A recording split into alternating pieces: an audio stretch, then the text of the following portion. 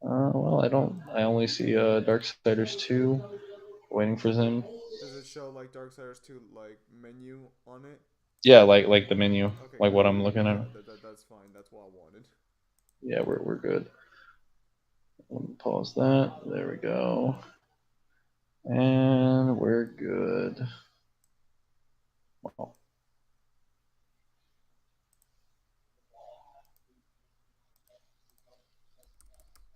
okay, there we go. Yeah, should be good. PLC with global Let me release set up. schedule.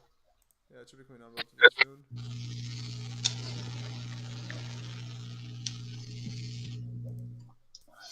So yesterday, at long last, I finally received a customer complaint. The audacity of this bitch. See, Mhm. Oh, hello, Kyle. I thought, Mangler, this rude fucker wouldn't give me a smile yesterday after I tried to brighten up his Will you day. find the strength to restore the third kingdom? No, Or is it your she brother's? got mad at me Willie Mer. because so when you're working with EBT, which is what we call food stamps in California, but you have to. If you don't have enough money to cover your food, you have to put the exact number on the card. So she gives me a number on the card, and I'm like, all right, pretty solid customer. I put the number in, and she's like, and I'm walking away from the register after I put it in. I've set up the machine and everything, and she's like, hey, do you have to, like, hey, you have to adjust it? And I'm like, I've adjusted it. As I go to grab bags for her, and after I told her that, she was very upset. Like, she started slamming things on my register and stuff. And she was like, man, like, you treated me so weirdly. I've been shopping here for years. Oh, got him. Yeah, that's a pain to deal with customers like that. Like, man, it was like at best a 5-minute interaction.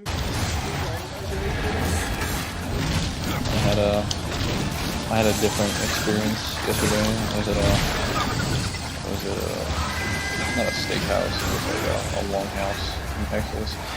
And I showed up with my family, went there, we ordered some stuff, and there were like groups of people that were seated in booths around us that after being around there for less than 15 minutes, they got like appetizers and stuff, and we were still left there for a while.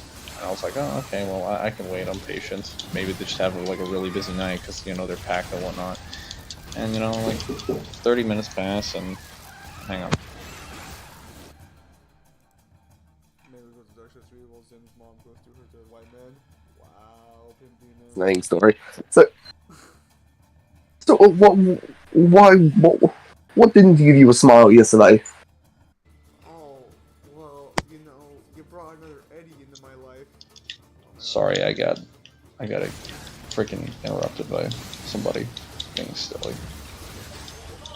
But basically, after about like an hour, we still didn't have the food. We didn't even get appetizers, and I was kind of upset because when I finally got my food, all I ordered was like a basic burger with like a plain and dry, and they still put cheese on it, even though I specified to the waitress like 3 times. And do you think it's unreasonable for me to be upset about that? No, because, well, so the cheese thing you can always be upset about, because you tell them repeatedly no, like, my brother told, like, the fucking people no cheese repeatedly, and they'll still put cheese. It's like all they hear is everything after the no. So in this case, normally I could understand why there'd be confusion because I ordered a cheeseburger, but the problem is they don't have like a custom burger option. They have a cheeseburger for default. So I have to order, no matter what I order, it's going to be a cheeseburger. And then I have to ask for... They don't have a normal burger, like, as an option? No. No, they don't even have like a build your own burger thing, which you'd think would be like a hit in like a longhouse, but like no. No, they're just like everything's cheeseburger. I'm like, what kind of like fucking society are you running here? What kind of restaurant? Alright, I think I'm figuring out what's going on here. All the spawners are making this harder.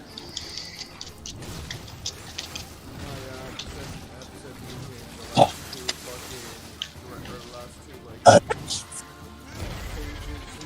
grind that on Monday. Yeah. I felt a little weird to be on the other side of that because I've been in the food industry at this point for like 2 years. Yeah, how many times have you Never, because I've worked at back house. Wow. It's like I just cook what they tell me. Well, so the thing is that like I'm literally, I say on the other side of the wall, I mean literally on the other side of the wall from people in front of house. So sometimes I can hear how their orders are going, so I can see and witness the whole interaction happening. And I heard horror stories about that stuff, so it's not like I'm literally a step away from being in that environment. Okay, let's be clear here. Kev is not on my level. Let's get that one straight. Let's just clear. Let's just clear Whoa! that one. Just gonna flex. That's not on my level. So hang on. I did see that you guys were having a massive Dark Souls lore discussion for the 15th billion time. Yeah, I'm gonna be honest. As a moderator in the server, I think I'm gonna have to start putting my foot down. You guys need to like start. We have an actual debate server. I should put Yeah. like a Dark Souls. I should put a Dark. Well, we have a Dark Souls server, don't we? It's just weird seeing it. Yeah, we do. Oh, yeah. We've also got. Well, Go ahead. Oh, I was say yeah, Pimp Demon. Next time, take it to fucking your debate server or Dark Souls server. It's so weird seeing General Trap populated by just 2 people going back and forth on Dark Souls lore. Chungus is on my level. Oh my gosh. Is Belial canonically dead, Mangler? Belial being. I'm sorry. There's actually 2 demons that have like B names that are both like about 6, Wasn't Belial letters. the guy who gets killed at the start of Darksiders Genesis? Genesis takes place before the events of 1. It takes place. Doesn't it take place shortly after the Abomination Bolt? Yes. I No, think. it's because I think Belial's the guy who gets killed in the cutscene, but I think Well, he's- that cutscene's canon or not. Should be. Literally the It should be because like every time you start up Darksiders Genesis, it's literally promoting it to you directly. So I don't see any reason why it wouldn't. It'd just be one of the stories in which they happen. Keep in mind, most of the horsemen in general are like, well, they lived for like eons and eons, and I don't mean thousands of years, because even the makers consider 300 years to be like basically He gets killed. He gets tortured by Lucifer. He gets tortured by Lucifer. Oh. they consider 300 years to be like the extent of a baby's age. Nice layer. So I'm pretty sure the friend of Belial on Darksiders, though. I just don't know much about the Darksiders lore. I just assume he died after he got, popped in the head 3 times. who would assume so? Ooh. I recently had one of the strangest crash courses in a different server because they were debating Virgil versus, I think it was Sam, Jetstream Sam, Equalized. Yes. Now, I don't get involved in these No. debates. It's got up. I don't know if that was Belial. I thought that was Belial. Well, that could be a memory messing up. Yes, I've killed the Bloodless. Ooh, 40% chance execution. That's Quiet. nice. Yeah, sorry about that. I don't know what it is with this mic. I'll probably have to buy a new one for the laptop at some point. But so I discovered some really weird things about Metal Gear Rising. Number 1, apparently to break a high frequency blade is to literally defy all laws of physics. Yes. There's one statement specifically that Armstrong is like nanomachines. No, Like, because they were debating it with because what the guy was like, I wonder what would cut through each other first, Yamato or the high frequency blade. I'm just gonna say that can be taken woefully out of context, and what the doctor means is that he doesn't understand how something can resist a high frequency blade. That's all that means. No, he literally says destroying a high-frequency blade with your bare hands defies every core tenet of modern physics. Like that's the direct Yeah, statement. yeah. All that means is that he can't fathom how something is strong enough to not have its molecular bonds shattered.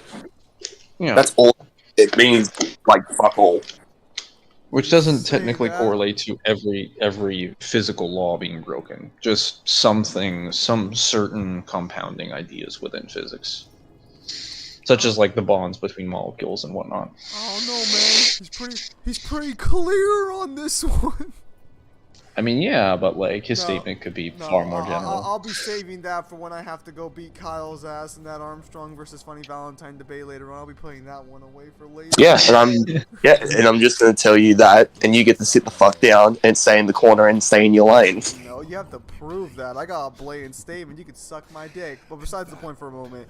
No, so we were going over that because fucking they were obviously talking about fucking Sam versus Virgil, and they were like, well, Virgil's healing factor is the only thing I think Virgil has an advantage on. And I'm like, well, hold on there a minute, Buckaroo. Yes, please. So I provided them the scan of Dante's skill from the novel, which is a really good scan for skill. You know, being able to fight and match and beat someone who can predict your every single attack. Pretty good stuff. And they're like, And then adapt. and they're like, that's not that impressive. Naked Snake is able to do the entire Snake Eater mission without leaving behind a trace of sweat or any bullet casings or anything. And I'm like, that's not the same thing as I provided. That's like a stealth-oriented capacity. I'll say that would be a stealth feat. That wouldn't be a combat one. Even then, like that statement, like you can argue he did that, but then Skullface confirms in MGS5 that he cleaned up whatever mess Snake left behind. So you can't even prove that he did because Skullface would have made sure it wouldn't have mattered. Oh yes, I got 2 new things. No, but after that guy equated those two like conditions, I was just like, I'm not gonna debate this. This is clearly not gonna be an easy. This is clearly not gonna end well. What is this? Static blades? Ooh. Yeah, but on a personal level, even because I guess the swords cut at the plank level, I just don't think it would matter. Yamato bypasses space and time, like at bare minimum, which is just a higher level of cutting. Technically, anything that can cut through all physical or spiritual matter is better than that. Well, it's like, so I had to clarify. Okay, so this is equalized, right? Because he's like, I think Sam might be faster. Yeah, you mean equalized, right? Like, we're talking an equalized discussion here, because you guys barely crack light speed, barely. Did you mention to him how concentration works? No, because so what happened was, once I brought up that statement and he brought up like the MGS3 reasoning, I was like, this is probably not a debate I want to have, because if he's equating these two positions, I have no idea what other stuff I'm gonna run into. Because I already disagree with this, like even comparing. Dude, if I was a Metal Gear Solid fan, I would have gone in there and just like explained why he was wrong. In an educational manner. I was gonna say, like, what exactly are like Sam and Raiden's skill feats in general? Just mainly scaling to each other, master swordsmen that, you know, extend above anyone else in MGR. They're very skilled in terms of like their general like choreography.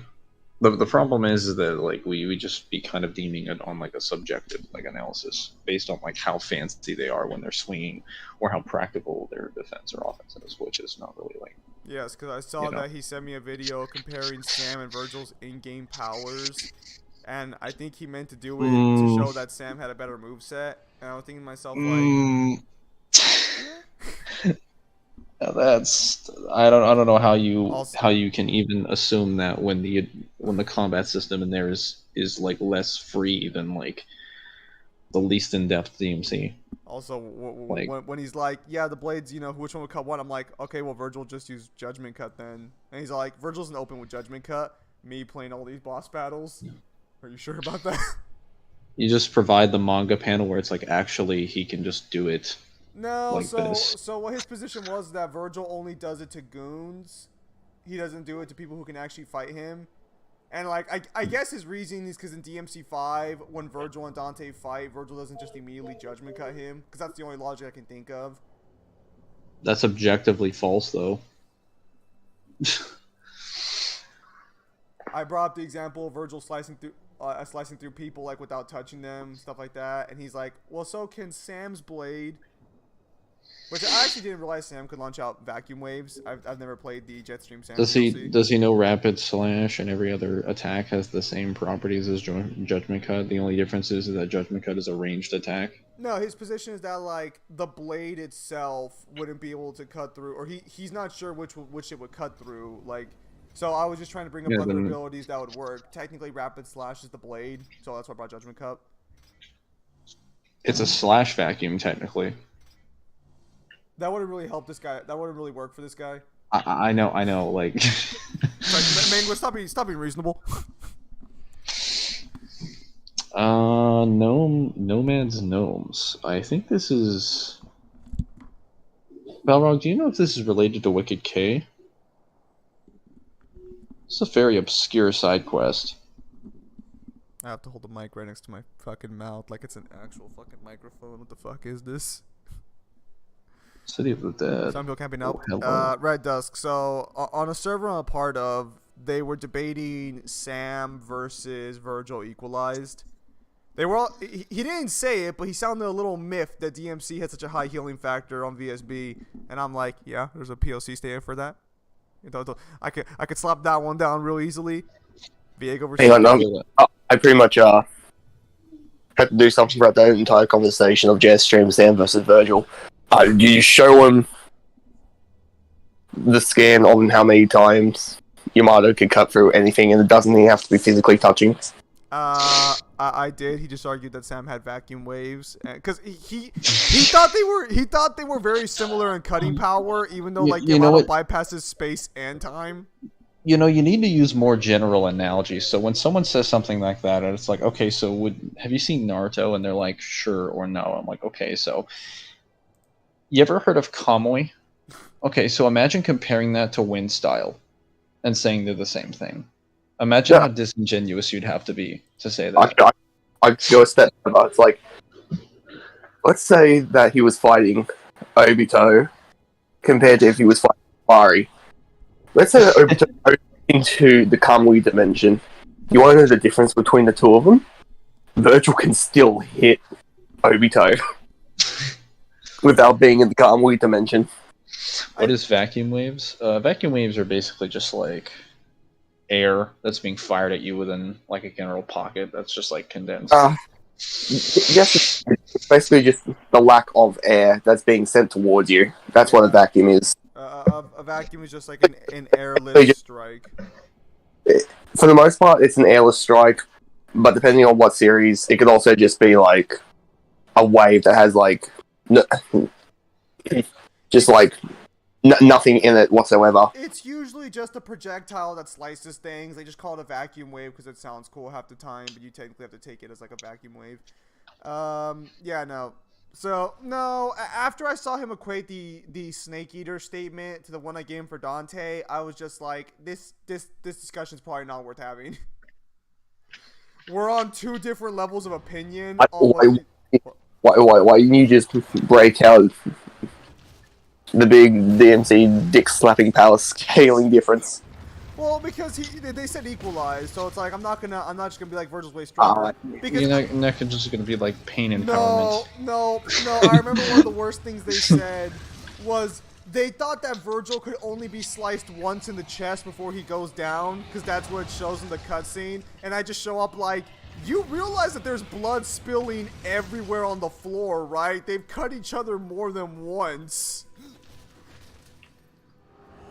Yeah, you would just say, like, okay, so at that point, yeah, you probably should have left, because these people don't know what they're talking about. Equating the final scene in DMC, it's like, it's not a single cut. He's basically been bisected. No. And he healed from... Well, I mean, I should have brought up that, like, okay, so Virgil takes a cut and still alive, Sam takes one cut and canonically dies, what's your pick?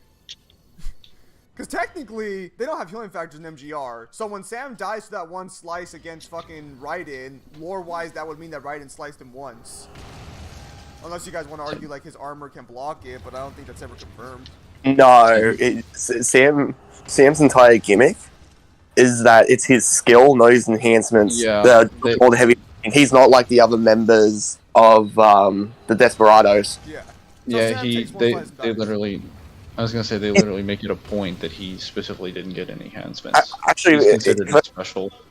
Actually, if I remember correctly, I think there's an actual. Hang on. I think there's an actual dialogue between Raiden and the Doctor when the Doctor's like, "Yeah, Sam's unlike you. Sam is more human than he is cyborg." That moment where you realize Sam's literally just outscales all of the MGR all of Metal Gear's franchise, and he's not even like he as a human. He's juicing. Yeah, I think he's still working off like a version 1 of what like a cyborg is, because I know for the most part he still has all of his organs, and it's mostly just Well, like. If you go by, I was gonna say if you go by the DLC, before he actually gets his arm cut off, he's completely human. Oh, so he's like fucking Gray Fox then. Yeah. Yeah, no, like he only gets a cyborg part as a result of the DLC because Armstrong cuts his arm off. Alright, hang on. So Viego versus So. Kratos.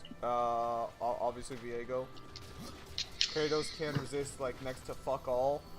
That's the thing. That's the thing too about fucking Ragnarok. Completely off topic, but like Ragnarok just confirms that Kratos just can't resist a fucking thing. Like, As if the games didn't already confirm that. damn. You just need consistency from the Greek saga. Very, very consistent. So Viego, so the Sam guy pretty much had anime hero syndrome in the debate. Yeah. Yeah. I mean, like, if I really wanted to sit down and bring up all the skill feats and fight tooth and nail, I'm pretty sure I could have made him see reason. Because I doubt Metal Gear has any other statements on par with the one I showed in the novel. But the fact that he was equating such false equivalencies, I just didn't want to have that discussion. That's the equivalent of saying, I'm an expert driver. Yeah, that's not impressive. I can cook a steak. Okay. Good for you. I don't know how these two things are related, but okay, that's cool, I guess. He is knowledgeable. I just don't agree with like his standards for fucking anything half the time. But I will admit. But like, is his knowledge useful? I mean, I learned about fucking Armstrong over there. I learned that statement from him. I didn't realize you could make a call during the cutscene. Well, Yeah. The pause menu. when you pause the game and you click on information, it just canonically calls one of your No, teammates. That's the you thing have, in like, every 5 boss fight. no, I Yeah, I You have like 5 people throughout the entirety of all the missions that you can just talk to at random intervals. no. Well, the thing is that I didn't know that you could do that in a cutscene. I thought you could I knew you could do that during a boss fight. I didn't realize you could do that during a. You can do that in cutscene.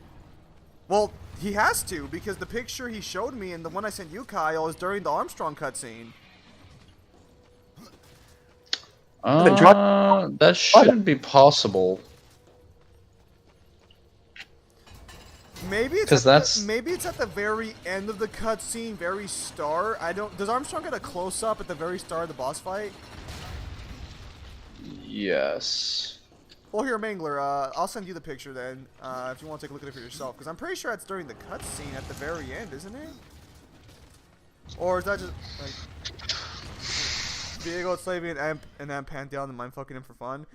Technically, Viego. Oh no, you're mistaken. That's not during the cutscene. Oh, okay. So when you pause, it puts up a set frame of something from the cutscene featuring the boss. That's not actually in the cutscene. That's in gameplay. Okay, that makes sense. Okay, I was. Yeah, what you're seeing is just an image that was procted on the screen by the developers.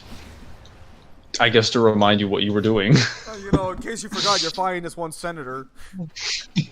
In case you just weren't paying attention the last hour. Yeah, no, and then he told me some guy named. But the problem is as well, if anyone tries to use that that Armstrong above all physics thing, well, that gets literally contradicted literally 10 minutes later by Sam's sword. Well, to be fair, Armstrong does resist Sam's sword even in both fights. It's just that it takes a while to chop him down. Also, can I just say that Does Sammy really skill the Raiden skill level? You know, Raiden could beat Armstrong without waiting him for power down. I'm just saying.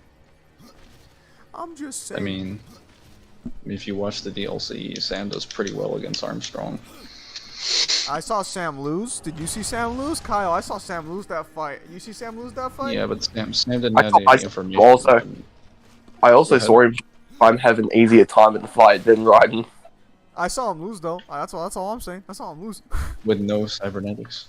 Again, like Raiden had to get like a twofold upgrade before he could even like match Sam, who barely has any enhancements whatsoever.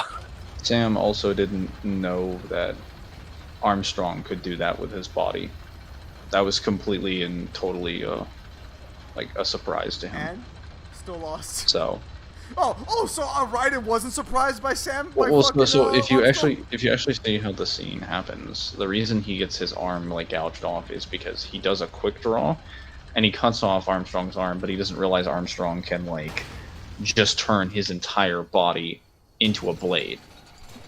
Because that's what he does. Like he takes the gaping like womp off his arm. Yes, I saw. He lands his foot on the ground to levy himself, and then he uses it as a blade. Yes. Sam had no idea he could do that. Man, you know, Raiden must have had all that precog. Anyway, so hang on. Regarding Viego, Viego doesn't technically mind control Pantheon. All he does is he brings back the aspect of war, and the aspect of war just mind fucks Pantheon again. I mean, Viego can corrupt and control people. That is canon to his power list. But technically, in the case of Atreus, or since that's what Pantheon's name is, that's not technically what he did there. Kratos versus Eddie. Why are you asking that question, Kyle? Curious. You're curious.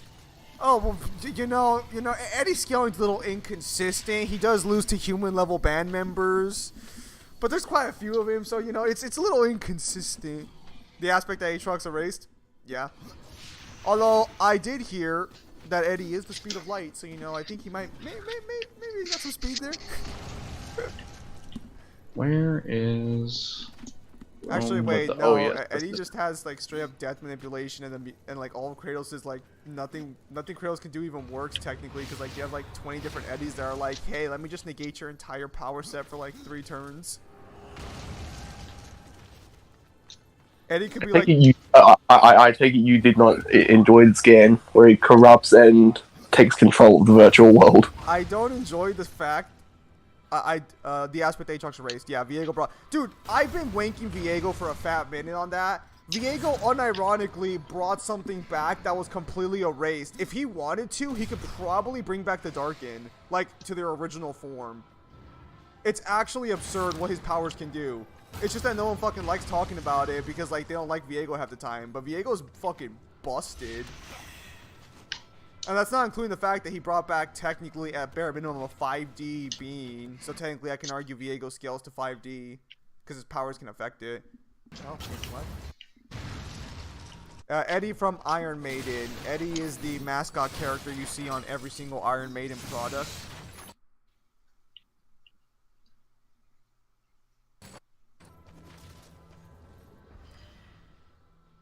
Oh, there it is. Yeah, I actually didn't know the mascot for Iron Maiden had a name until I met Kyle. I just thought it was some random zombie dude in like the covers. I was like, oh, that's a neat mascot. I just move on with my day. But then Kyle one day is like, hey, he's got all this lore. He's got a comic. He's got a game. He's got canon in-concert appearances where he gets murdered by a bunch of human-level band members. You know, the good stuff. He was like, hey, you uncultured swine. That's Here's Kyle, the real information. That's Kyle every time he talks to me about, like, music. He's like, what's that? You don't know the specifics? You mean just music? Or you mean anything to do with any kind of culture? Literally just music, because I'm one of the most cultured people on the planet. No, you're one of the most uncultured people I'm one of the most cultured ever met. people on the planet. No, you've met Azura. That's not true. Okay, that's fair. Viego versus Varus? Like, yeah, it's Viego. The Dark Varus doesn't even have any fucking more Varus. Even the new cards for Legends of Runeterra, like the best you can argue is he scales to a base Zolani. But we don't even know what happens in that fight because Zolani survives and Varus never appears in the storyline afterwards. And this isn't a case like Kale where I can argue he scales higher. Varus is two gay people combined into one, being controlled by an ancient god.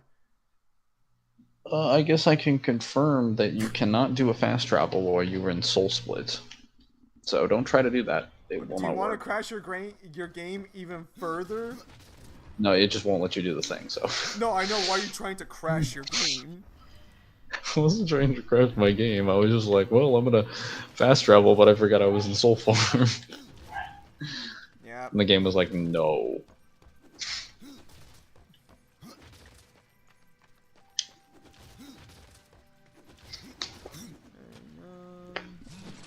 Yes.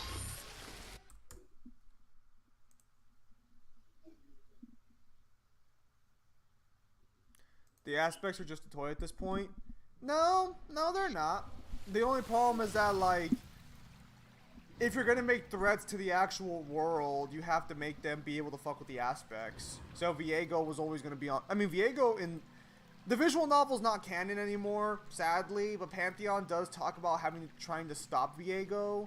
So you could argue that Viego still fought and beat Pantheon in the 1v1. Hmm. Yes, you are now more knowledgeable. You're welcome. Yes. Bless you. Although to be fair, Legend of Runeterra didn't do many favors. Still think Viego got defeated by plot armor. Oh, wholesale Viego got defeated by plot armor. Like, I mean, so it's never confirmed which ending of the story is canon. But given that there's one animated full cutscene on their YouTube channel, I'm going to assume that's the canon ending. And that's literally after Viego's wife dies in front of him in a moment of weakness. They jump him and beat him in a fight. So, yeah, he straight up lost to the plot armor. Also, I mean, not quite plot armor. He was, I mean, yeah, it was plot armor they survived as long as they did. But he was distracted by his fucking wife finally coming back. You know, he actually succeeded in his goal, and then she got shot. There's no way to beat your opponent quite like killing them in the midst of their closest loved one dying. No. Because what you do is first you kill their wife right in front of them, and in their shock, then you jump him. You know, like an honorable person. He's too powerful, Mangler. They couldn't be honorable. Oh, yeah. Unfortunate. That reminds me, the new Ant-Man movie got a new trailer, if I recall correctly. Yeah, apparently the interesting MODOK now. Oh yeah, we're getting MODOK. That's going to be very weird to see in live action. I'll pass on MODOK. Wow. You don't want to see, like, Shark Girl or Shark Boy and Lava Girl level? Look, you know, MODOK belongs in What If. He'd be perfect in What If. But in the, like, standard MCU, no. Get the hell out of here. What's your issue with MODOK? Just, like, the specific way that he's animated along with his, like, voice acting, I think he does best in, like, that animation style. That specific animation style. I think he, like... you preferred the Hulu TV show? I preferred, like, literally every iteration of him that isn't live action. So basically, MODOK only belongs to the cartoons. He should not be anywhere else. Yeah. I mean, if you've seen him in Marvel vs. Capcom, you'll understand my point. Especially in, like, comics, he's just, like, he works so perfectly in that medium. But then, live action, it's like, oh god, how would you do this? Viego's from League of Legends, and we're talking about the Ant-Man and the Wasp trailer. I haven't even seen it. I just seen the internet reacting to MODOK. Where's the gnomes? You looking for that Where's gnome, the Chomsky? gnomes? No, I'm looking for the gnomes. That just means Noam Chomsky.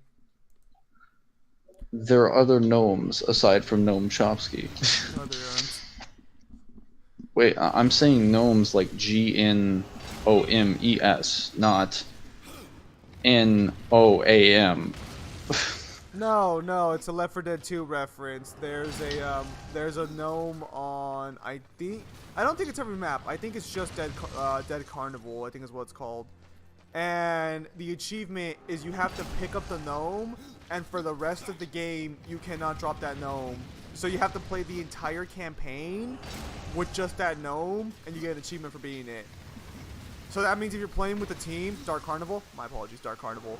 So that means if you're playing with a team of people, you basically have to protect one member the entire time against the zombie horde. Well, that's better than a person doing it by themselves. The MGS verse has some really broken willpower since the having to charge controller port is actually canon to the verse, and there is an inverse description for what Snake does. Wait. So there's an actual lore description for how Snake is able to beat Psycho Mantis. Okay.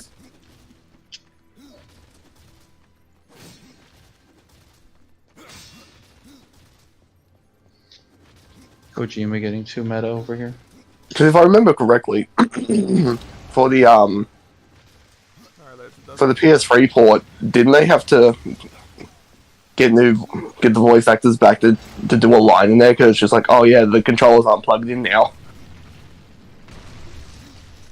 Hang on, let me look that up actually.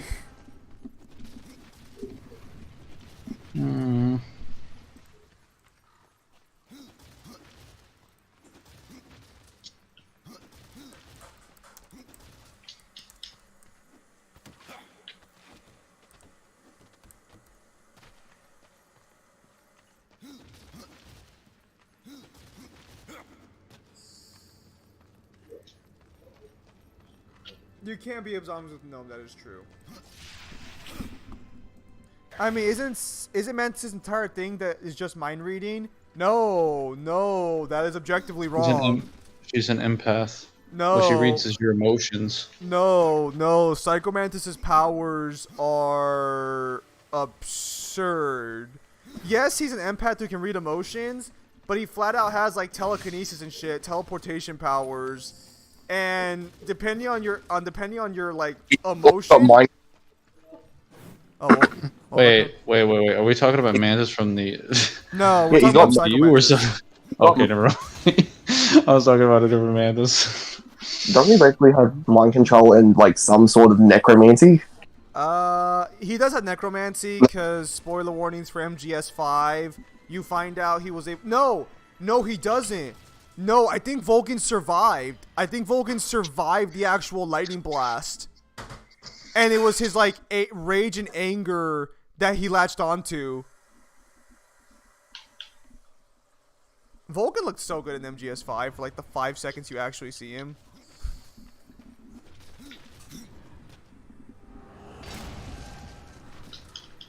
Everyone just being a big baby about MGS5, and it's like, the game is fine. The game is fun. Dude, you know, not to pun here, but it was pretty fire, if I do say so myself. Eh? Whenever people whinge about MGS5, it's literally that it's just not MGS4.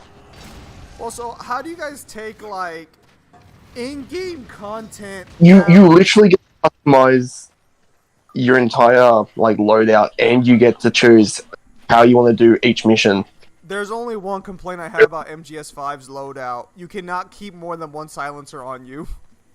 Yeah, but let's be very clear here. It's literally more Metal Gear than any of the other Metal Gears.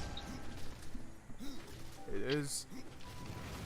I think I went the wrong way. No, so how do you guys take content that's in the game but wasn't finished in time? That depends. Was it intended to be in the game? It was intended to be. Then that's valid. Because I was gonna say, because there's an unfinished ending to MGS5. Because you already know this, Mangler. I think Kyle, you know this for sure. Unless it's like a direct contradiction. It is technically canon. I think you can. I know it came with the pre-order, but I think you can buy it off stores now. No. So MGS5 in its game files has an unfinished final chapter because the game's not finished. Like it objectively has no direct ending.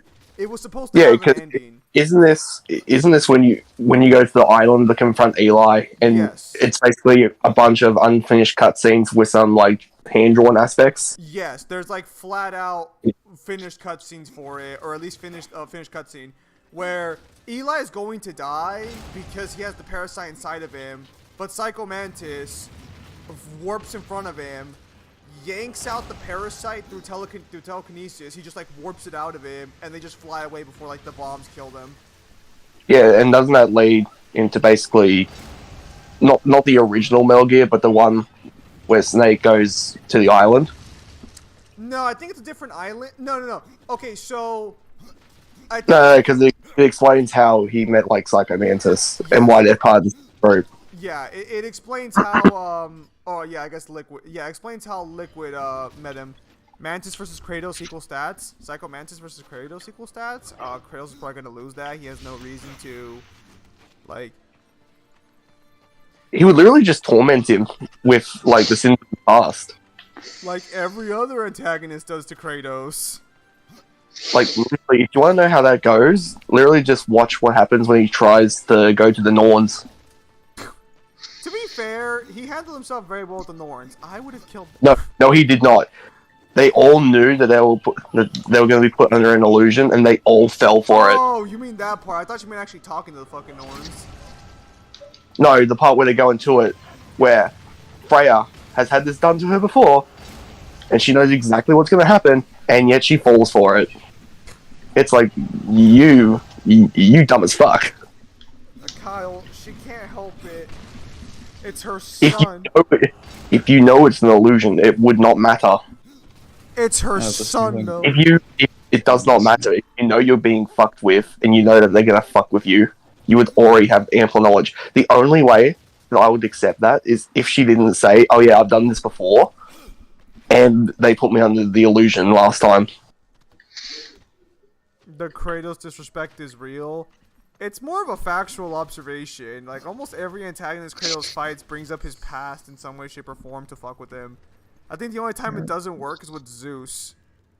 But that's because, like, Kratos just hates Zeus more than, like, anything. Zeus. He hates it. His hatred for Zeus outweighs his, like, basically the guilt for his family. All of God of War 4 and 5 is just him, like, going to therapy, basically. Just really long over time and expensive. Where the hell is that thing? Like, and this is the problem, is, like, but people hear that what we say, and it's like, oh, the disrespect is real. It's like, the disrespect is real for a reason. Kratos is one of the most overhyped characters in terms of, like, versus when most people he gets put up against literally has win cons that can just fuck with him. I think it'd be more accurate or empirical to just say a proper analysis is real. Remember that line of it we had to Because the biggest problem is that, because even now, so for some reason, not for some reason, I'm just gonna say very clearly, because of fucking Seth, people think that Kratos is this unstoppable fucking monster that can beat anything. Kind of like Goku. Set do Kratos versus Thanos? Comic or MCU? No. I think it was MCU. I could be wrong. Ragnarok is rushed. Dude, no. Ragnarok isn't rushed. The Norse Pantheon was rushed. The North Pantheon was supposed to be 3 to 6 games. I have not stop a monster. I don't understand. Oh, 3 to That was the original intent, for it to be way more than 2 games, but for some reason they decided to condense everything into Ragnarok. I'll bet money right now the reason that happened is because they realized they didn't have that many ideas, and they were just like, fuck it, make it all one game. Dude, if they had done 3 games, they would have been fine. It should have been. Just do a trilogy. Everybody loves trilogies. There's something about God of War 4 that makes it better than Ragnarok for me. It's probably the palpable story. Let me 5 get games this. between 2002 and 2010. You know, I bet if the PSP or whatever the fuck, if they still had that around, we probably would have gotten more God of War games for in the Norse Pantheon. I think the reason I think companies are afraid to make small budget games nowadays, even though small budget games tend to like be more well received. I would say, even though literally Ghost of Sparta being like one of the most solid titles they have. Not Chains of Olympus. Chains of Olympus sucks, but Ghost of Sparta, now that's fucking. That's the good. That's the chef's just kiss. because it's just because it's like a smaller handheld God of War that takes out most of the puzzles and just focuses on combat. oh well, you can't do that for Ragnarok. I know. You mean the same boring as fuck puzzle that's not even really a puzzle? I don't know, Kyle. It was so difficult. They had to have, they had to tell you the answer repeatedly in Ragnarok. God, I hate the hand holding in that game. It's insulting. If I recall correctly, the reason they did that is because in an interview, they saw that streamers were having trouble with the puzzles, and they wanted to streamline it for them, for experience sake. And don't have puzzles. Yeah, that's kind of the point. Kyle, like if you don't have puzzles, you'll have to rely on your combat. Kyle, God of War Ragnarok barely has a functioning combat system. And that's their choice, because what they really wanted to make was a movie, but then they had to justify it being an actual game. Yeah. What's funny is like whenever you actually look for most of their answers, they try to say like we're trying to bridge this medium between like games and film, and I'm like, no, you're not. You just want to make a film. You just like my mic handle broke. You want to make a film, but Sony won't greenlight you to make an actual film. for some reason, even though it would make all the money in the world.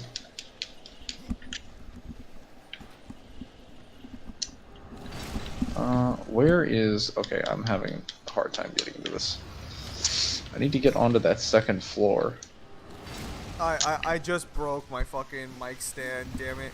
I didn't think this thing was made of fucking tissue paper. Well, the more you know. I barely touched it.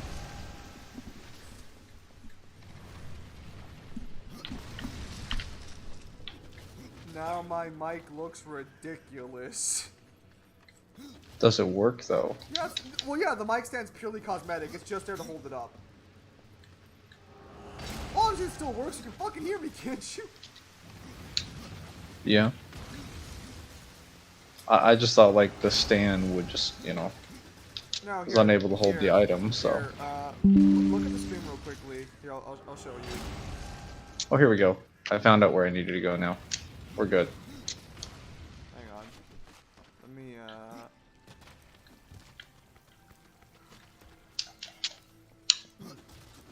Oh, I can't. Off we go. This one's tuned to my laptop, or to my computer, so I can't show you. Here, let me see. It's okay. You don't have to show me right now. It's fine. Just send me a reminder in DMs to remind yourself. You do it later. Well, I mean, I can still hold it up. To be fair, it's just a little like silly. I'm, like holding it up like I'm holding it up like the last two pieces of a drumstick. You know, when you're eating down at the very bottom, and you have to hold on to like a narrow piece of fucking like corner. Oh yes. General silliness. I found the gnome's gnome. General silliness, of course. We are still hoping for a Darksiders 4. Keep coping. Probably get one. Cope. Yeah, there's a canon explanation for how Snake gets around Mantis' control. I believe it's described as through transcendental willpower. Snake recontrols his body. Okay, I'm gonna give a hot take here. You can only scale that to Snake and nobody else. I mean, why wouldn't that scale to anybody else? Because Why would? Because you know people who scale MGR would say Snake does this and this guy has strong will around Snake. You know how the story goes. You get one person has it and they try and argue everyone has it. Is that just like a clone thing? Like everybody's just like, well, this clone works this way, therefore this other clone works that way. You know what? They would probably argue that Liquid Snake has it. It's from the novel. What? Wait, as far as I'm aware, the Metal Gear novels are actually their own timeline, and they're not canon to the games. Metal Gear novels? Fuck. Yeah, it's like Resident Evil. Resident Evil has books, but they're non-canon to the games. I guarantee you, if I was to go through the Metal Gear books, it would not line up with the games whatsoever, and it would change story beats. Alright, I found the Weeping Crag, guys. Well, no, I didn't, but I'm going there. Off we go. Okay, so it's saying, all of those things are retellings of the game stories with quite a few changes and a lot of artistic, license. Yeah, so they're non-canon.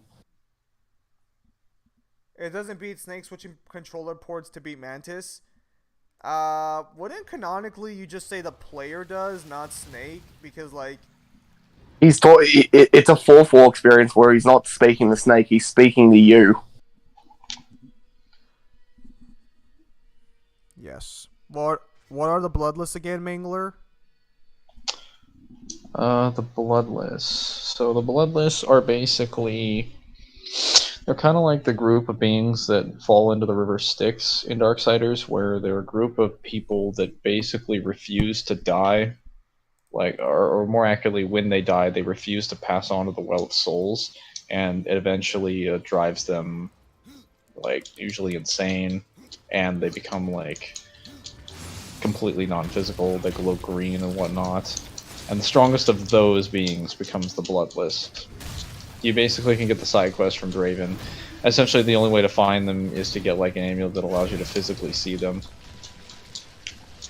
I remember the Colonel telling me to turn out the PS2. He got Tier 0 speech because I did.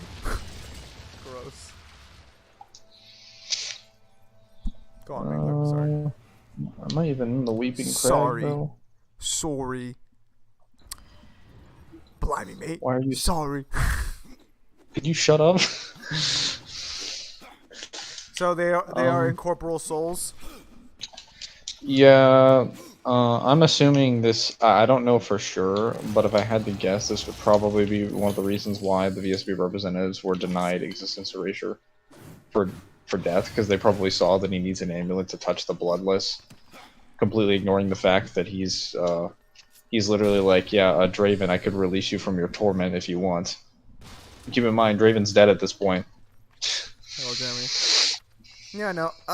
However, he did mention Crisis, saying that Crisis argues that, like, Sam and Raiden's blade can affect strings, like the strings in string theory.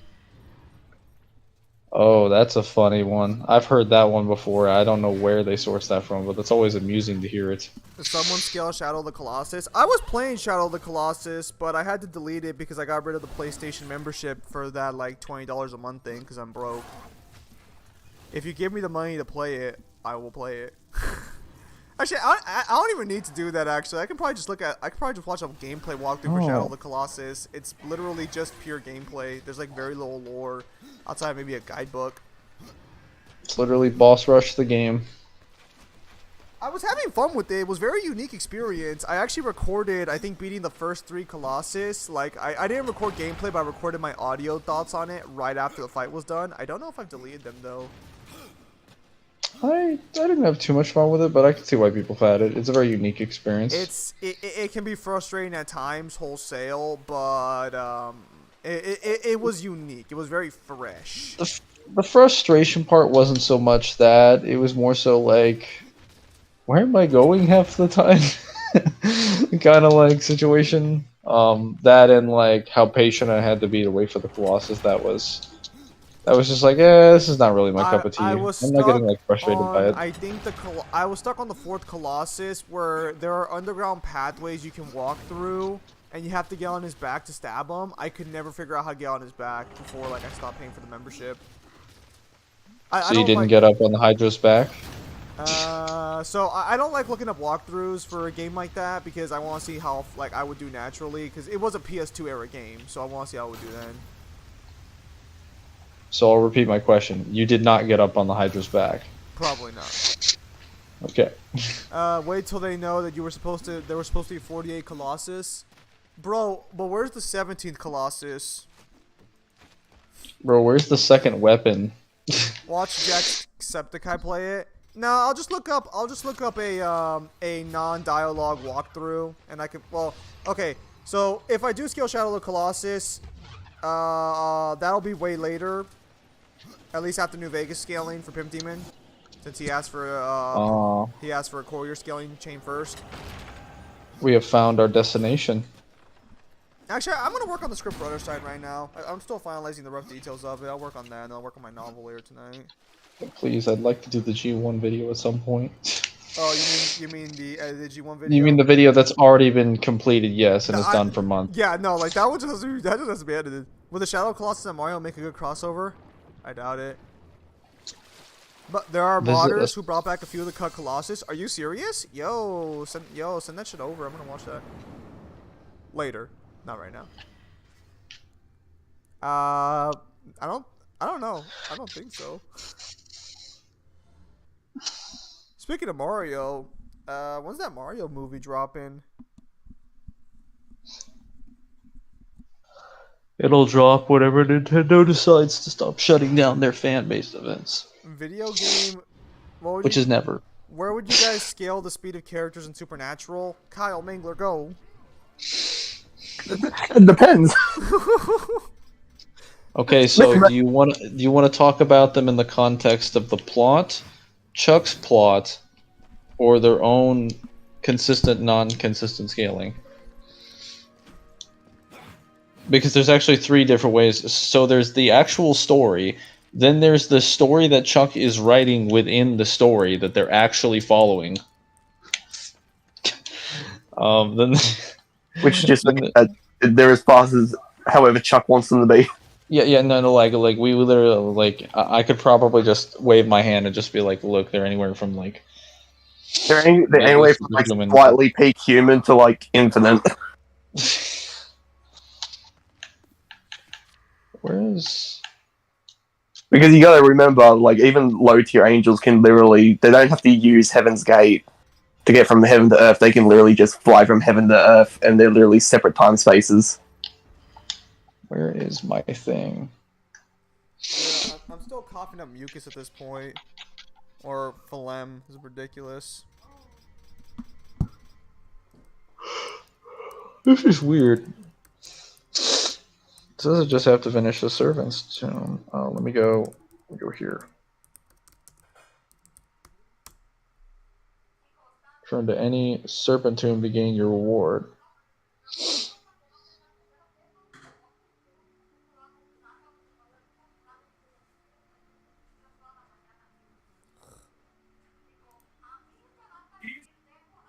Nomad. Hi, Tyson. Alright.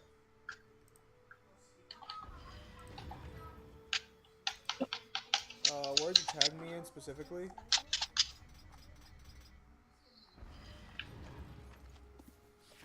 Oh, I have all these messages from Volgrim.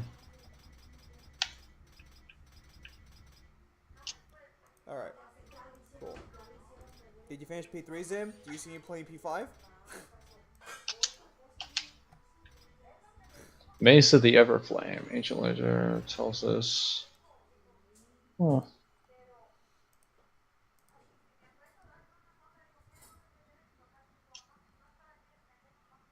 Apparently there's a weapon in Darksiders that can use both fire and ice at the same time, but not cancel each other out. Did you see me? Are you seeing me play P5, Hasai? I'm just curious because you're asking if I beat P3, but Kyle, have I started playing P5 yet? As far as I'm aware, because before he starts P5, I'd have to start Arena and go through Arena and finish off that story for him for P3. So, Hasai, it feels like I haven't beat P3 yet, doesn't it? Oh, so, I did not know this Actually, site. I kind of hate my brother for this one, because he told me to get Marvel Midnight Suns. I played it on stream one day. It's a lot of fun, especially when you're playing by yourself, and I like turn-based strategy games that aren't P3, because P3 is terrible. So it's kind of my P3 time. So I'm gonna have to, like, fucking restrain myself and go back to playing P3. An inferior game in almost every capacity. Let's play portable My worst fear is playing Persona 1 and Persona 2 and realizing they're better games than P3. And as soon if that happens, I'm just gonna look right at Neo and be like, "Why the fuck did you lie to me? You were saying P3 was a good game." Does it hurt if I tell you that like Fest is like the only P3 game where you can't control your own party members? You can do it in P1 and 2. Dude, I fucking hate you. No, I don't hate you. I hate the Atlas Corporation. Atlas has new rules for streaming, technically. Although I don't think that applies to me specifically, because that's for mobile. So I'm gonna be against about it. I mean, I'm not even streaming P3, but like I do have plans to make a bit of a P3 abridged. So that's probably gonna be taken down like a hailstorm of fire and brimstone. All right, it's time to go into the DLCs now.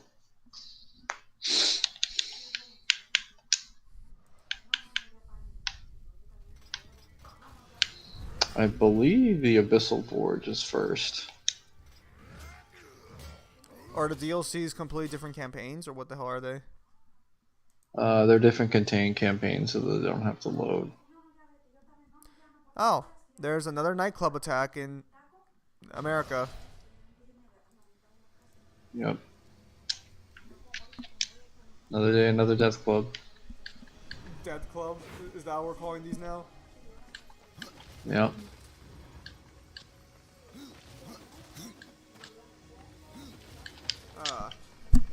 Ain't that America?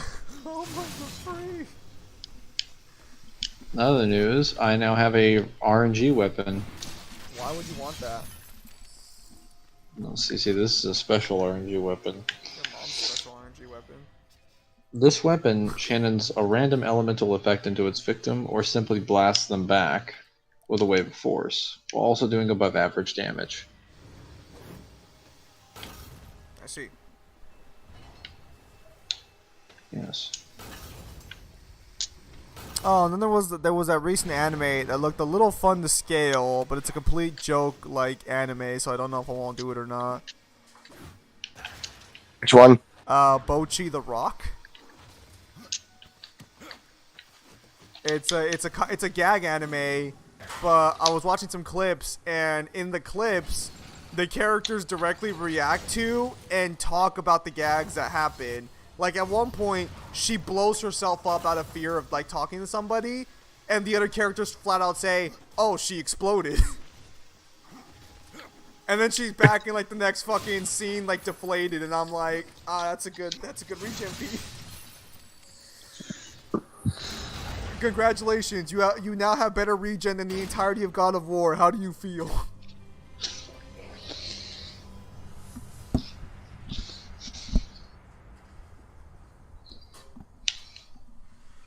Yeah, I know. So, because I was thinking about scaling a few comedy mangas a while back. Because there was also that other one, Komi-san Can't Communicate. You probably heard of that one, right? Because that one's pretty popular. Yeah, that's not a battle one or anything. That doesn't have anything scalable. It actually technically does. Because in one of the manga chapters, have you seen it or no? I've seen clips. Okay, so in one of the manga chapters, Tadano, the main male protagonist, is like really nervous and he's looking around rapidly. But the manga panel directly says, flipping his head around to check at the speed of light. And it happens multiple times throughout the manga run where he does it at the speed of light repeatedly. So, light speed. Already faster in MGR. Good stats. Let's go further. Shouldn't Balrog have better mastery over fire than King Cerberus? He wasn't made the King of Fire Hell for nothing. They'd be like equivalent at best, because Balrog also has the same statement. Or not Balrog. King Cerberus has the same statement. Does he mean Burial? Not Balrog, because Balrog was the second in command to the Despair Embodied. Yeah, Balrog and King Cerberus are both stated to be better fire users than really? Burial. Yeah. Because Balrog is just stated by Nico to just be a bigger and badder, stronger King of Hell, or King of the Fire Hell, and then, like, when you're fighting King Cerberus, he literally says verbatim, "Even burial trembles before my flames." I'm like, no need to put other people down. What exactly was King Cerberus' statement? Exactly what I just said and nothing else. To be fair, Even he burial. said that right before you did. Oh, okay. Even burial trembles before my flames. Alright, And I'll be back that's in 40 minutes. Alright, Kyle. We'll probably Nice. still be here. Because we were here for like 7 hours last time. Oh no, I'll be done before that. Good. I'm actually gonna get through the. I remember the DLCs very fondly because this was the last thing I. Oh wait, fuck. He says, is he already fucked up a puzzle? Wait. I remember now. I go this way. POC references Balrog. I wouldn't be He lies surprised. to you, Zim. Who lies to me? Mangler? Yes, I know Mangler lies to me. I would never. Wait, do you have to open both of these? That's pretty sus. Oh, fuck. That reminds me, I have to pay my Oh, I internet bill see. today. So I'll have to pay that Yes. online later. Those are important, I hear. It just means that King Cerberus fire is way more powerful than burials. It doesn't automatically mean it is the most powerful. It just means that it's a pretty high bar for fire users. No, so what I generally accept that Balrog and King Cerberus are around the same level, or should be, because there's nothing to indicate one is vastly more powerful than the other, and the standard for them being powerful is a comparison to burial. So why would I assume one is like better than the other? Alright, you guys. How's that? Like, granted, I would argue Balrog is way stronger than King Cerberus, but like his flame should still be at the same like degree regardless, as far as like how many layers it is, not its actual like potency, just like how many layers of like hellfire it's using. I cannot. Mangler, do you agree that dragons are stronger fire users than burial? Dragons in Uh, DMC? That's what he's asking. The only Exists in DMC. Well, actually, that's not true. Pluto's dragon exists. yeah, and Sparta also has dragon that he can shoot out of his body, but like What's its name? Puff. Good. Don't you fucking forget it. Yeah, so we have a total of two dragons that we know basically nothing about. Balrog is the king of the fire hell, but clearly there were other exceptions to that rule. Now, I'm not saying which one would win in a fight. In fact, I think we actually covered this when we did the Urizen Gauntlet run, if I believe, that like basically fire-wise, King Cerberus can do nothing. Now, granted, that was like an equalized stats situation, but it was basically like if we could account for like power, like we basically just said that like yeah, Balrog would pretty much win every single circumstance. And even if he got burned, he would just literally just shout, ignite the flame, and then like melt the ice. Hang on. King Cerberus versus Cardinal Virtues equal stats. Cardinal Virtues are going to be sent home, unfortunately. Yeah, equal stats wise, they're not exactly going to be in a good position. We literally have a direct statement that demonic energy is considered dangerous to the people of Paradiso. And that's not demonic energy that has like 50 status conditions. That's just generic, I'm afraid my home is non-specific demonic energy. only if you value your life, such as it is. Oh, how rude of me. Ah, the Mad Smith. Hello. Ladies and gentlemen, say hello to the man who is Must be an agent of the makers. responsible for the creations of the Horsemen. Now they think my death will Oh. not forgive it. Oh yeah, I forgot he's actually the Mad Smith, so you know he's currently gone insane.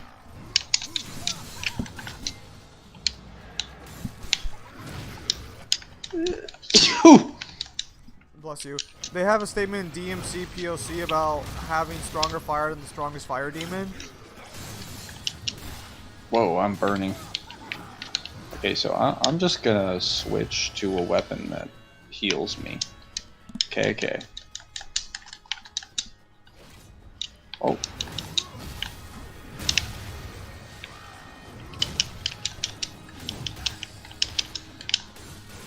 Okay, yeah, so this weapon is clearly intended for, like, funsies, so we're not gonna...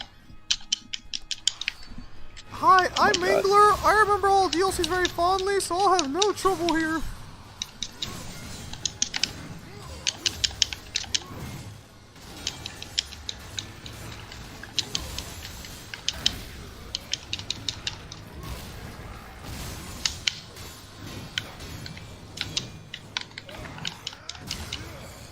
I have fallen. And I can't get up. Wow. Wait, what? I said the weapon is intended for funsies. It's more so intended to be like an actual, like a weapon against, like, you know, casual enemies and whatnot, not against someone who's actually trying to kill you. That's what we in the industry call a definitive skill issue.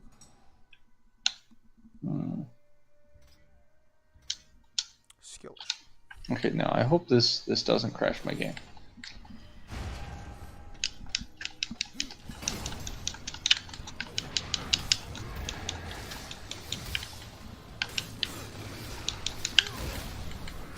The Mad Smith was responsible for the creation of the Horsemen. Oh no! So when I said that, what I meant is their like weapons and armor mainly, not their actual lives. At least nothing has been revealed that they're responsible for the creation of the Horsemen. All the Horsemen were created by Lilith, because they were all first Nephilim. Well, technically they're still Nephilim. Well, actually, I'm not even sure that's true technically, because their powers probably would have been modified a great deal when they were made Horsemen. So it's... Oh. There we go. Put that Aegis guard on. Probably should, yes. There we go. Yeah, it reflects a portion of attack back. Combine them with Unstoppable, I should be fine. Yeah, easy money.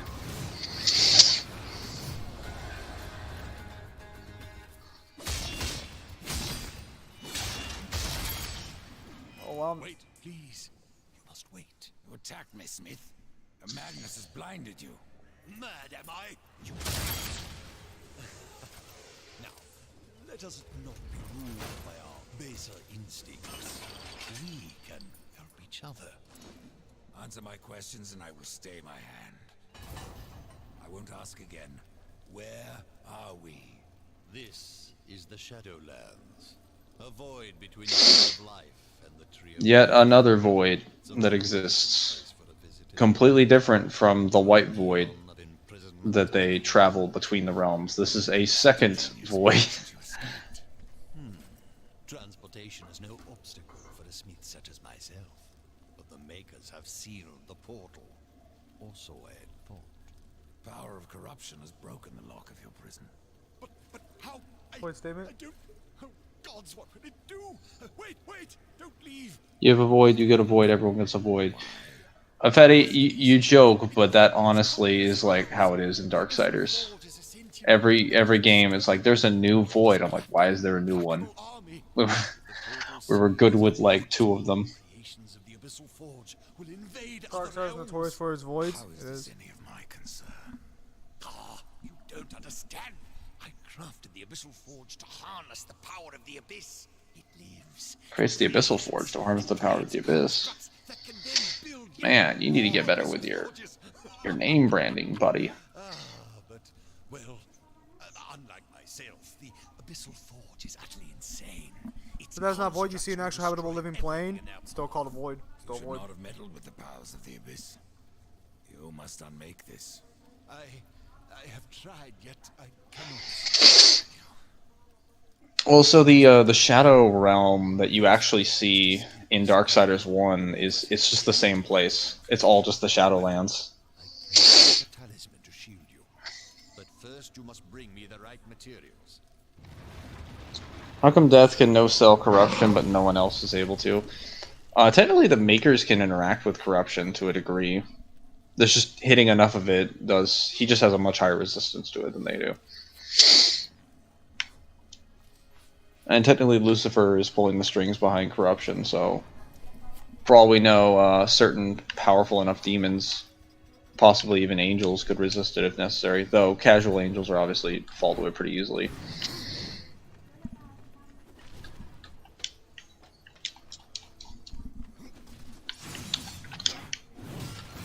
It's never explained why Death can no sail the voids. Well, corruption is just made from like the freaking the first of the Nephilim, so perhaps it's something to do with his physiology. Yeah, I'd say by that fucking loser. Yes, he has a name. Loser. I should probably get rid of these 3.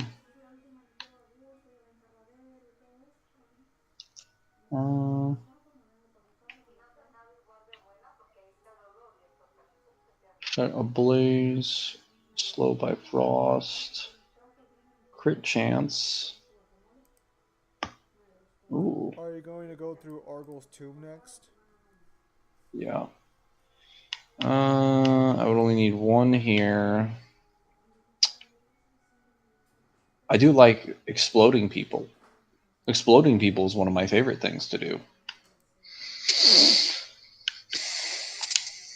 He has a name so important that Zim lost it. Hello, Darkman Cookie. Now, where are we going?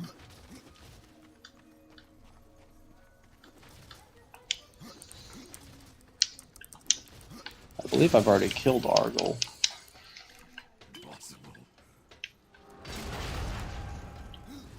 Which is kind of ironic, because his tomb does not contain him. Fucking Pimp Demon say I was going to sleep, and I go and look at the bait channel, and Pimp Demon's there still debating with fucking Chungus. Sleep can wait. The blood starts now. How high if he would ripping 78 body parts at the same time be in tier? What? I don't understand the question. Are you asking how good of a feat it would be to rip out 78 body parts at the same time?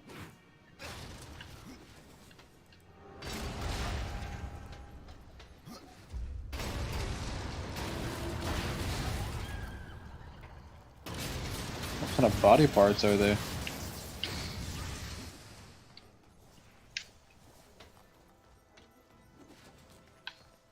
Ripping a whole body part with your own hands? It depends on what you're ripping off. It also depends. Okay, human body parts. They're, at that point, it's really just gonna come down to. First off, the distance you need to cover to rip off 78 body parts at the same time is not that much. So it depends on how you want to take speed. It also depends on how you want to take like durability. Because I mean, I guess that make you, depending on the person, like casually superhuman, I guess. Because if you, well, actually no, that's not true. The human body is not that. The human body is not that actually well put together in certain parts. Oh. So it's a little weird. Like for example, you know how like pulling on your finger, it feels like instantly. The paramedics can do that in GTA San Andreas. What? I feel like that needs a lot more context.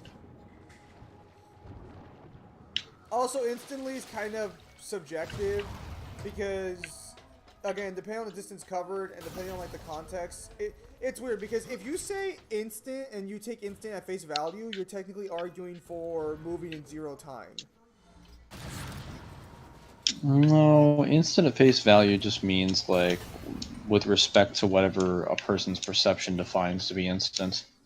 Well, again, that would be in context. Instant on its own just means instant. Like, you have instantly done this. And if you've done it in an instant, then obviously you've done it in, like, 0 time. Not necessarily. There's nothing that would indicate that. Hang on. Out of context, I mean. Instant Definition.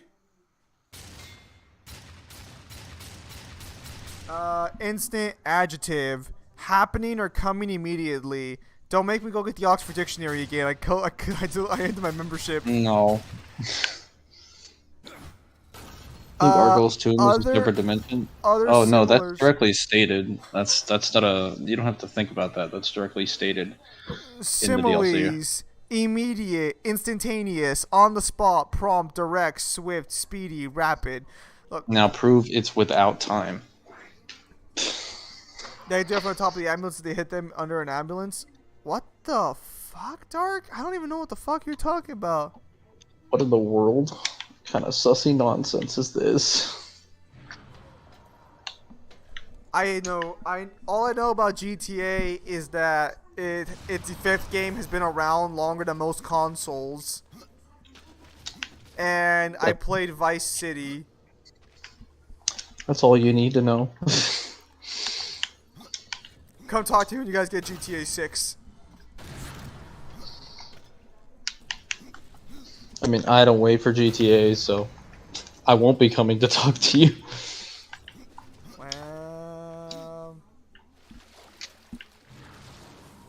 Mangler, what the fuck are you doing? That's a great question.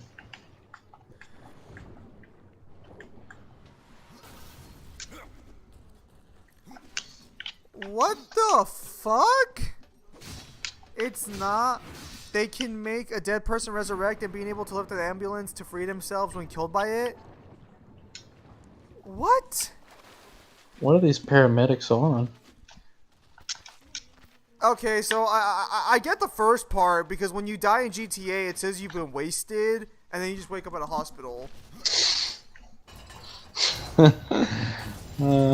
See, Mangler, I don't know if you know this, but wasted is a term on the streets for killed. Dude, I've played The Godfather. It literally says the same thing, and then you show up in the hospital after you've been killed, and the game registers that it is a kill even though you're in the hospital.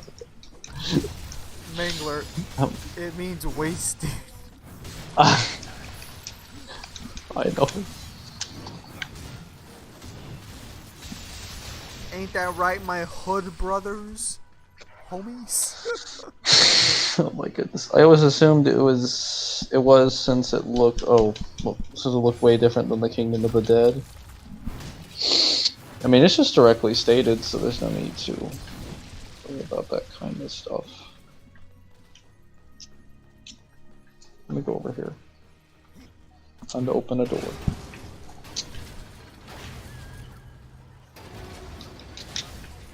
Did you guys never realize when you die in GTA, it just means you passed out? No, I got gunned down by like 70 bullets at least. No, I was dead. I was dead. Make no mistake. I blew up. I was definitely passing on. I got hit by a nuclear bomb strike. I was dead. Wholesale. They sent all the National Guard troops they had in the state to take me out. I'm pretty sure I was a goner. I got hit by an RPG point blank. I was dead. I got shot with more bullets than what the frickin' than all the gun stores in my state had combined. Pretty sure I'm a goner. Wait, did I do this? No, I didn't. Alright, here we go.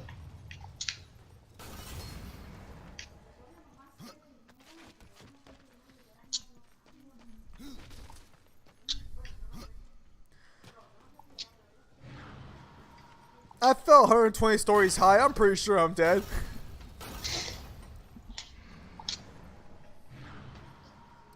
Yes, yeah, but if CJ could take hits and kill that outside party and he would scale them technically. It depends on how the doctors perform their feats.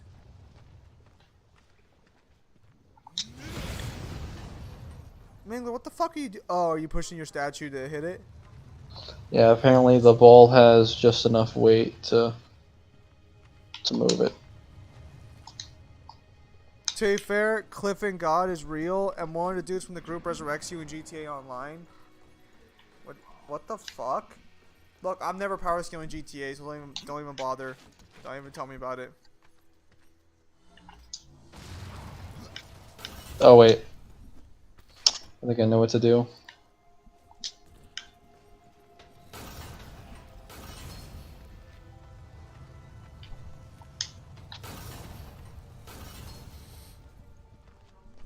I'm just gonna be honest, man. GTA just sounds like a trip. GTA has always been a trip.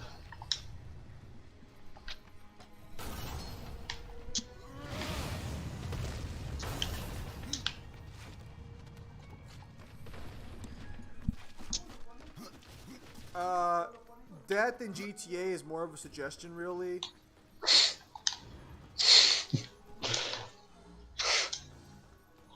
I'm sorry. That just sounds like such an asinine statement. Death is more of a suggestion, really.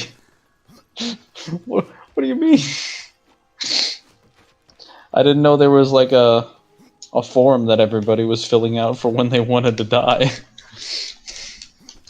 Meanwhile, on cutscene, Death struggles to move a ball. Meanwhile, on cutscenes, he dropkicks Leviathans.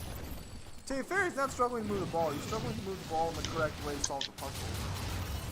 What'd you do? You don't know what this ball is weighed. There we go.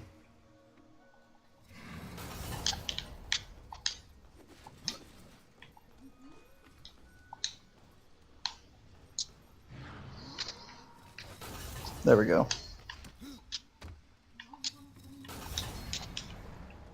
Got it. I know Saints Row scaling can get stupid, but Saints Row scaling is a lot easier to work with, mainly because Saints Row doesn't have a fucking online mode.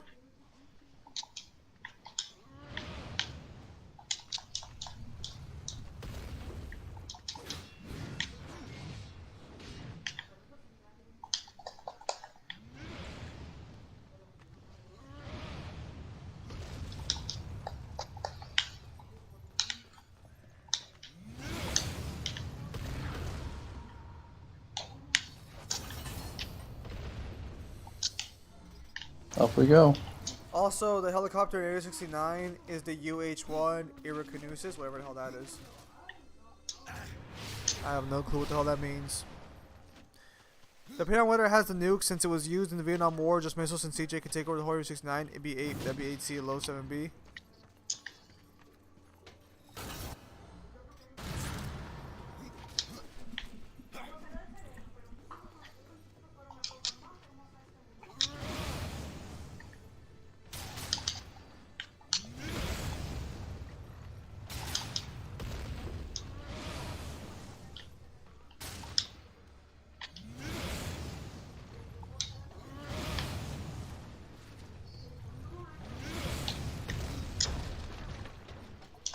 The CJ can become immune to fire.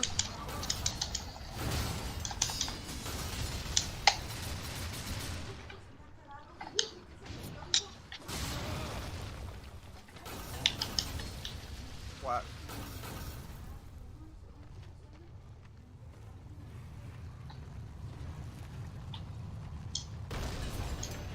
Oh, right, because is it in San Andreas you can adapt and become stronger over time?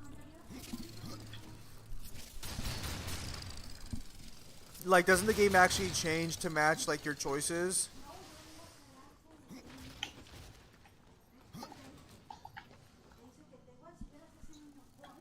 Oh. No. Well, that's unfortunate. Yeah, CJ would cheat to Grand Stomp when you finish working. Yeah, because I was going to say, like, I remember that CJ can get really fat. He can also get really, like, ripped. What did you just fall into, Mangler? I fell into corruption. It's ironic, you can literally fight the avatar of corruption, take his attacks like nothing. But a pit of concentrated corruption, that's just too much. Source? Even though, you know. Have you seen the final boss? Oh no, I saw you get murked.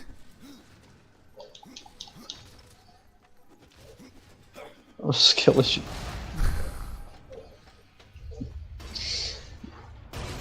What am I fighting? Oh, is this the mad construct?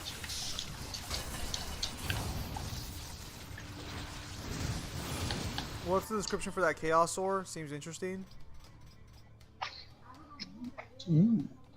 What did he get corrupted into? He got corrupted into non-life. He want to hear a crazy one, guys? Please don't call me a Sonic fanboy, Lamau. I can't be corrupted What? into non-life if I'm already anti-life. You're not DC. You're right. I probably have a better explanation.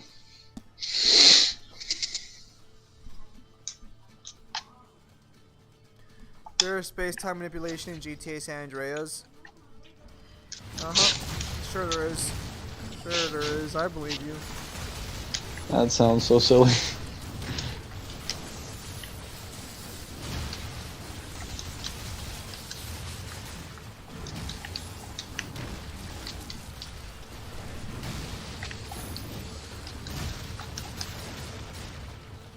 Ain't serious this time, let me explain. Alright, Uh-huh. go ahead.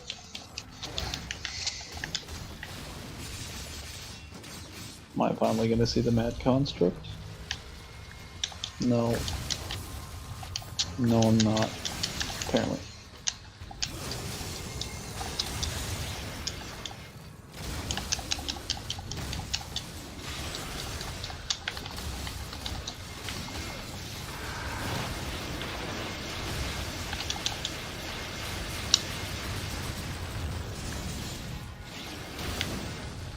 Tim, your thoughts on Uni, Wallbreaker, Nasus? That seems... Are you sure? I don't know about that one. I've read Wallbreaker Nasus' description. I don't think it's Uni. Oh, this is the description for this Does it rocket say analyst. Power and All of Existence? Where? Is that in Wild Rift? Or is that... Because Worldbreaker Nasus... Is that the League of Legends description? I could have sworn it wasn't fucking... Hang on.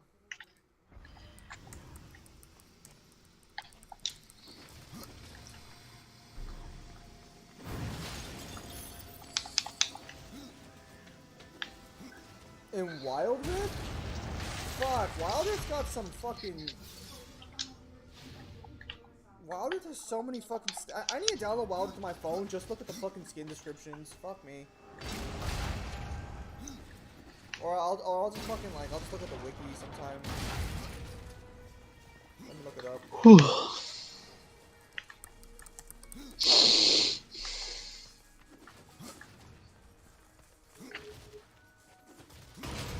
I fucking hate Wild Rift so much. It keeps changing all the... It adds... It either changes descriptions or adds new ones. Because canonically, the World Breakers are the first wave, and then after they survive wave 1, a second wave appears. That's where it gets kind of complicated. There's also the Molten Car and Wu Zi mission as well. The Glendale in GTA San Andreas is the ghost car used by the victims of the Texas Massacre in Letterface. Also time freeze at 00 in the pen. Oh, Patoka? What the fuck? Yeah, just screenshot and tag me so I can read it. Because Nasus is part of the first wave of the World Breakers. Then there's a second wave. And that's not including, I think, in Legends of Runeterra, there's a third wave.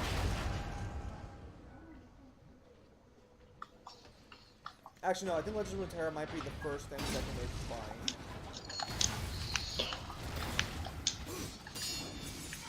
You guys ready for that new Master Duel event? Oh yeah, I forgot about that. You can play so many decks on that one. And also, Azar, if you're there in the chat, I was mistaken. It is not 500 to 1,000 gems. It's closer to like 2,000. And that's not including what you get for actually dueling. If you did it every day for like a week or two, you'd probably get like another grand or two. So it's actually closer to like a full deck. Also, Ambiance manipulations when windows turn blue in the house in Harvest Mission at night. That's weird.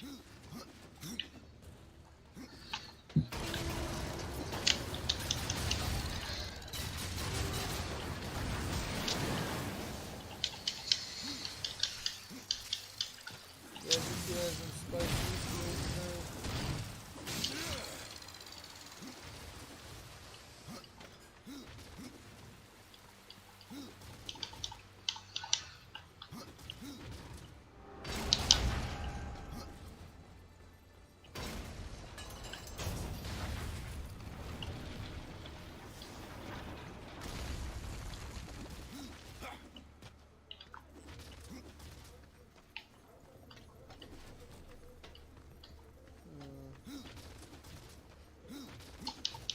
Eyes hungry. Alright, man, I'm gonna go have breakfast, so I'll leave you alone for now. You have fun continuing your DLC. Oh yes. Alright, back in a bit, guys.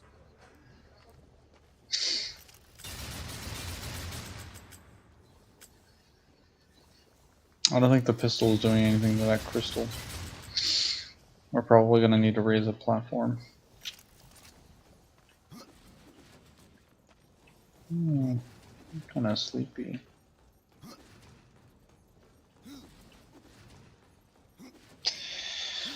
Oh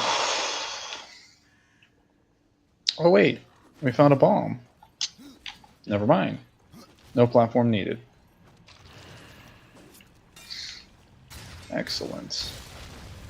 3 down, 4 to go. I'm going through this a lot faster than I did when I initially played it. The first time around.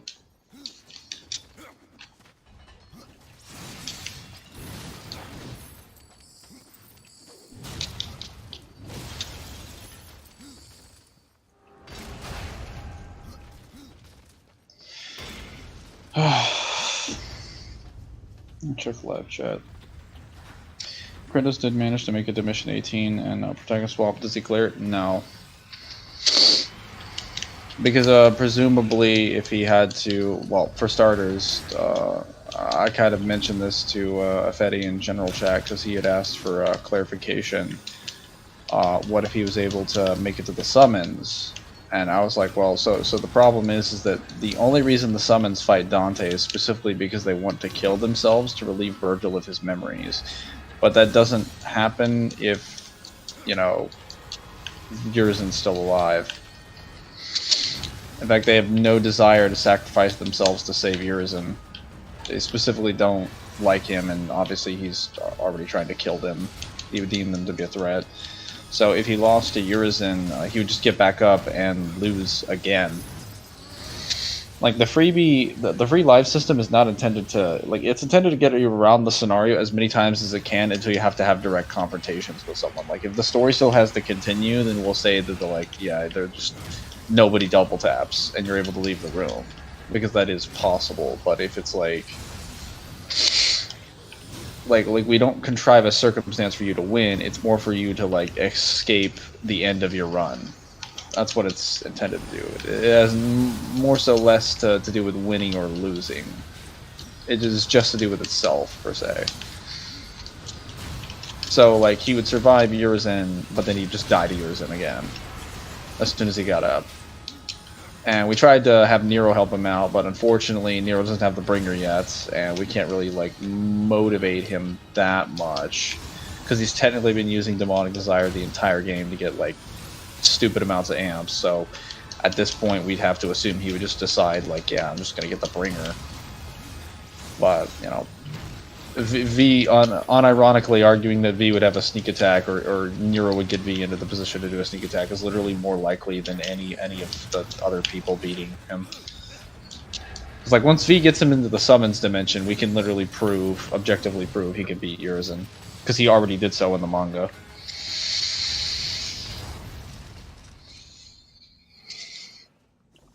How intelligent would you say Death is? I'd say he's gifted. He's pretty knowledgeable on a lot of things.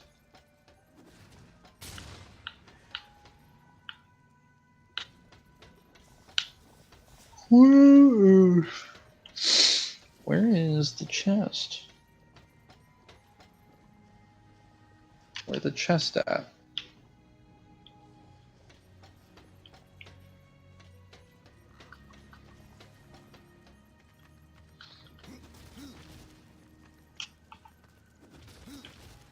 Oh. not paying attention to basic information on the environment around me. No surprise there.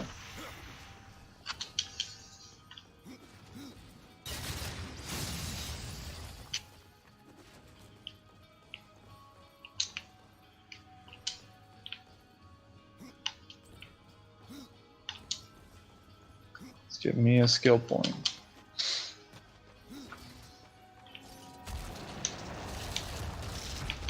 I will not be doing any of the relics, or like any of the stones or Book of the Dead things. I'll do the relic next time, and then the Book of the Dead stuff, and then I'll do the Crucible. And then I might do Blackroot for one last stream on Darksiders 2, and then I'll complete the game, and then next time it'll be on to Darksiders 1. At that point, we will basically be halfway done with the series.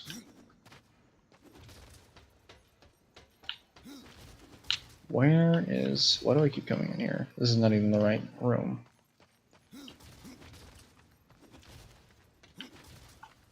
See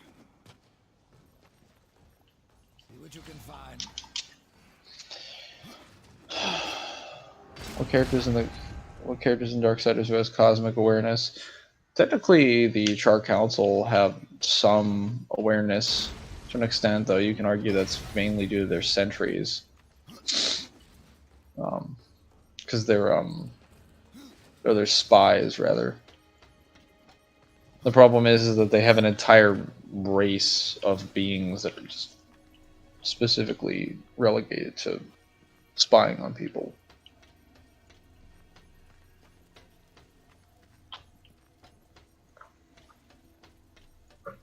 Yeah. And from what we can, well, technically from what we can tell, whenever you see that the Charred Council is aware of something, most of the times they're not present and none of their spies are visibly present, and we don't see them like invisible or anything, so you can technically argue that in most areas that exist throughout creation, the Council just has like, they either have cosmic awareness or they have some way to just know inherently if you're committing an act within creation. But if you're in the Serpent Holes, we know for a fact that they're not able to see you. Most of the dialogue from like things like Darksiders 1 and from the comic, the graphic novel, basically indicates that like when you act without cause, you want to, or you act without just cause when you're sent by the Council, you basically want to take the Serpent Holes. Otherwise, the Council is gonna pick up on what you're doing. They don't particularly care if the horsemen travel anywhere in the cosmology. They don't care at all, as long as they're there when their job happens. What they do care about is them interfering with angels and demons specifically. So they can go on holiday, they can visit Earth, chill out. Like they don't really care what the horsemen do on their off time. They just request that when time comes for their employment, they have to be front and center when their boss calls for them, which is understandable. But technically they have the ability to determine whether or not they are front and center.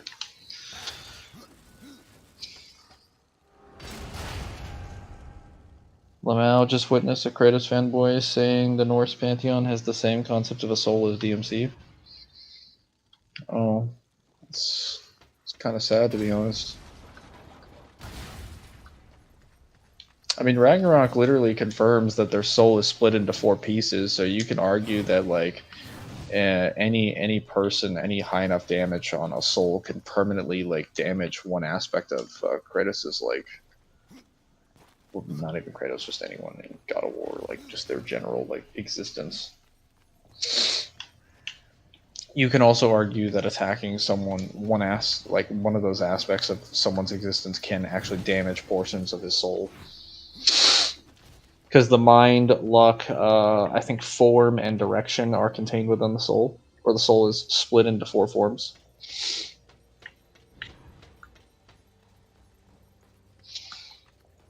Yeah, which means if you destroy Kratos' mind, you can actually destroy a portion of his soul, or at least render it ineffective.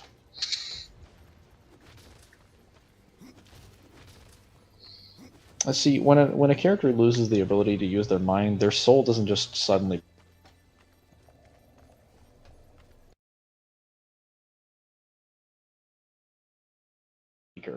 That's usually, which is odd. Whereas DMC, you destroy a demon's soul, they're like, I don't care. And destroying their soul doesn't necessarily mean you destroyed everything within the soul, because not every demon can interact with names.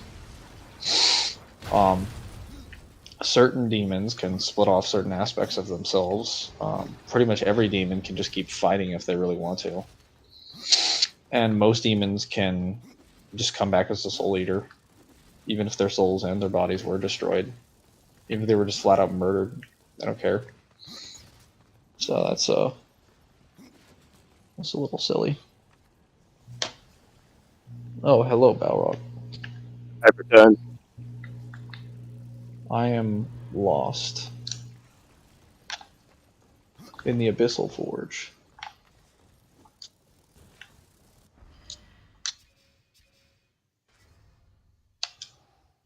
It's alright, my son. You'll never be lost, while I, be your guiding light, will watch over you on YouTube. Oh, I forgot that exists. I've already got 3 of the... So I'll make this simple for you. I have already gone to that room... Oh, what the hell? Random enemy. Messing up my lock. Are you collecting the stones for the amulet? Yes, I already got 4 of them. I went to that one over there. I got the one right... Oh my god. Right there. I got the one in that room right over there. I've already gotten like half of them, at least. So that means Momify isn't alive. Giants didn't hide their souls from Asgardians that don't have non-corporeality. But I wanted to hit that.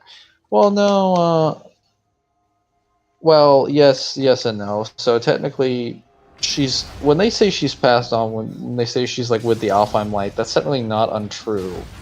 It's just like, it doesn't really matter. Because no one can interact with her. The Giants definitely did hide their souls. They held the entirety of their soul inside an object, but keep in mind, like, that's not something that they would want to do. So what happens to the Spartas when they die? What will happen to the Spartas when they die of old age, if aging is still canon? So canonically, from what we know from Sparta, when the Spartas die, anyone that they sealed away specifically will be released. So as far as what we know, Mundus, Argosax, if it's confirmed that Pluto is sealed away in POC, if it's confirmed he gets sealed away, because he is a Demon King, so no matter what happens to him, he's going to find a way to come back. Even if even stated that he gets completely wiped away on every fundamental level, he's technically still gonna find a way to come back if the person who killed him was wiped, eventually dies. So, as far as we know currently right now, Mundus and Argosax will come back when Dante dies. Or at least their seals will start to weaken. Because technically, the fucked up thing is that, I know I mentioned that Mundus has died, and that is true, he did. I also kind of forgot to mention that Sparta has a direct statement that he killed Mundus. Like, it's stated he flat out killed him. Like, he already, like, Mundus already died exactly the same way that he did in DMC1. He already died like that. To someone who I would argue at that time was way stronger than Dante was.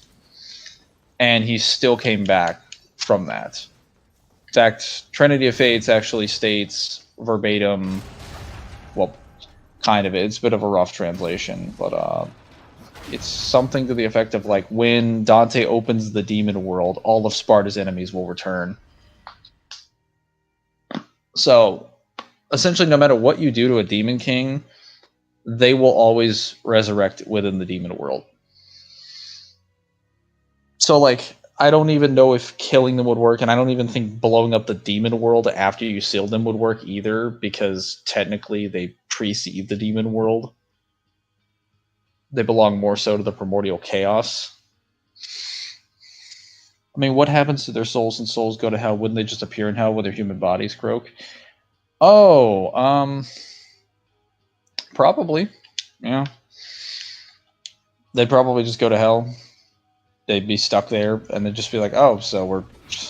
They would just make themselves bodies, and then they'd be on their second life essentially. Yeah. So if Dante and Virgil actually just died in the demon world from age, well,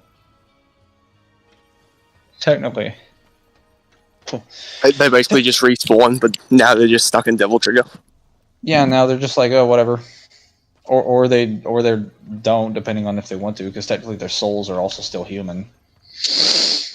They might be stuck in Sin DT depending on how things go, but generally speaking, like, keep in mind, like, you don't really age in the demon world either, so they could probably stay there forever. So even if they did die, they just be relegated to a second life that's basically indistinguishable from the first, except they're quote unquote dead.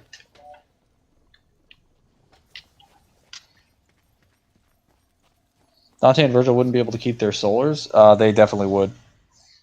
The swords are literally just a physical manifestation of their power.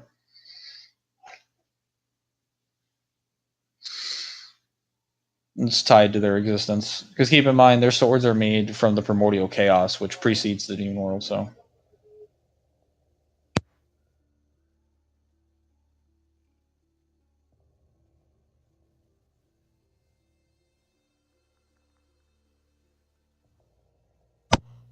Alright, I need to get through this area now. Enough of this. Enough of this nonsense. What did I miss while I've been away?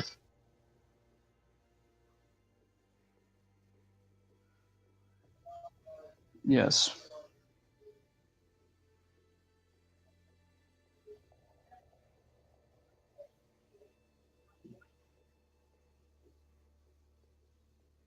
Go ahead. Have fun.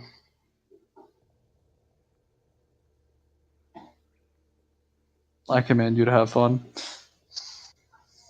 That seems like a you problem. Your stupid Oh. religion's a you problem.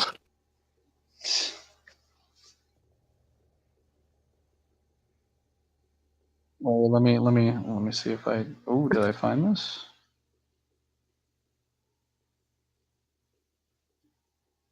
This guy doesn't even have subtitles on when he does dialogue.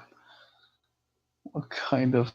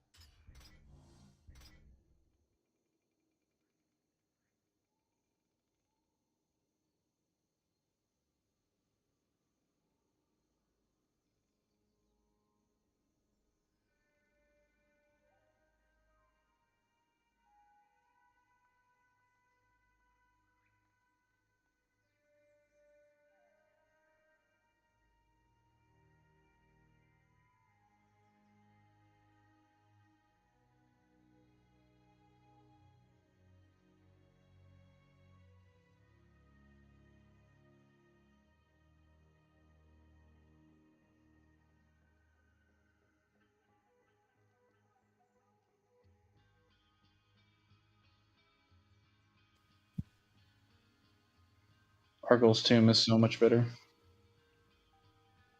Why are you back? They couldn't hear me?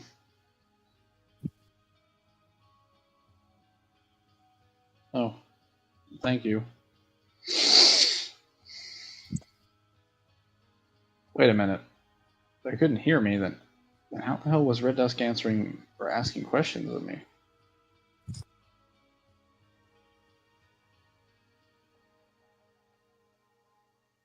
It's impossible.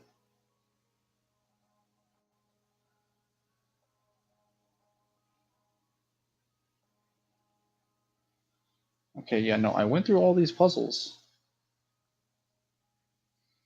Have you done the one where you have to go underwater? Yeah. Did that. Go to this location, open the skeleton key, broke down the crystal, open the thing.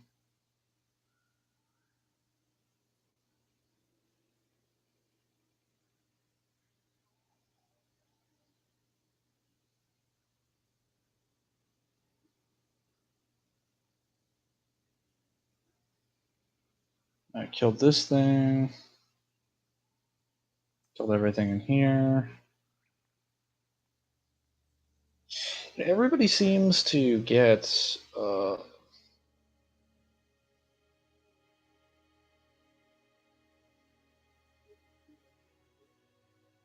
wait.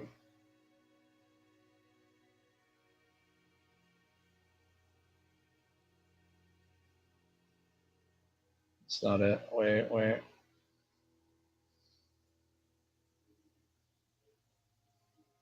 This is number 2. Where's number 1?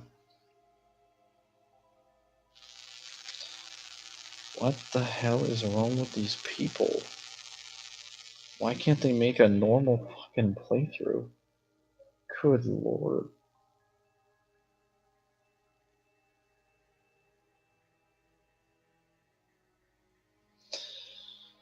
Oh, God.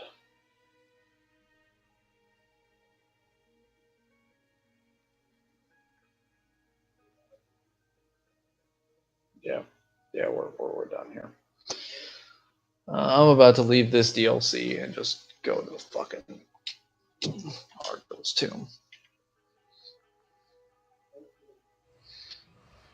Are there any? But Mangler, the scans. I'll come back to this at the end of the DLCs. I'm fucking sick and tired of this bullshit. I came here to complete a DLC, and all I get is. I'm gonna tell you this now. I'm gonna tell you this now. If this is giving you the shits, Argyl's Tomb is gonna like increase your blood pressure. I've already played Argyl's Tomb. Argyl's Tomb is fine. Argyl's Tomb raised my blood pressure at some point, so I'm just like, this is bullshit. I've literally gone everywhere in there.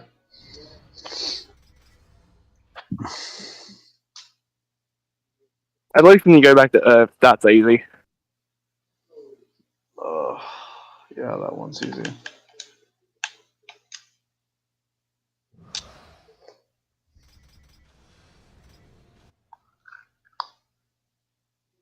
Yeah, so apparently they could hear me. Would DMC3 Dante know that the swords were made from the primordial chaos? I think if he examined it long enough, he could figure out that they're made of materials that are not from the demon world. Or something similar to the demon world, but not exactly. We do know that there are characters. I'm not even sure if Dante knows about the existence of the primordial chaos. It's a very obscure thing that really only the Demon Kings, the Clipoth, and like Arius know about. Why have you called me here, Ostago? Would not surprise me if Arkham knows as well. Yes. Virgil might know, but I don't think Dante would know. There's no reason for him to know about it. It comes down to he either doesn't know or he doesn't care enough to find out. He's a very simple man when it comes to his motivations. It's an infinite knowledge. Wouldn't Chen know? Yeah, no, Chen would know. Anyone with omniscience would know.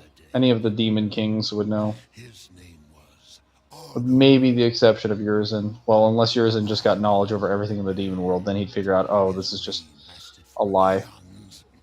Actually, no, he knows about the Qliphotts, so he'd probably know. I don't think he would know it's the primordial chaos. I doubt they actually canonically call it the primordial chaos. They probably call it something else, but he would know of an area specifically that precedes the demon world that the Qliphott belongs to. Location of Argyl's tomb. The Lord of Bones cast the tomb out of the underworld, so Argyl would not be able to draw upon its power. Since then, knowledge of the tomb and its location. Would DMC3 Dante know that true power and DMC is human power and human power mastered together? No, he does not. That is shown in DMC5. He does not fully understand that until DMC5.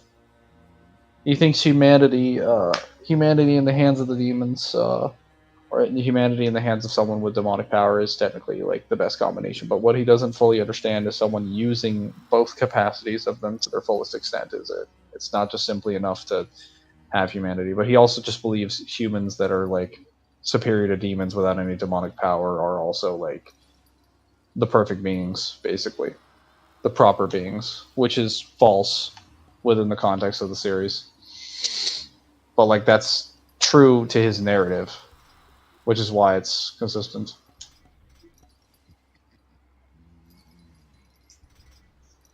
What became of Argyl? The Lord of Bones could have easily... Yes, I already fought Argyl. He is located beneath the dead tomb. beneath the dead plains. Now, If I remember correctly, Argyl's tomb actually has some really, really good statements. mercy or cruelty? Yes. The actual tomb, the funny thing is that the area that he's in isn't even his actual tomb.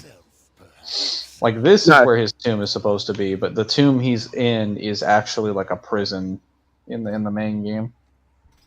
It's actually kind of funny, because this gives us a feat for the Lord of Bones, which is really cool, that he yeeted an entire realm just out of the world of the dead. What else can you tell me about Argyl? Yes. Well, he was considered utterly insane. Argyl would rant about the end of the world, a coming darkness that would spread through realms of life and death. Corruption. No. He spoke of the So, I don't know if Argyl's really gone mad. He might have gone mad, but he might have also just had precog, because technically he was correct. if possible. Wasn't he prophesying the corruption? What do you gain? Yeah, but he assumed it was the writers. That is not your concern. Instead, know this. So DMC3 Dante would think that the sword was made by his father. He would think that any weapon given to him by his father was made by his father, or that his father was involved in its creation somehow. And why not? That's a completely reasonable assumption to make. It's just that, he might not know all the details about it, because he wasn't there. And Sparta, as I've established many times, did not leave instruction manuals on how to use any of the things associated with himself. He was actually very bad at doing that. People around him had to do it for him.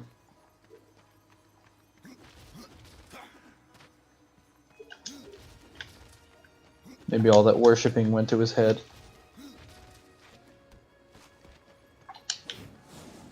Oh boy, we're about to hit a gunner section. So will Nero get his own blade, you think? I think Virgil would study it for being able to make things like him and his twin swords. Nero does have his own blade. It's called the Red Queen. As for it being like an actual, like, one made directly from his soul, maybe? But like, I don't know. Technically, Red Queen is like a devil arm in the truest sense of the word. Because all devil arms made by the Order of the Sword, well, any devil arms made by devil hunters are technically not that indistinguishable from, or not that distinguishable from a regular devil arm. Because a devil arm is A lot of misconceptions about devil arms is that people think devil arms are only made exclusively from a demon's soul, but that's objectively not the case. There are devil arms that can be made from alchemy. There are devil arms that can be made from Different materials.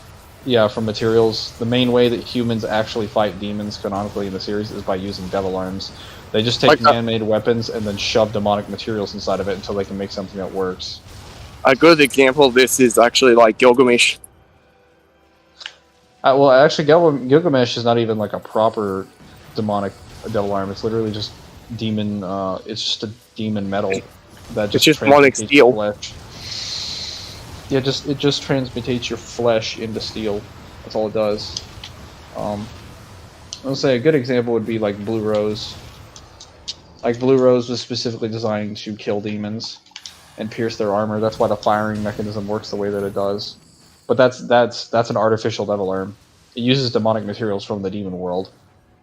It's actually. So, was this from Thor's instruction manual, or was it from the novel that Nero uses the Red Queen because all of the other Order Swords are too weak for him? That's in the game, but that's not what's stated. So what's stated is that the Red Queen has been modified to such a degree that only Nero can use it. So, like, only he's able to use it. Oh, did you guys actually move down to the debate channel? Finally. Okay. It's actually funny when you just see Nero use it with one hand, and Kirio basically has to drag it on the ground.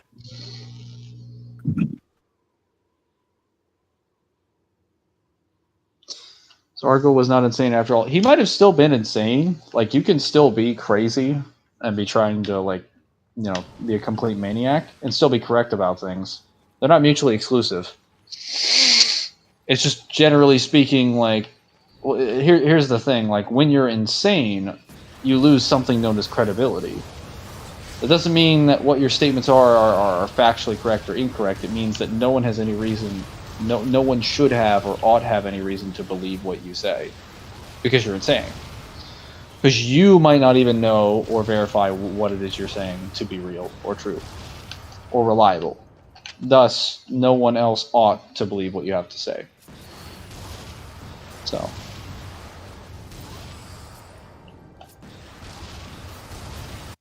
That's kind of why when you see a lot of those movies, any of those horror movies where a person's being like, you know, like they're seeing something, like crazy, like, you know, The Invisible Man, for example. Where that woman just the entire time is just trying to convince people, like, yeah, I'm being stalked by this guy. Like, she can't convince anybody because obviously, like, human beings haven't created this, like, any sort of, like, optical, like, light refracting technology on the level that this guy has, where he can literally make a suit that refracts light in every such direction that he basically creates optical camouflage. So, from her perspective, she's just seeing what's happening to her. But from everyone else's perspective, she seems crazy. She seems like utterly insane. She's still correct. She's just not considered reliable because from everyone else's perspective, she can't, like, reasonably prove that, and there's no reason to believe her. Not without, like, substantial evidence, obviously. Nero's kind of too attached to Red Queen to think of getting a new sword. This is probably true. He could get it, but it would probably be something that would happen as a product that maybe, like if Red Queen truly did get destroyed, like, completely, and he was unable to repair it, he might be like, I have to go on a self-fulfilling journey for KDA's sake.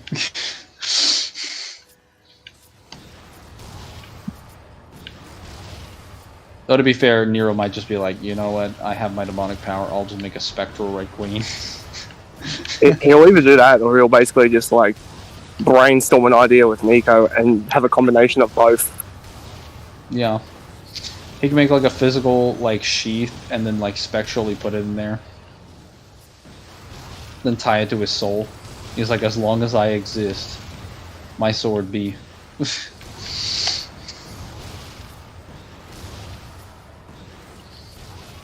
Tie it to some, like, Schrodinger's nonsense. As long as I am aware of myself, my sword will exist.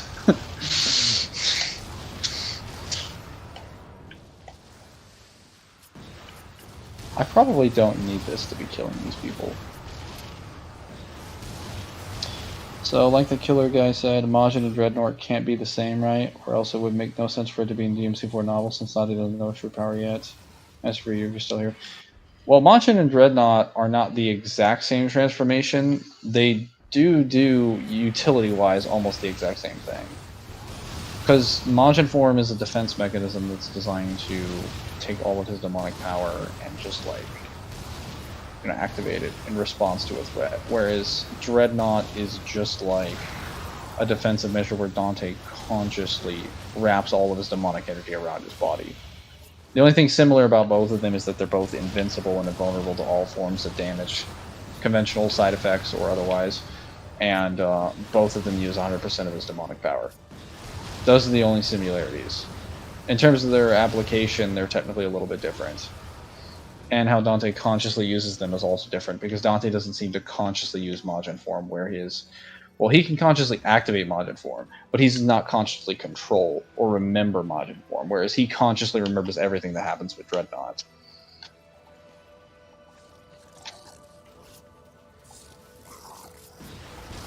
Wow, that damage. That damage is insane.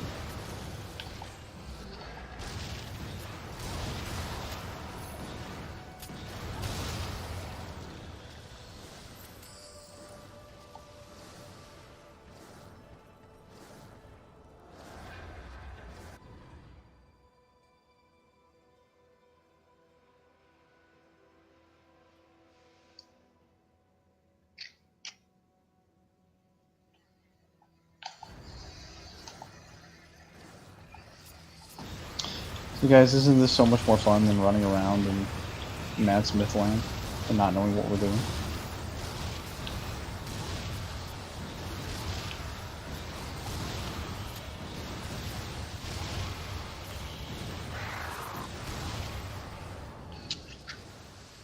Maybe I'm just saying that because I'm the one who's playing.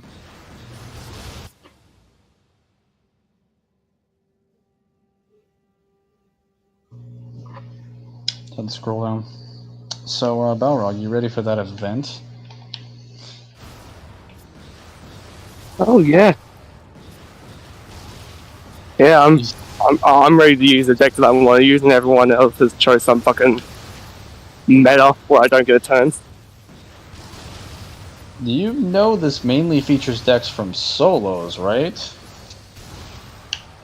Oh yeah, Like- I'm aware, but I also know that. You're aware that most of the meta decks are dead in this format, right? Like, they don't functionally work, though for some reason Numerons works.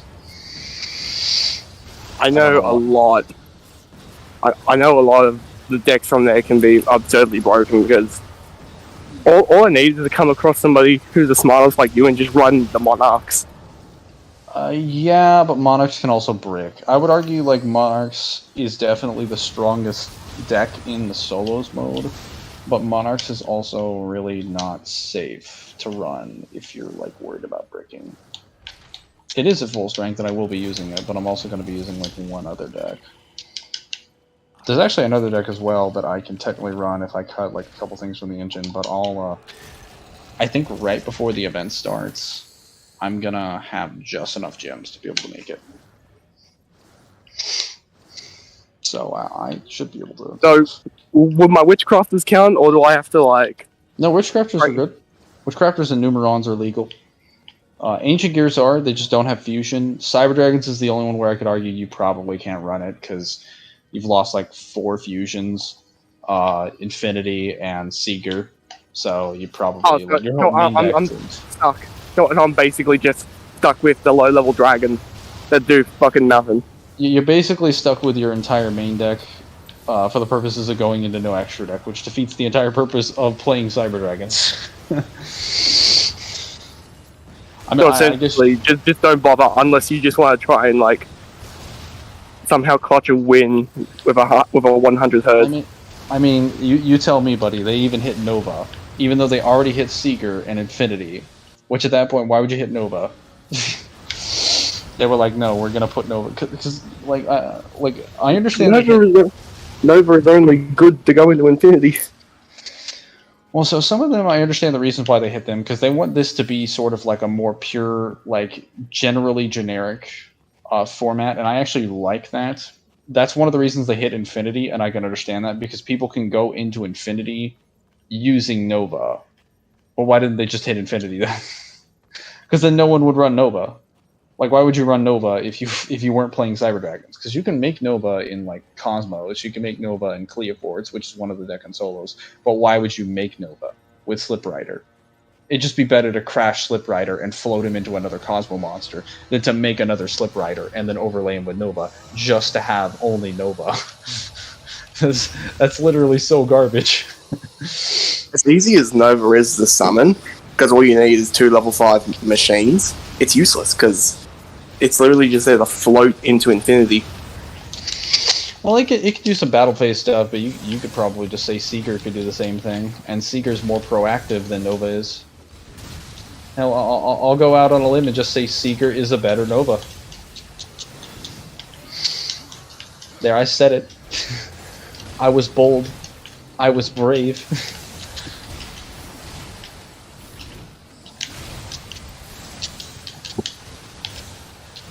My crit damage is legendary. I can't even feel this damage.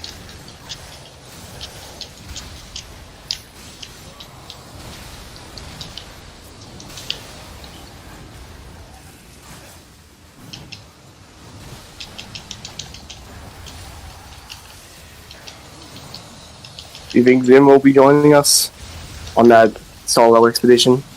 Seeming everyone now has to play it the way he wants it. Maybe.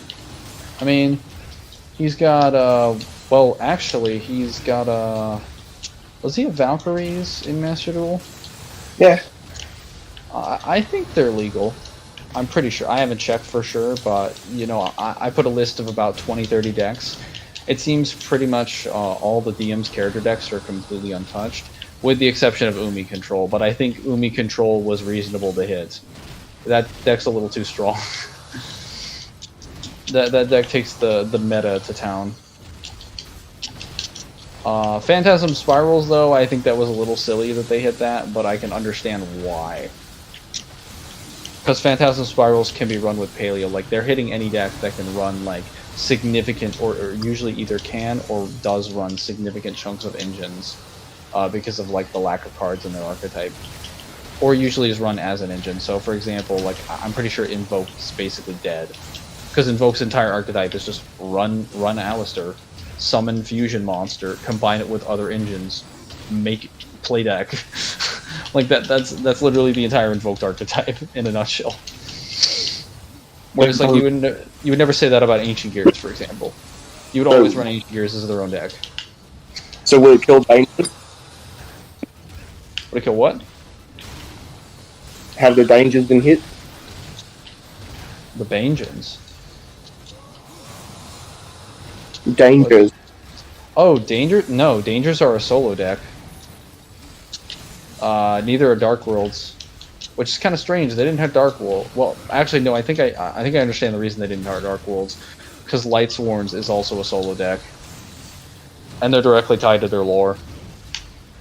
Which means you can run Danger Dark World in the new festival, which I'm pretty sure that's going to be one of the strongest decks in there. It's like a sort of like a pure deck that falls around decks that are released in solos. Yeah, I know. Well, now you have decks for that.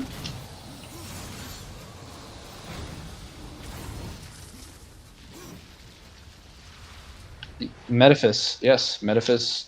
Metaphys is Megalith? Or Netaphys.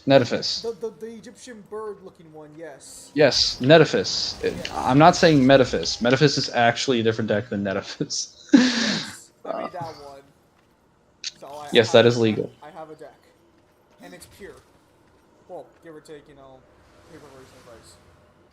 Why the name Dreadnought, though? Any explanation?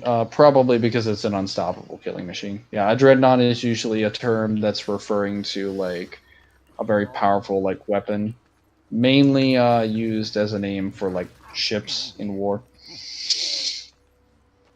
It's basically a giant battleship that's just lined with nothing but like cannons.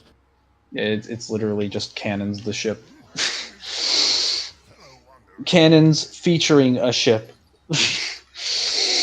Not the other way around. Take a look.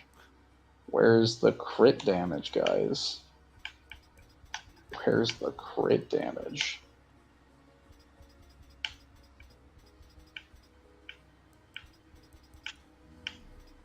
I do not understand why this mic doesn't work from a distance anymore.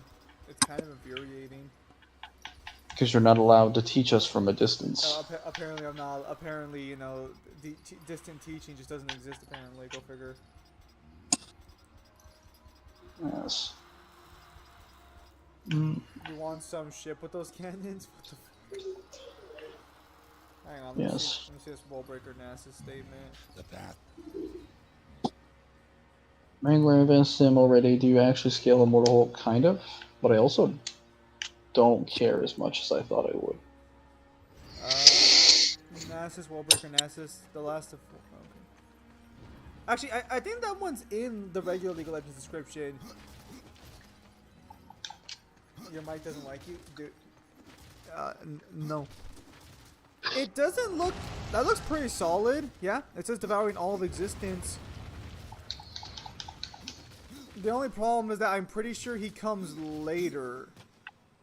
I already got my Neverons. Like, Are you trying to say Numerons?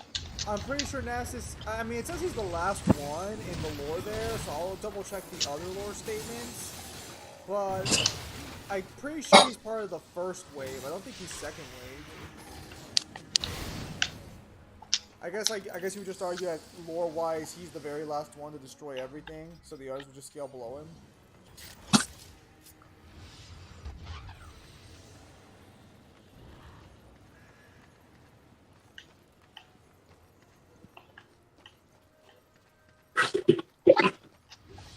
Is this still the same DLC?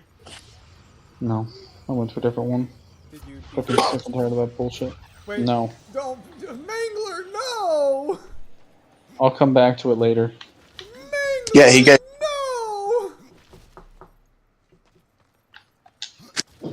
I finished it before, I'll do it again. Wait. Oh yeah, I think I remember this. Yeah, I have to go over here. Oh. I remember. So tonight, I'll probably be editing my response video. I'll probably... My. Only 2 months late. No, technically 1 month. The concept of World Breaker Skips is pretty solid. So do you have a basic idea where you scale Immortal Hulk? No. I scale him above whatever, like, freaking... Well, hang on. Oh, crap.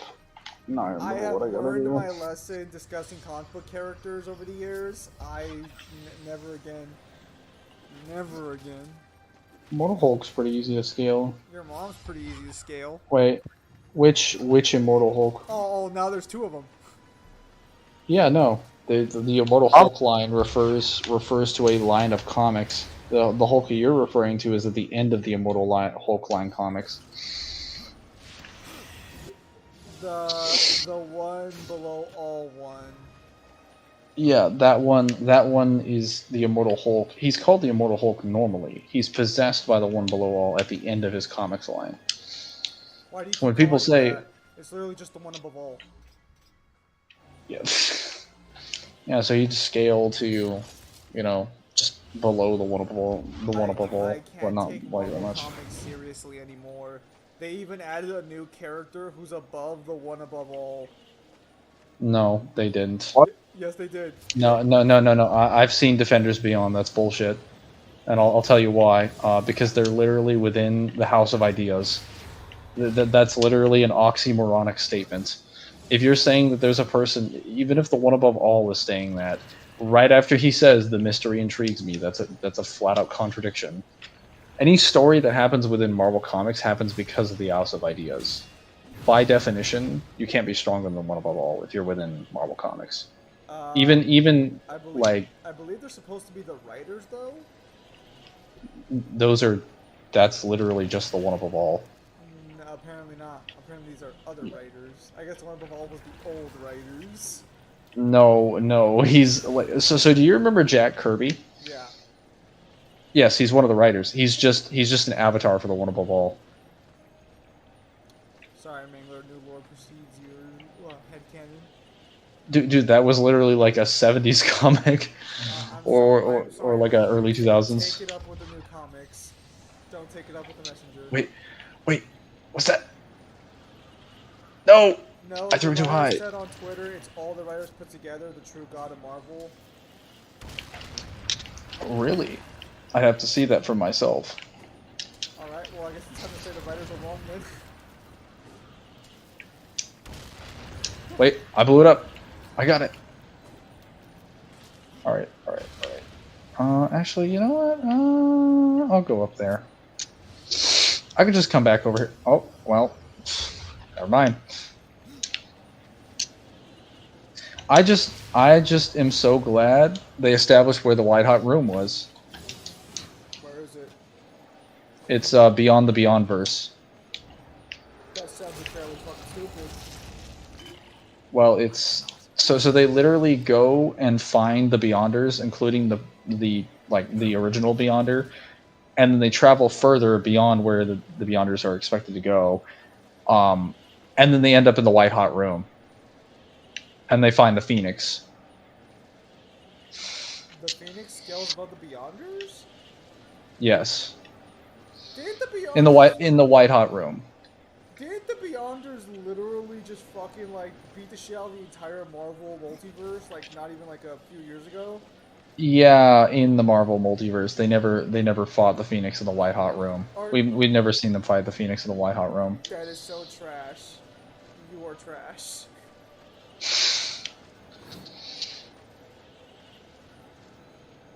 It's called I have no idea what that is. Have you read Heaven's on Fire? I think his name is the one above most, one above most, one above all others, one above all. It's all the same thing, guys.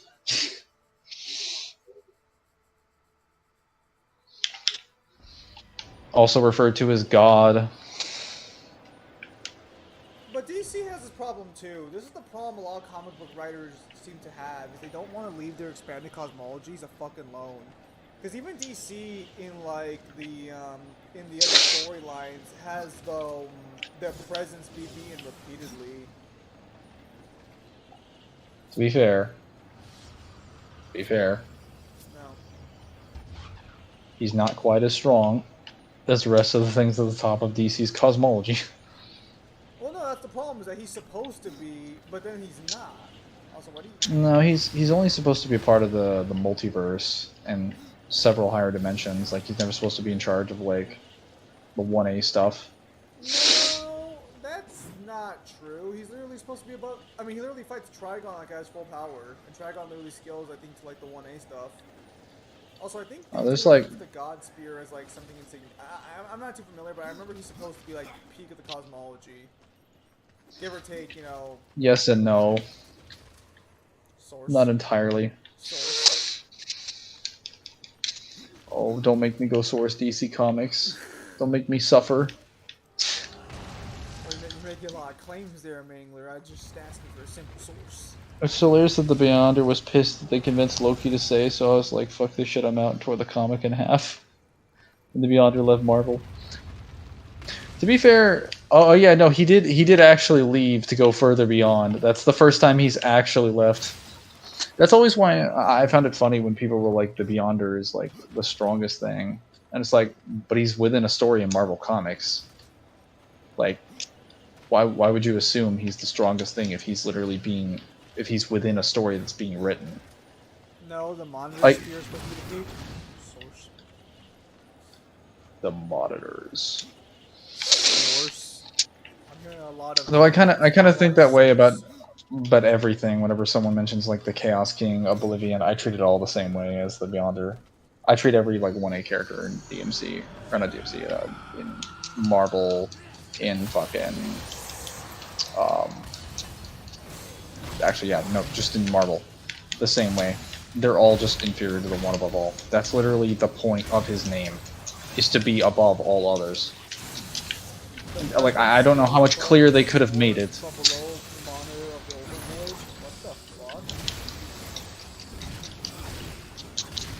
Plus the Beyonders being weak to narrative hacks, if you can get it off on them. I don't remember that being a thing, but I would have to check.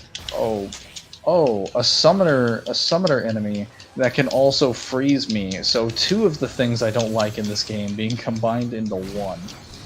Delicious. Are you gonna get up on this DLC and go to the third one then? Wait, what do you mean? Like quit it? No. I'm already halfway done with this DLC. Are you sure? Cause you already quit one before!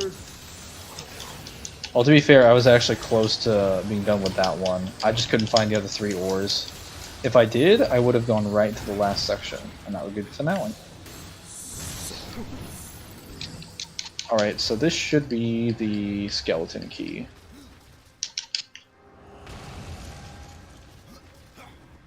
Give me that.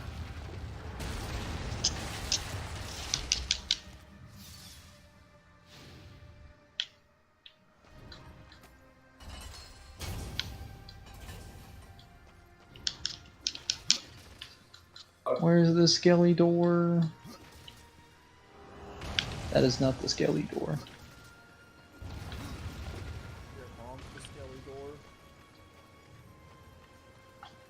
Why you guys hit that up on my mouth?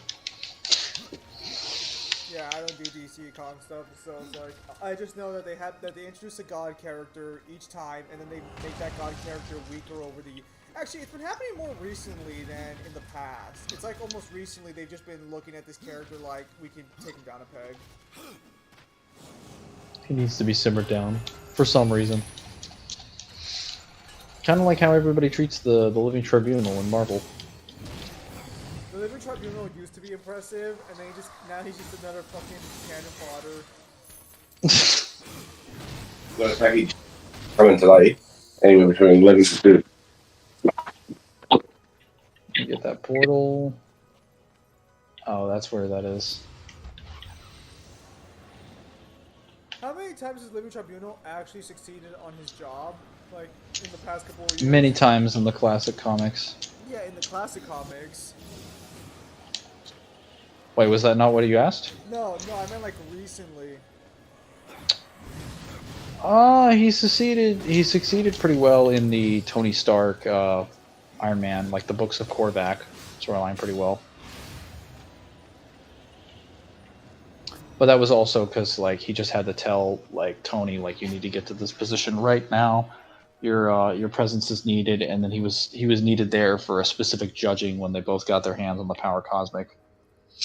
Though technically I don't know how to treat that one because later Korvax comes back and he's like, I finally escaped the in-betweener in the Living Tribunal, and I'm like, God damn it. If that's true, that means you guys actually lost track of him. It's like you had one job. One job. Danny Ketch does get possessed by Zadkiel and Heaven's on fire, and the one above all seals him from the above place because he's too strong, and he held love and hate, which are weapons of the one above all and the one below all. Then breaks the seal and kills the one below all and the one above all. Yeah, I don't know if that's true, because I've never heard anyone talk about this character but you. That just sounds like Infinity Saga, which is just a story written by the one above all. Keep in mind, like, the one above all knows literally everything that's going to happen at any point in time, and all stories within his comics line are written within the House of Ideas. Like, every character within his cosmology, including the entirety of the multiverse, just assumes, and I say the entirety of the multiverse, technically anything within Marvel Comics, which includes the Beyondverse. Because the Beyondverse, even though it's outside, like, the Beyondverse is only considered outside the Marvel multiverse. It's not outside Marvel Comics. So it's still within the purview and the domain of the one above all. It's like, that seems like a really like massive fucking feat. I feel like I would have heard that elsewhere. Well, he's referred to as the creator of the Omniverse, not just the multiverse. No, I mean the Ghost Rider thing. Oh. Yeah, I have not heard of Ghost Rider doing anything that's silly. Where's the portal? They probably Why is there a escaped because lantern? they were killed during Secret Wars.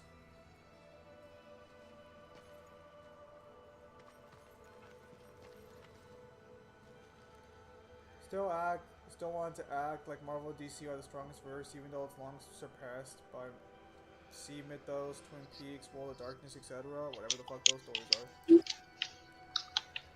Oh, just whatever. I've heard like maybe one or two of those at best. Nobody cares about the Cthulhu's tentacle-born.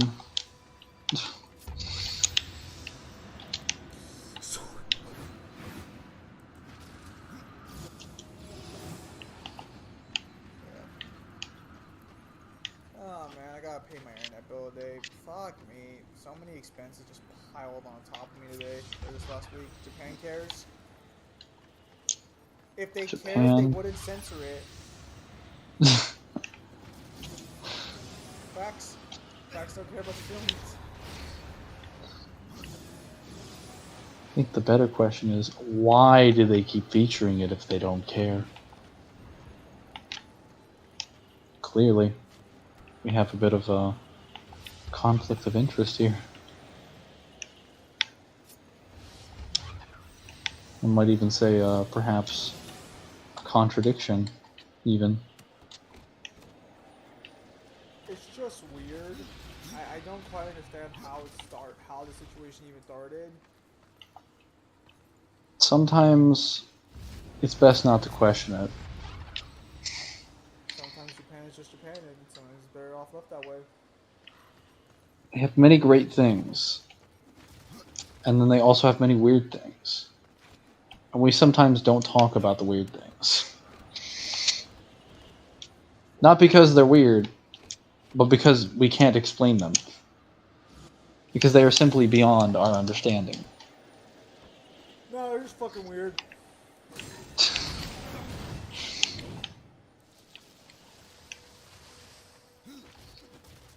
Man, Cyber's had that tag "Don't ping me" for the next 2 hours, for several hours now. I wonder if I should ping him.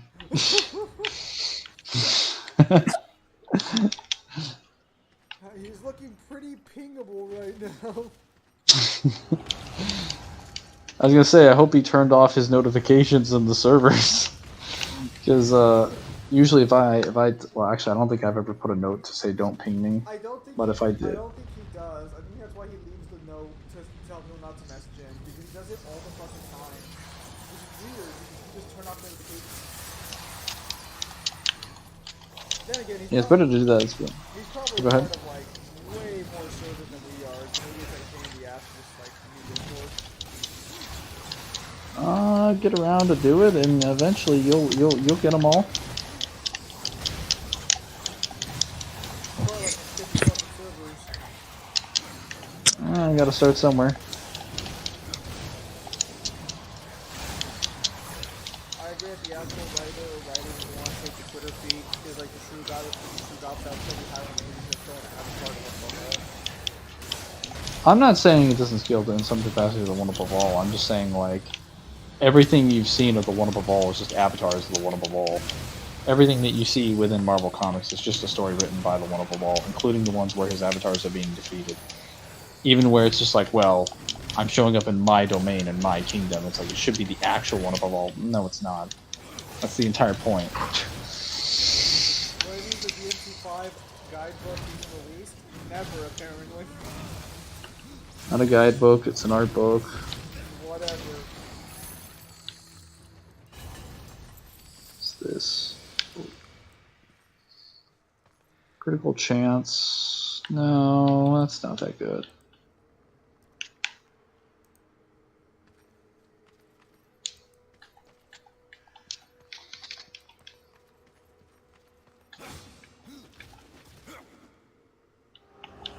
Put this portal in here. Ah, yes. Gentlemen, we seem to have made some progress. Oh yeah, my job gave me my fucking tax form, and they didn't give me an envelope or anything. They just threw me a printed piece of paper. I'm like, gee, thanks. I'm working. Like, I appreciate you. Yeah, like, you're really feeling the appreciation. Right, I well... don't know how you got your tax form, but normally they give you, like, a blue tax form. Like, they'll give you, like, two in, like, a blue envelope. Called email. I think I mainly just get, like, yeah, like the digital ones. They give you guys digital? Man, I don't think it me a digital one. I don't think it... this is the first time hearing we can get digital options for shit. Oh, wait, like the actual, like, what's it called? The fuck is the number, specifically? It's the number the IRS, like, gets you. It's like for the form. Yeah, I think it's like a W-2 form or something. Yeah, W-2. That's what it is. I was about to say TI something, and I'm like, no, that's something else. I probably referred to it as a guidebook once or twice. Oh, I did not know I already had the other one set up there. I was actually going to go back and readjust the portal. Oh. I'll be damned. Now see, Kyle, I'm almost done with the Abyssal Forge, or not the Abyssal Forge, the Argos Tomb. Almost done with it. Good idea to get up on it for now.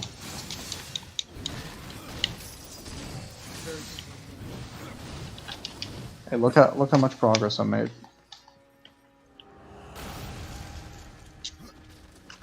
Basically, the final stretch of this dungeon. So, is the DLC just new dungeons and like a few bosses? New dungeons and like usually a boss.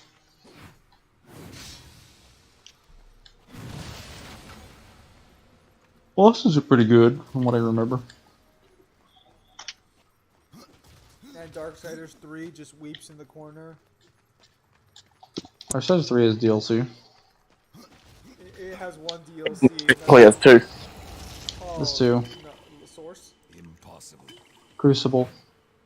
Isn't it just two Crucibles? No, it's one Crucible. And then what's the other DLC? The Keepers of the Void. Which is just another boss rush dungeon, isn't it?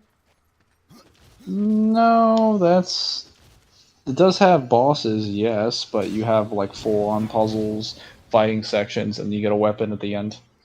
And then you get your abyssal armor after you kill the bosses. So yeah, you get pretty good loot, you get good lore, good boss fights, and better versions of most of your weapons. So yeah, I would definitely argue it's like the Keepers of the Void in terms of rewards as a DLC is probably one of the best DLCs, Darksiders period. Yes, of course, either actually if I was a little lighter, the more you take that you just sitting on the ground for about he's not making anything like that. Whoa.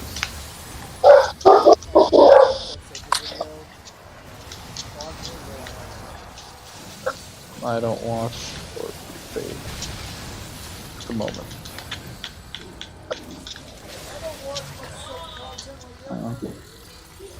Well, I might give his Pain versus Itachi video a try. Who's? Seth's video. He released like a 1 hour. Don't bother. Do not bother. It's literally something that can be answered in 5 minutes, and they spend an hour talking about nothing. They talk about irrelevant bullshit. It gets to a point where 90% of the video, they're not even talking about Pain or Itachi. What the fuck? What the hell is this? Is it not like an edited video, or is it like just a fucking what? No, it's just like what you and Mangler do, and they basically just rattle on for bullshit. Are you serious? Yeah, it's literally an hour of fucking nothing. Hey, now hang on a minute. Hang on a minute. And I did not rattle on for an hour. You know, the best part is, the best part is, they don't even give you a concrete answer. They literally just say, well, I guess it's up to an interpretation. It's like it's really not. Itachi bodied Nagato. Pain is not that powerful. He's literally got all the tools he needs to beat him in a fight. What was the video called? Wait, is that what they did for the Naruto and Sasuke swapping over like each other's fights? No, that's a different video. No, I know, but is it in the same format? That's so fucking. That's so It might be. That's so lazy. That's so lazy. They don't do a definitive answer. It's literally just there to be that long so they can get views and revenue. Because it's literally something that if you narrow down all the important times they talk, it barely reaches 5 minutes. All new items from lands near and far. And even then, they act wishy-washy and don't even, like, make up their mind. So he wanted all the views, but none of the backlash. Pretty much. You have a name for that. It's called a coward. That's fucking trash. Well, Kyle, thanks for saving me an hour, I guess. Yeah, don't bother. It's annoyingly... because I downloaded it and I was listening to it at work and I had to stop because I'm just like, this is shit. You're not talking about anything. The only reason Pain beat Jiraiya is because he didn't know his gimmick. I've heard that interpretation about the Pain versus Jiraiya fight. The video he's talking about is Pain versus. I don't know if Jiraiya would have won, but he definitely would have done a lot better. Well, when you say gimmick, what gimmick are you referring to, like, specifically? Well, the fact that so throughout the majority of the Jiraiya vs Pain fight, he thinks he's fighting Nagato. Oh, there we go. I was muted. Nagato. He thinks he's fighting one of them.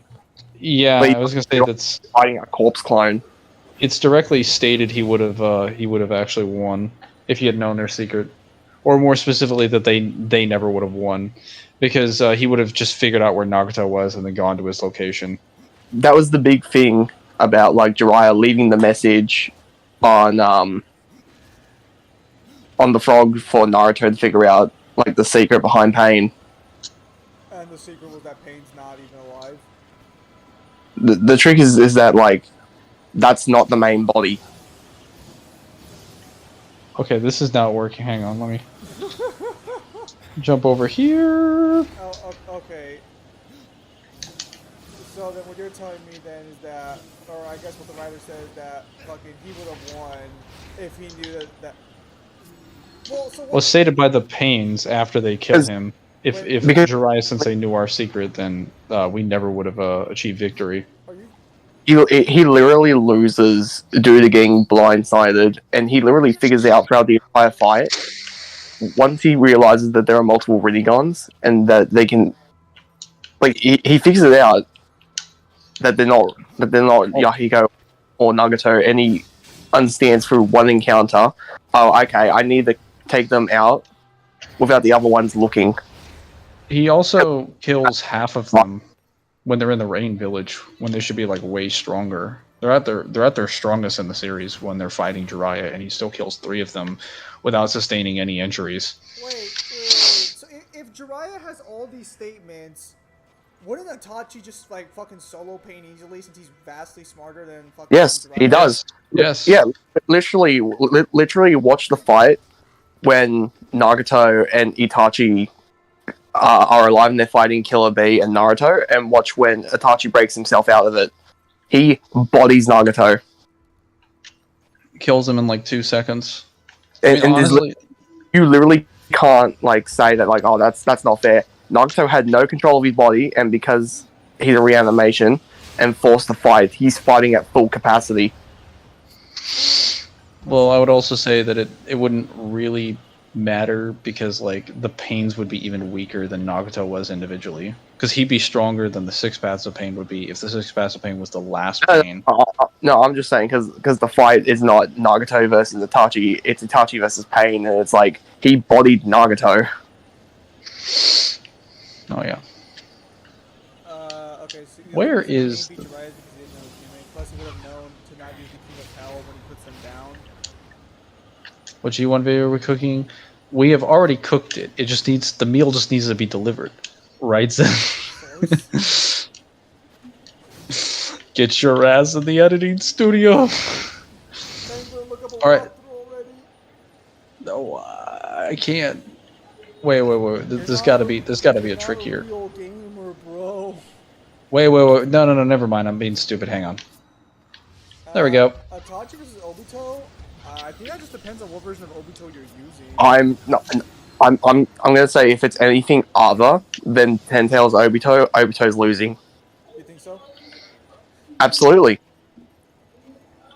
Hold up there. War Arc Obito? I think you can make an argument he fight Orange Mask. I don't know about White Mask. Yeah. Wouldn't Obito during the War Arc be able to be Itachi just in general? Like, doesn't he have better stats across not the this- board? And I mean, he can literally fight a faster Naruto. To be honest. doesn't he also scale to Madara to some extent? And Madara in base form was still like way stronger. I would not. I would not say he scales to Madara. You might be able to say reanimated Madara, but even then, that's iffy. Did you guys notice that Boruto forgot about Frag Kata when Naruto uses Sage Mode? No, because I don't watch Boruto. I think Itachi wins until 10 Tails Jinchuriki Obito. Hear me out, do it right now, stream it. So I'm going to start recording when I edit videos a little bit, just to give you guys a taste of what happens behind the scenes. It's not going to be very exciting, but I think it might give you guys an idea of why I don't like editing videos as long as I do. And in fact, I might even release it unedited, like just a full, like 2-hour journey to edit a 12-minute video. Was White Mask Obito the one who controlled all the Tail Beast? He is, and that literally doesn't matter. Madara says only the best ninja could have solved and beat Kabuto shenanigans, clearly putting Itachi above Madara. Alright. So what's Itachi gonna do when the meteor comes down? Can I just say Itachi versus Madara is one of the stupidest versus matchups I've ever heard? It's like a really popular matchup, and a lot of people give Itachi the win, but it's like, what's Itachi's crippled ass gonna do when I go perfect Susanoo? What's happening? Oh, just discussing some jovial Itachi versus Madara. Madara says only the best ninja could have solved and beaten Kabuto shenanigans. Please put an Itachi above Madara. I think there's... someone said that there was a statement somewhere that Kishimoto had said that he killed off Itachi because if he had won, then Madara would have lost. And how I interpret that statement is that Madara never would have been revived, which I think is true. Yeah, Like I think if Itachi had been active in the world before, if he hadn't died due to special ninja sickness, he probably would have stopped Madara's revival entirely. But I don't think he would have beaten him in a fight. I think he would have stopped him from being reanimated by either taking out of the caster beforehand or otherwise. Itachi does have a Susanoo, but Madara's Susanoo is just better. He has the armored Susanoo, which was like the best Susanoo for a while until Madara came along. And then Madara was like, "Here's the perfect Susanoo. Have fun."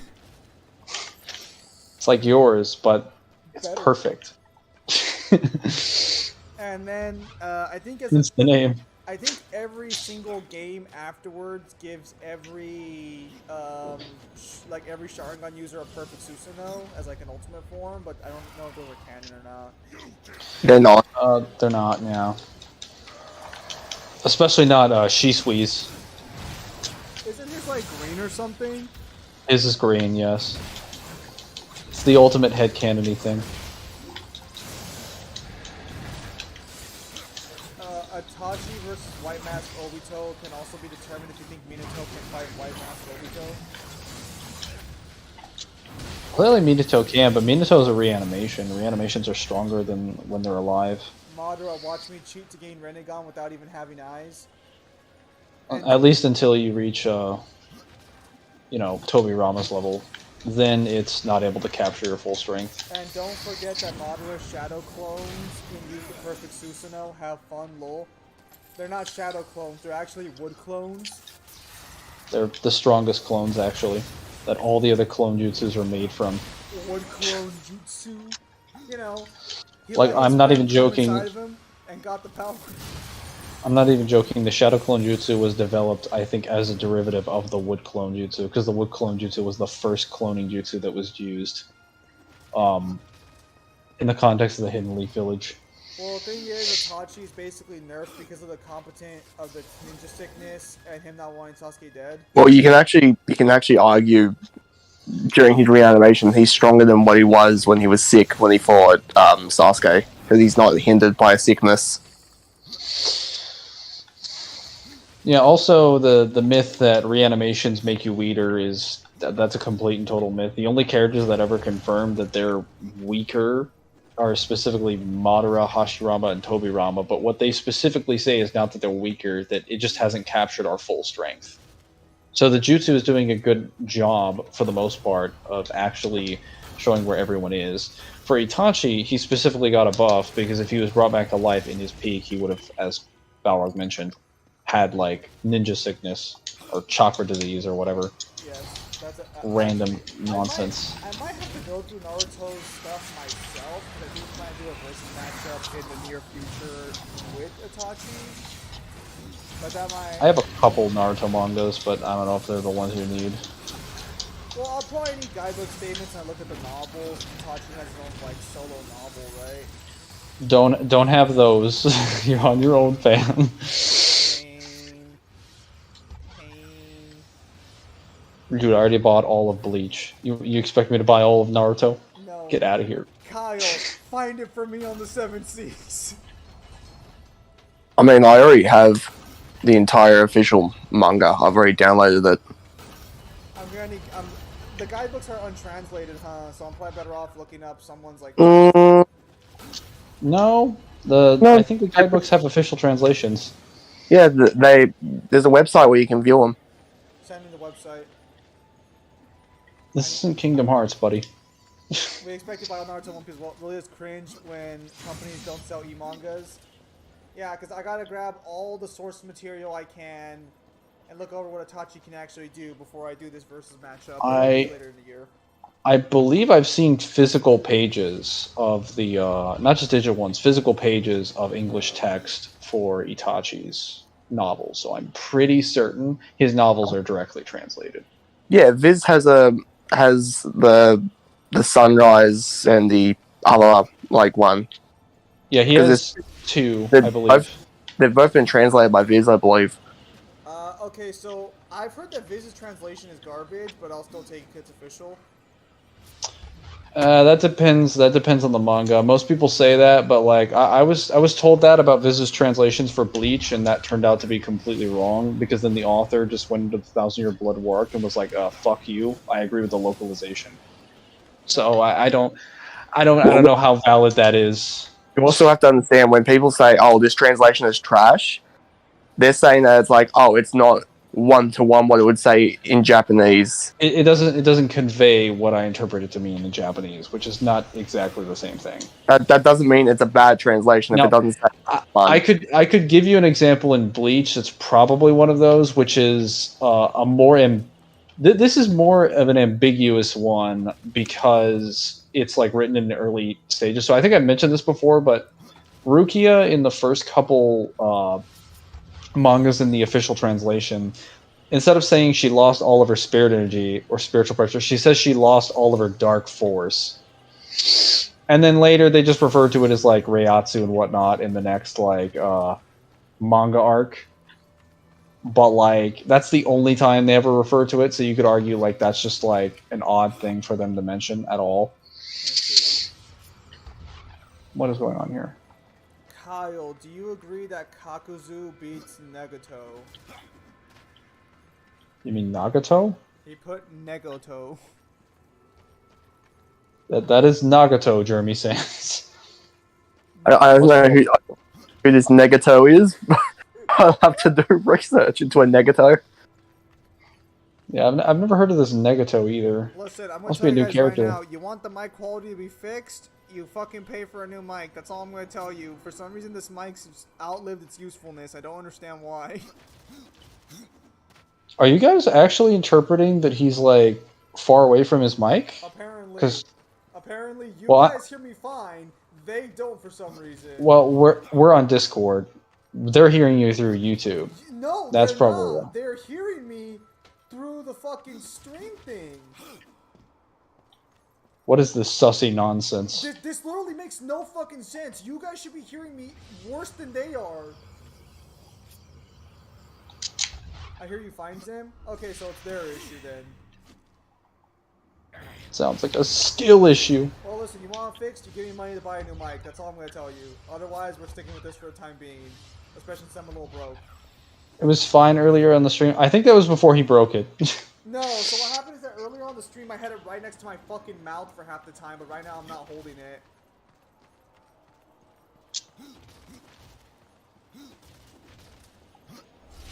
Listen, guys, I'm even more broke than usual.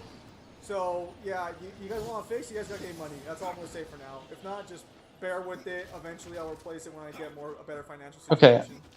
I think I found out how to get through this. Yes, I meant Nagato. Not okay. Yeah. So Kylie's asking you if you agree that Kakazu beats Nagato. So this is where it comes. What the hell? Do you want to take story implications or do you want to take lore implications? Because the funny thing is that like Nagato is basically featless.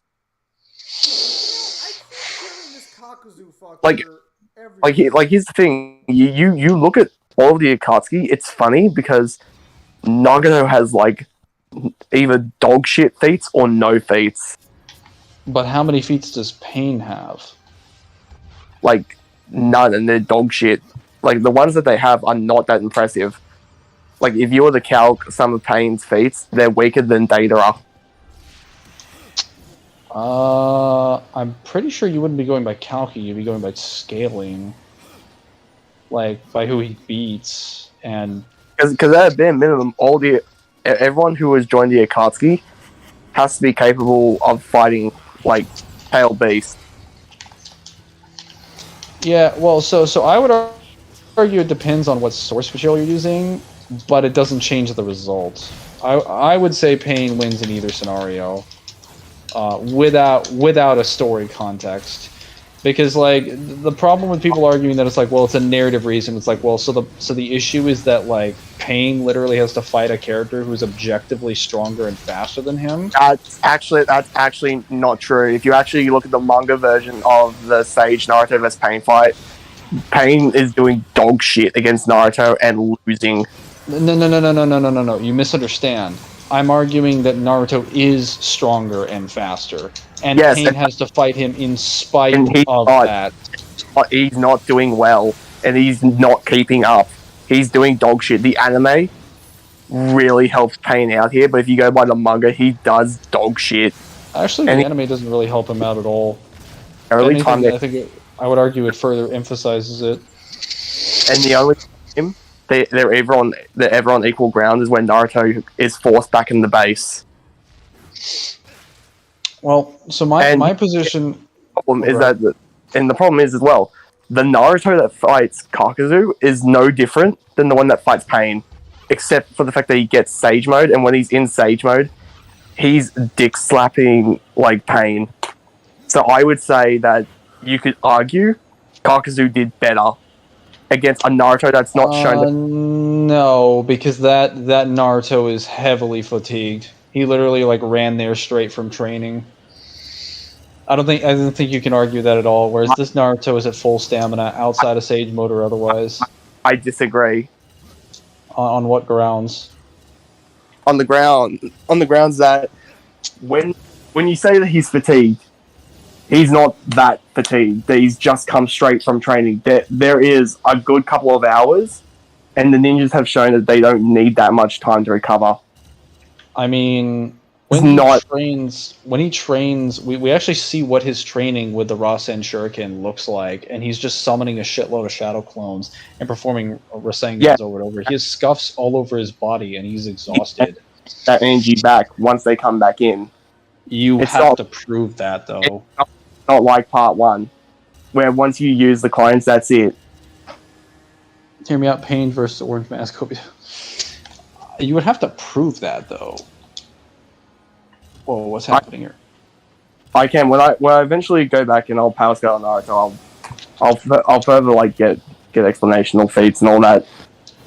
I would not agree with that, especially with how Kakashi does against Kakazu. You mean how he blindsides him, and when he's not blindsiding him, he's getting. No, he's literally directly fighting him in the scenes. Yes, in both the manga and the anime. In the manga, no. In Yes. the anime, the anime does a lot of the heavy lifting. I mean, I don't think that would change the result, though. This would be a stronger Kakashi, regardless. What? You can't prove that. He doesn't. Yeah, I can. I can actually. He consistently trains all the time. Can you prove that he trained before the pain fight? I can prove he trains in any arc, regardless, because he'd be training like. Oh God! Don't make me go through the entire Naruto cosmology just to have to scale this shit all over again. What the hell are you guys debating about? I went to go use the restroom. I'm trying to explain to him why Kakazu doesn't touch Pain. I disagree. I think Kakazu beats Pain. What fucking circumstance? What's his answer to Almighty Push? Almighty Push is dog shit. It's not that good. It's not. It's the Literally almighty like push. fucking gravity. Hey, don't disrespect the almighty push. It's an almighty push. Naruto literally trained to achieve Sage Mode. I don't think I have to mention that because that's kind of What the fuck? obvious. What the fuck did I miss? Like, he literally went to Mount Most of his training was spent meditating, trying to get sage energy. And once he did that, then he started training. That is not the same.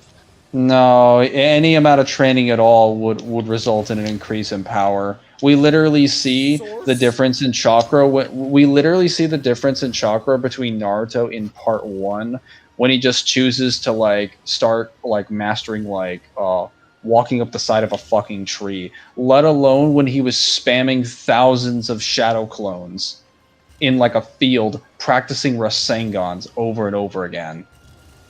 What? Like, why would I assume that Naruto would be like the same level of strength as a Naruto that's done like training for Sage Mode, even if he's not in Sage Mode? So your position is that Naruto in base is stronger when he fights Pain than when like Kakazu and shit happens? I would argue every character is stronger in base.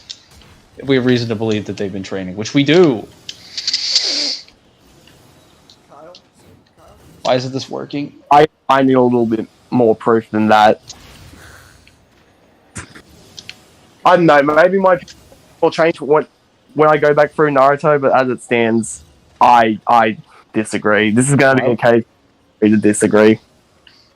Kyle, Almighty Push is trash. Pain literally uses to destroy the Hidden Leaf Village.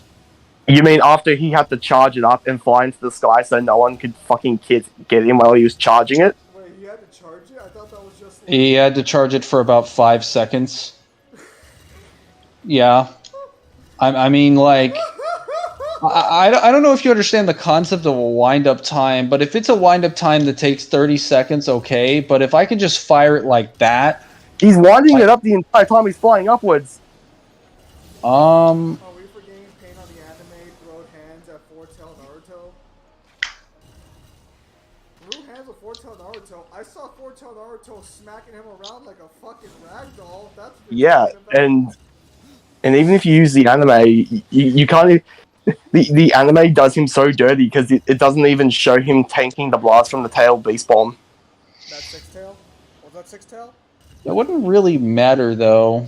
Because it shows even his Almighty Push is able to block all the fucking Tail Beast projectiles directly. Wouldn't you just consider that more of a hacks ability rather than a force ability? My point is that with all the mobility, power, and range that Naruto has in Six Tails, it does not matter jack worth of shit. I don't use the anime because that fight is dog shit in the anime. What are you talking about, Kyle? The animation was perfect. I mean, the animation, the anime is literally like the official version. So, what are you gonna fucking do? The fight is literally. Okay. So you know how the fight goes for an hour.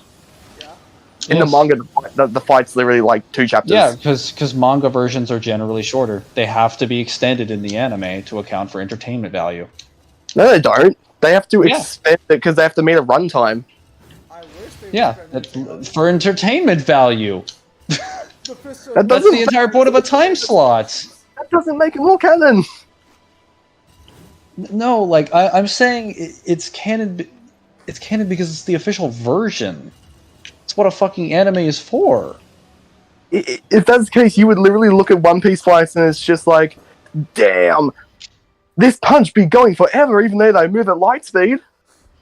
Damn, the amount of times I'm looking at Luffy's face. Now the opponent, back to Luffy, the opponent, back to Luffy. I mean, we're doing it for 5 minutes? I don't know how that would debunk it being light speed. Like, you're literally arguing like a viewer's perspective can be used to accurately measure in real time what that would look like. No, and then you see a clock in the background and you see the seconds keep moving. Listen, this isn't Dragon Ball Super. Wait. What the hell are you doing, Mangler? Holy fuck! I'm trying to find a way. Wait. Hang on. Oh yeah, Argyl's Tomb is so easy. Listen, I was doing fine until this exact point. You shut your mouth. Doesn't matter. So easy. I'm gonna go and do Argyl's Tomb and finish the Abyssal Forge. Why is it not dragging? There we go. Yeah, I know. So I have a few versus matches planned for this year. Although most of them are going to be really silly across the board. But that's okay. I'll probably... Oh wait, I don't even need to be doing this. Update video tonight as well then, because I have to re-release it because people complained about my mic in the first one. More official one. They're all going to be incredibly silly matchups, I think, for the most part. So that's going to be great. Are they now? They are. Because obviously the most important versus matchup of the year is going to be Noctis versus Kenshiro when I'm done with the Final Fantasy 15 video. You know, gonna say in honor of Cyber there, because it's his favorite matchup. Yujiro matchup? No. I think I got an idea. I've already done Yujiro versus Rao. That's like the only matchup Yujiro has, I think. No. Can Itachi solo the Narutoverse with the Yada Mirror? No. He's also got Kazuya. Kazuya? You mean that fucking loser from Tekken? Yeah.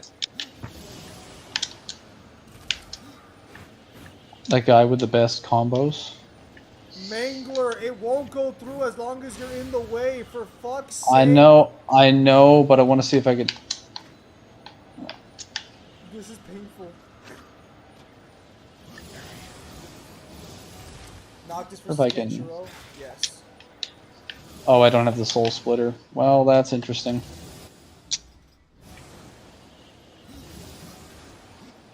I talked it over, the connections are perfect, everyone agrees, especially Cyber. Why do you keep mentioning that? Because what is his problem with the Kenshiro versus Noctis? I believe he said something along the lines of, it's the worst matchup I've ever heard.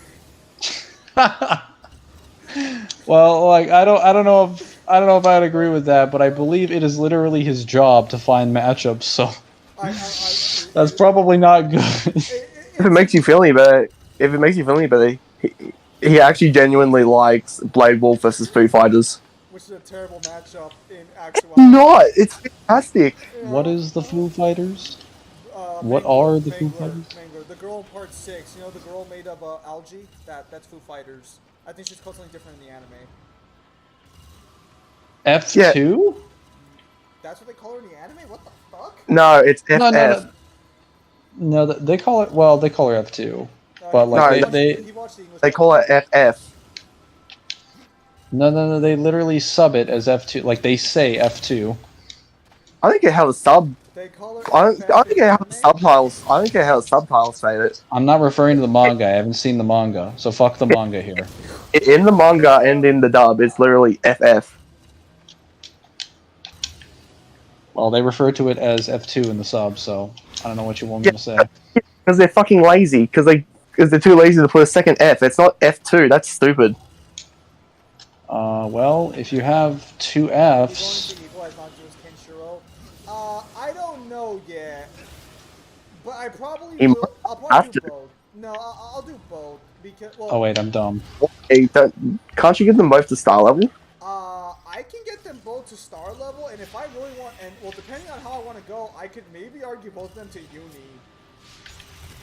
It'd be really Something stars, heavens. Yeah. Something.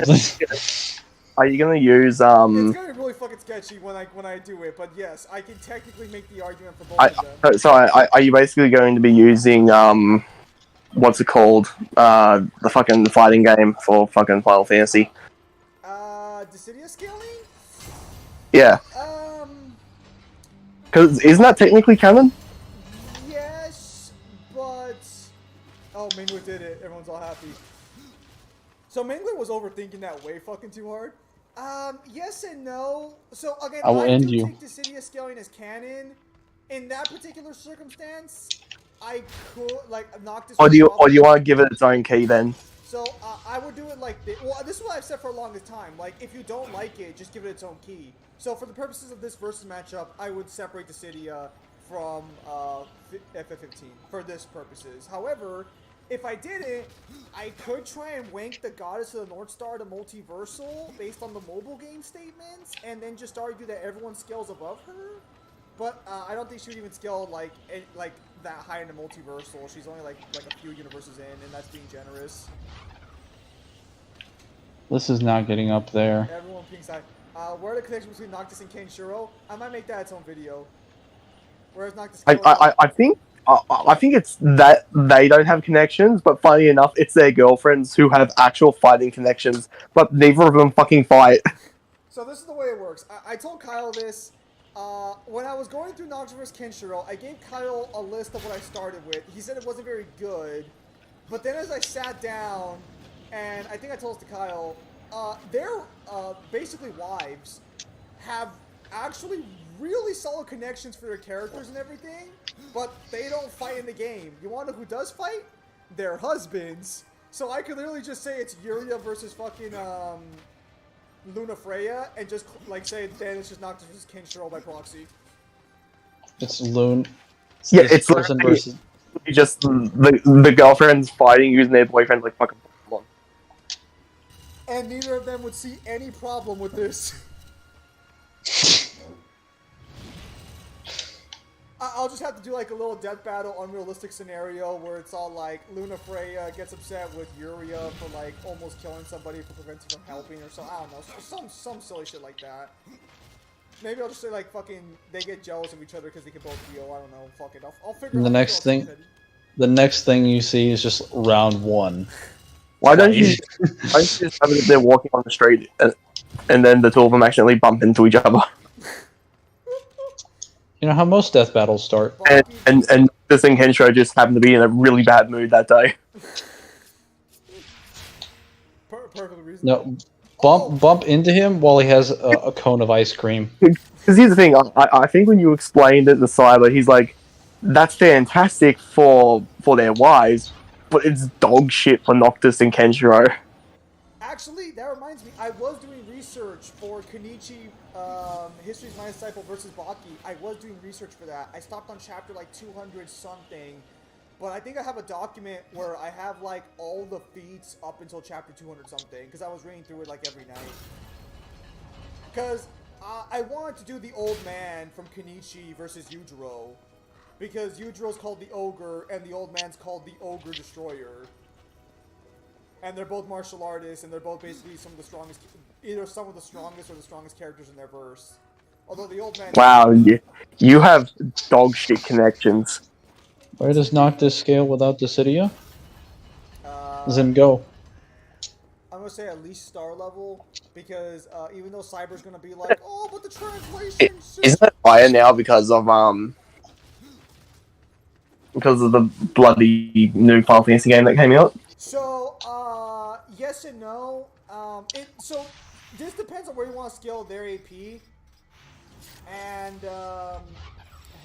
because the thing is the darkness from Final Fantasy 15, while it has a scientific statement in FF15, Strangers of Paradise just confirmed the Luna Freyans of fucking Final Fantasy 1 grabbed all their darkness and dumped it in the Final Fantasy 15.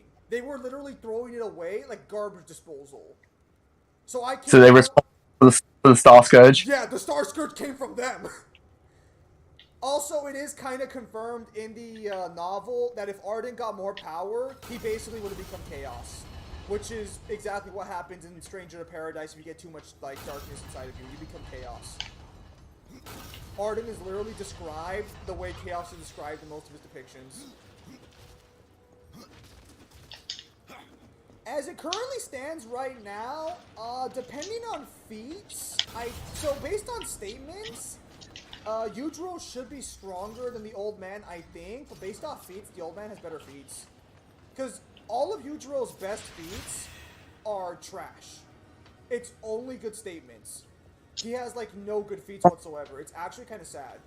Well, actually, I need to find out if the Japanese earthquakes, if they shake the entire island, or if they're just, like, local. I don't think that's ever confirmed. I think people just assume it's the entire island. No, I'm just going to look up, like, a real-life equivalent, see what I actually get, if it's regional, or if it's just, like, the country. Because, like it or not, he punches the ground and stops the tectonic plates from moving. Yes, I think I talked about that. VSB claims that, like, if you assume it's, like, more local, I don't know if it's localized.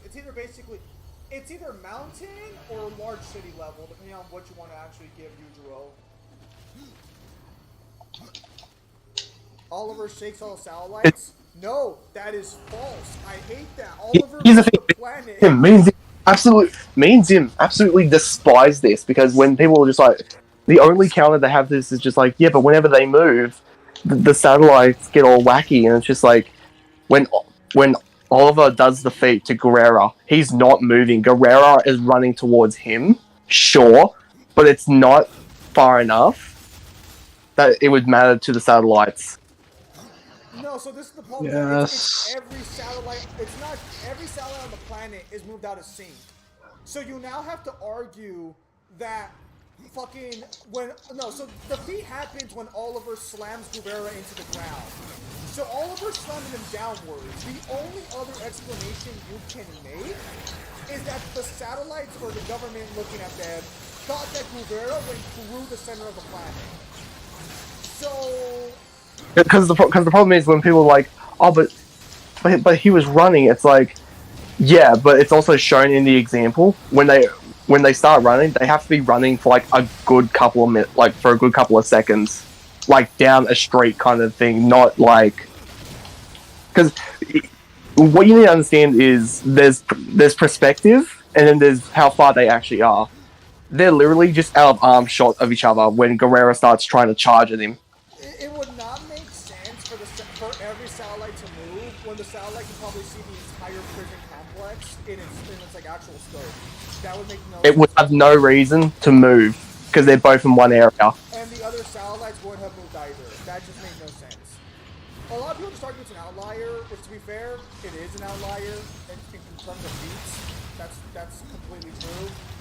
Whether or not you want to disregard it because it's an outlier is going to be up to the individual. If you take the feat, then technically Yujiro has a way better feat because he skills over Lydia. But if you call it an outlier, the old man has better feat. But here's the problem with the satellite thing. It's only ever mentioned in that arc. It's never ever brought up again whenever they start running. Yeah. Because in the arc before it, Yujiro is literally like we see that he either runs or that he swims for fun. So the problem is that we only it would be like the base class definition of an outlier. Granted, again, if you want to give it to him, you still can, but it technically It's one of Oh, those cases. look at that. End of the DLC. No, but you finally did it. Only 3 hours of fucking Easy jumping money. and loops. Did he beat the Oh. dragon? Oh, that took me an hour or two at most. I have arrived at the dragon. Now for good statements, yet again.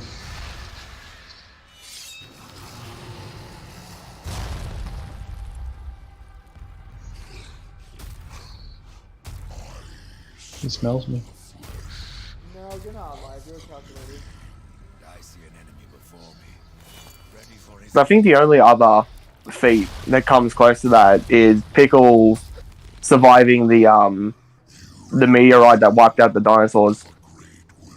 I don't think But that kind of depends on serve the lost king. like where you want to put Pickle when it actually happens. Yeah, I was gonna say, I don't think it's ever confirmed where Pickle was. Or I think the anime might actually like give us an actual like canonical thing where it would be. Imagine if the anime puts him like within like. No, imagine if the anime just has it land on him. Mine is not a soul to be fed to the well, for within me beats the pure power of the abyss. Oh, You mean that thing you fought earlier that you couldn't beat because you couldn't get through the challenge? None are beyond death. you know, I'm gonna kill you. Also, technically confirms that he can just kill non-existent beings. I mean, you could already prove that in the game with the countless number of statements. Because if the anime upgrades that feat, that would technically make multi-continental like consistent. That being said, the old man, I do feel, as weird as it's gonna sound, I think he is a better martial artist than Yuzuro by substantial margin. Can I just say it's very weird that we haven't had a Baki matchup in Death Battle yet? Dude, the matchup should be Yujiro versus the fucking Kenichi's old man, but no one wants to see that matchup. That's not gonna. Because it's dog shit connections. There's way more connections that can go into encounters, and like they're literally foils to each other. One's an altruistic god, and the other one's a nihilistic, self-centered asshole who's also basically a god in his world. If I really want to sit down and write you out connections, I could probably get you to several. I need you to do that because man, from what it sounds like, how's your arm feeling? It's stretching out to infinity right now. Oh yeah, I was gonna say your arm must hurt from all that stretching. I got that joke. The old man created an insanely good old thing. No, Shikoku, Shikoku existed before the old man. It's just that even the basic level of the Shikoken or Shikoku is still way better than Ultra Instinct. Oh, actually, no. Oh yeah, Ultra Instinct that's such a benchmark. No, Ultra Instinct got better over the years. No, it didn't get better. It just got actual hacks put on top of it. There's a difference. What's the difference, Kyle? When people give an ability, they literally look at it and it's just like, wow, this is dog shit. We have to actually give Goku some actual hacks now because, you know, this is dog shit. The problem is that I know for certain Baki is probably better stat-wise than like Kenichi. Keep learning about Kenichi. Because Baki has like dumb feats throughout the entire series. Even in Grappler Baki, like I don't know how many people know this, but Gaia himself literally has a statement where he can like survive an atomic bomb. I showed Zim the manga panel and everything. Yeah. So I'll just say that like if you're gonna do a Kenichi fight against like Baki, you're better off doing it equalized. But if you do it equalized, you kind of screw over at least Yujiro for sure.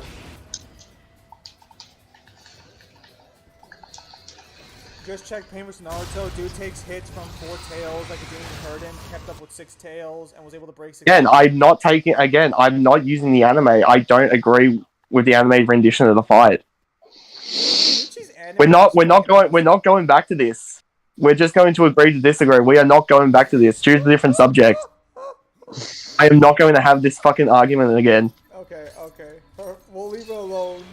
Till the YouTube video drops. No, okay, I'm kidding. We're not gonna do that matchup. We don't cover Naruto on this channel. Thank God. Actually, I No. did do a Hop House on Naruto back in the day with BSB information. I almost started taking it down. The Dark Days. I can't judge it. No, I'm sorry. It's too late. The argument's over. Cry. Cry your heart out. I don't think Belial's trident is giving me the health I deserve. Oh, she's not currently here right now, so you're not wrong. Yeah, no. Kenichi, I think skill-wise, is what the hell? What the fuck? So apparently that's what happens when you Shadow Grip Frostbane when he runs away. It just sends you into a random corner of the arena because it can't calculate you grabbing his hurt box. That's funny. So, I think I might get some shit for this. I think you could argue Kenichi might be a better martial artist than Baki. I would fight you if I cared. Or knew. I think the funny thing is that, like, unlike Yudro, I think Baki has actually shown that if he looks at a martial art, he can just learn it. Because isn't that what he did with the whip hand?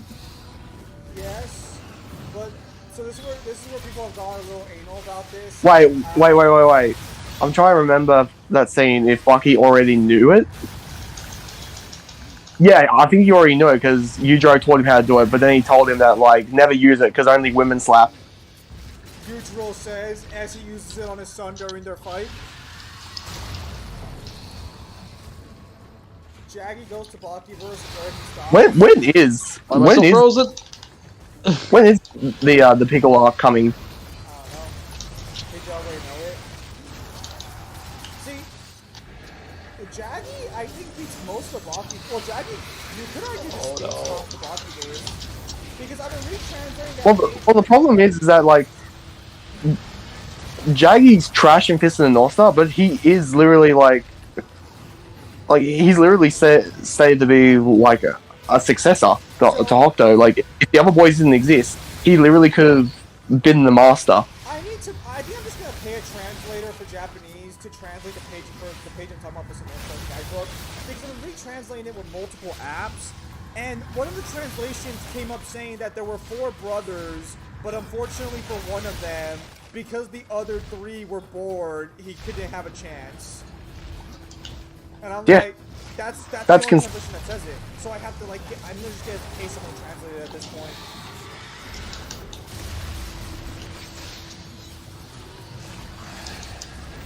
That would be consistent though. Also, it does say that, like, Kenshiro, Toki, and Rao were all comparable in skill and ability to each other when they were training. So, confirmed, motivated Shin stomps out the North Star brothers. Confirmed. Oh, this man spends so much time running around. Also, the reason I would say Kenichi's probably better at martial artists is because Baki's been training his entire life to fight. So has most other martial artists Kenichi fought. And Kenichi, in the span of a year, despite being stated to be a dog shit martial artist, is not only on their level, he surpasses, like, all of them over the course of the series. And the series only takes place in, like years tops. I think maybe even 6 months. Well, here's the thing: like, all the professional fighters in Baki, they're better than, like, all of them, because Baki in Grappler Baki literally demolishes an Olympic boxer who's trained his entire life in the wild and kills wolves with his bare hands. Okay, this is not a good situation for me. My crits are not saving me. But that's after, like, what, like, fucking decades of training and, like, trillions of dollars worth of equipment? No. Baki's been training since he was born. He's been training for a reason, but the difference is that even at, like, the age of, like, 12, he could fuck up an Olympic boxer. He's also... It's like, I don't know if you know how good of a fighter Hanayama is, but he basically fucks up Hanayama as well.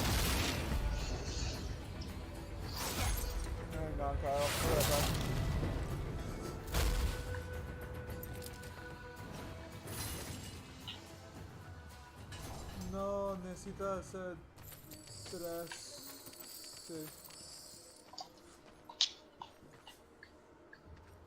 Ya no me has ganado como 3 veces comprando sus cosas. Yeah, no. That's fair. So you Yo- return. Oh, I suppose you want a share of the treasure. Fear not, Rider. Ostergoth has his reward.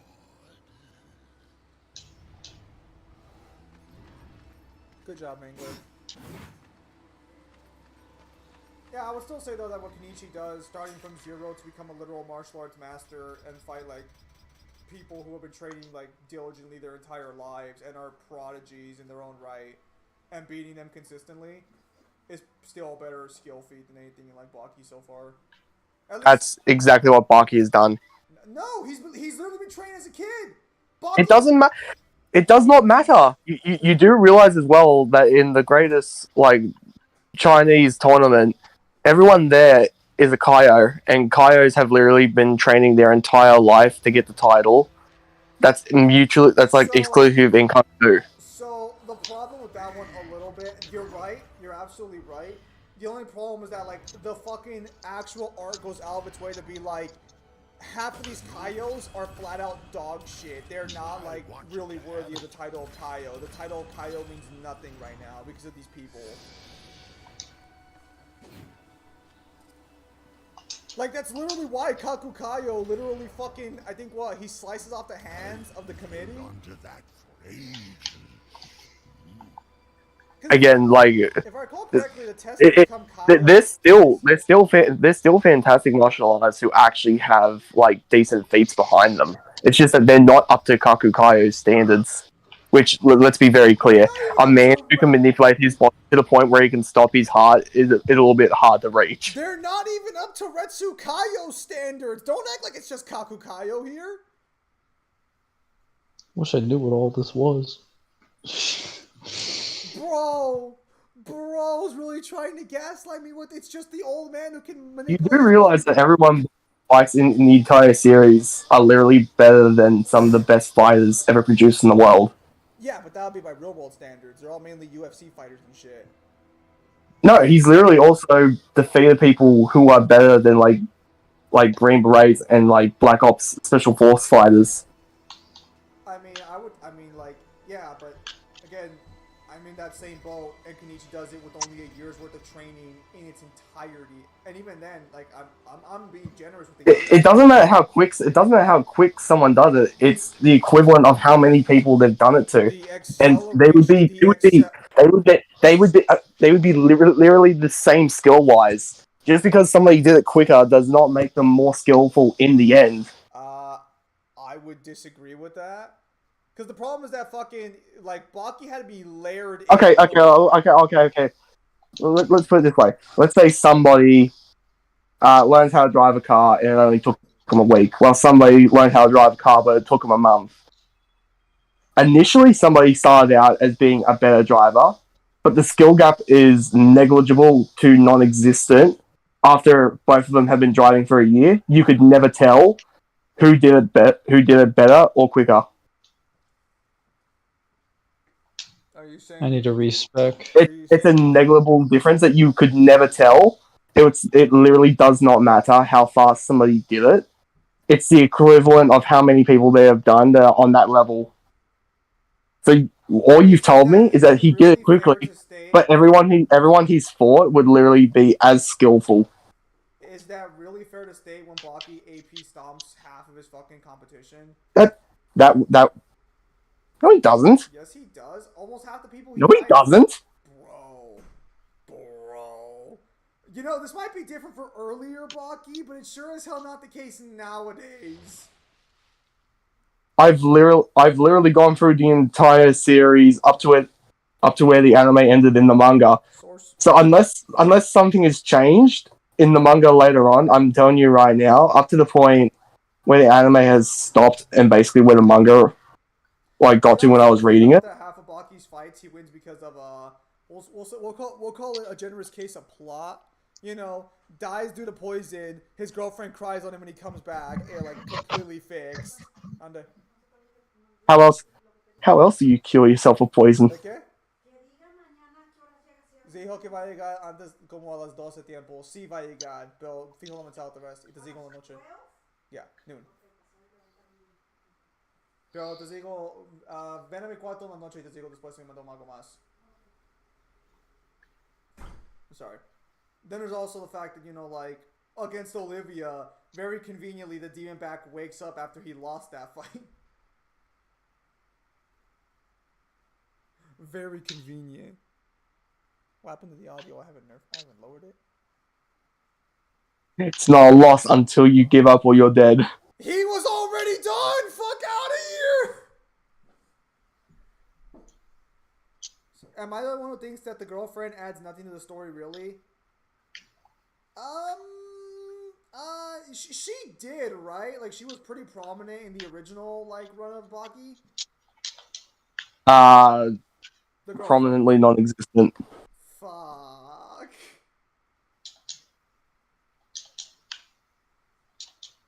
Though Baki is one of the only characters that I know who got a power amp up after getting laid, which is really unique.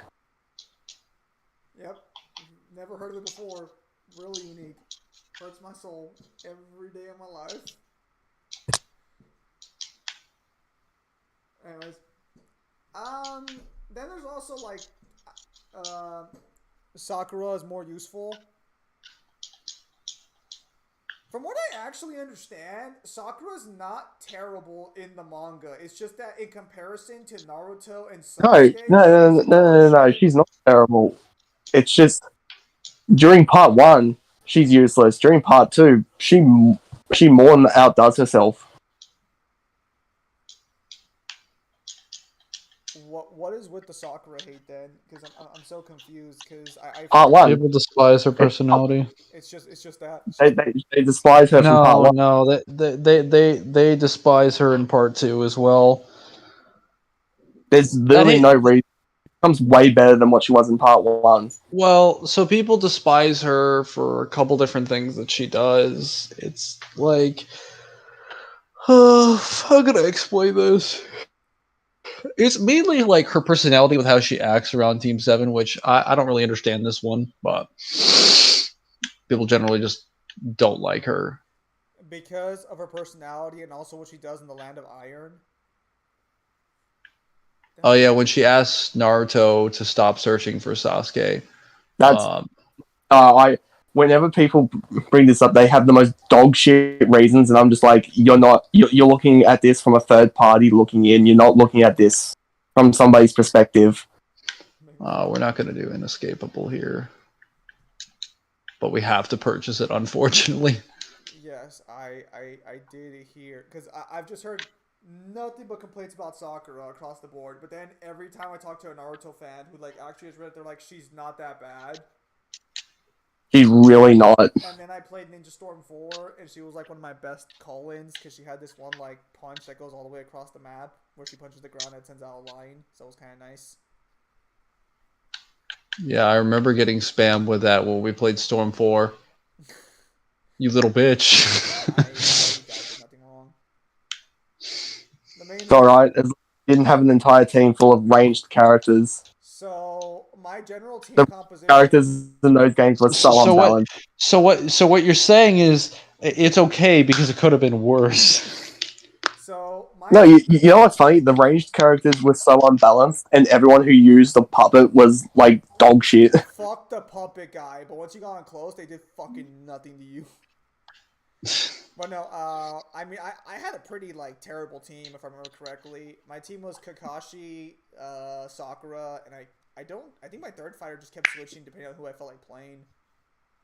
I think I would mainly pick like Taka Sasuke, I think Neji, and then like some other backup, maybe a version of Naruto. That sounds like a dog shit team. I would usually run with Itachi, Shisui, and Sage Kabuto. You basic Oh bitch. no, Sasuke was not a dog shit. Well, depends on what Sasuke you were using. Taka specifically, he has plenty of ranged options. Is that the charge? Is that the one to hit his finisher? He has to hit them physically with the Susanoo, or does he get to fire the arrow? No, so technically any version of Sasuke that's like part 2 is actually pretty 24 decent. different versions of Sasuke. I need to like. Okay, so Taka Sasuke is the one that shoots Amaterasu, I believe, as his like a tracking Amaterasu that comes around. Oh, that's a as great the one. Oh, that's a good one. I thought you were going to tell me it's the one where the Amaterasu comes up like at someone's feet and it's like super easy to dodge. So technically you can use 5 Kage Summit Sasuke, you just have to overlap him with some assists or not spam it and make it super telegraph. The reason it was because like after generations, people started using their brains. It was like, oh, Sasuke mains are just spamming this. I'm like, of course they are, it's a good move. And it's like, well, then we'll just dodge it. I'm like, okay, well now it's less effective. Then Sasuke mains start using their brains and start using something else. It's called counterplay. Wait, I actually remember who my third team member was. Because when I unlocked him in the campaign, I liked him, so I was gonna start using him. It was a Sage of 10 or Sage of 6 Pats Madara. Yes. He's alright as long as you're not using Black Hole, because that is such a dog shit slow attack. Kishimoto really did Neji bad, Lamau. He did not do him bad in Storm 4, though. That rotation is an excellent close range option. There is so many times online where I've been caught by somebody, and then I'm just like random rotation panic spam, and then like I'm out of the combo. No, the rotation is fantastic. If you know somebody likes to charge in and try and like charge stun you. Oh yeah, but then there you got those funny moments when you're swapping out of characters between like Kage Summit Sasuke, who's throwing out Inferno style, and you switch into Neji and just go into an ultimate and just close the distance immediately. Oh, you mean Neji's stupid ass Tsukuyomi, where he just warps in front of you and hits you with the circle? No, he just jumps directly forwards, but I believe when he does it, he technically stops all movement except for him. At least when he's acting. So unless you're in the middle of a dash and you're blocking, you're probably gonna get hit by it. I think so. Yeah, because he just like warps in front of you, and then he just like activates this little circle around them, and there's like No. So he doesn't warp in front of you. He wait, you said jumps to your I'm position, thinking but he something doesn't. else. No, yeah, you're right. Yeah, no. I'm thinking of fucking. It's just you're not actionable when it's happening. Not that actionable at least. Unpopular opinion: Naruto should have ended with Samui instead of Hinata. With who? I don't know. Samui. No, I know. I was like, who the fuck is Samui? The main reason is because she betrays Naruto for Sasuke, though. But before she did that, she was still the most popular lady according to a writer's poll. That's not what Sakura did. She basically saw that Naruto is ruining his body literally to keep a promise to her, and that guilt weighed heavy on her heart. And so what she wanted to do was close the circle and basically, like, once and for all, bury her feelings and kill Sasuke herself and stop Naruto from killing himself in the process of trying to become strong enough. And then she failed. And then it literally, what happens when you fall in love is that your heart literally can't go through with it. Weakness. Again, outside looking in, it's not great, but it's one of those character choices where you have to look at it from their perspective to understand it. Then she chokes. Sakura, calm down. Sasuke's dick isn't in your mouth yet. Keep going. Look, she seems alright. I know she's like a decent medical ninja too, technically. Decent. She's literally second to like Tsunade. Decent. She's literally the second best like medical ninja in the Hidden Leaf. At like 16. You mean third best? Because you know when Hashirama's dead, he's still the best one. Hashirama was never a medical ninja. No, Hashirama wasn't a medical ninja. His body was a medical ninja. Also, if you actually pay attention, it's his wife who would do like all of the healing. Yeah, because between the two of them, one of them didn't actually have this all-encompassing healing factor that they had to base their entire medical studies off of. Well, Okay, I think Hashirama's I've cells changed my skill tree. are still the best medical ninja. No, see, You that's a dying in correct the statement. corner? Slap some Hashirama cells on that. Not even stem cells, just literally shave off a piece of Hashirama's flesh, stab it into somebody else, have fun. Just become Orochimaru. Or you're some weird diet mixture of Hashirama so that your DNA, your actual DNA, just becomes almost as valuable as Hashirama. Still doesn't give Guy a new leg. Why doesn't Guy have a new leg? I don't know if you've read the novel where him and Kakashi go to try and save like this airship, but even in the wheelchair, Guy can fight. Yeah, isn't that a novel where like Kakashi's like not sure if he wants to become Hokage because he doesn't have this Sharingan Yeah, anymore? and Guy's literally trying to talk him into accepting it, and like they're on like this airship that gets hijacked, and it literally goes out of its way to show that like a guy in a wheelchair beats the shit out of these Jonin level like threats without any effort. Can he still use the gates after being in a wheelchair? I mean, Or does he why like? would you risk it? I'm not sure. He probably I could. don't think I wouldn't think so. I say could because it's more of a would. Because the last time he used the gates, he almost died. I mean, as long as he doesn't go into the 8th gate, I'm pretty sure he could. But I don't think there'd be any need for him to do that. Missing punctuations? Mixing capitalizations? No. Hang on. Let me mute myself. Don't need to.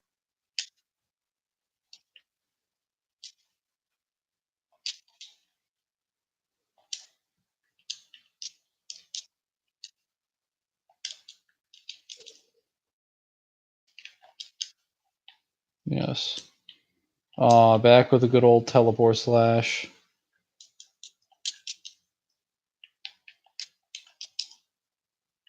Love how it's like any actionable sequence right into teleport slash. Perfect.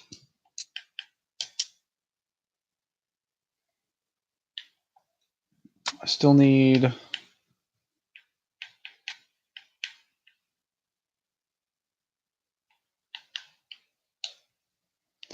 one more for that.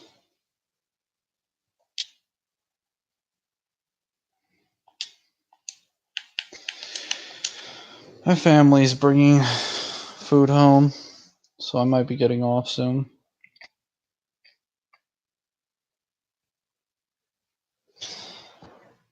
Oh, also I'm tired.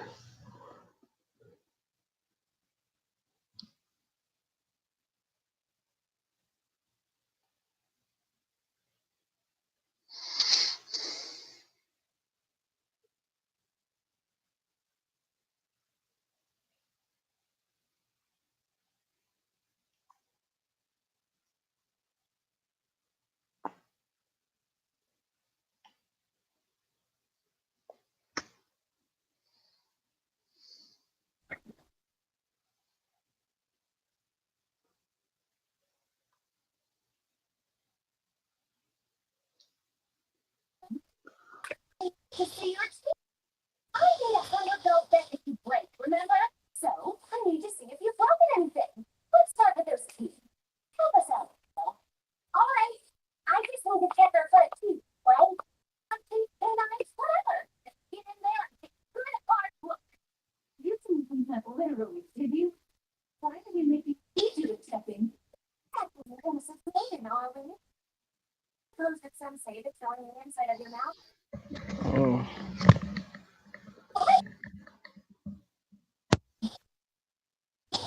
We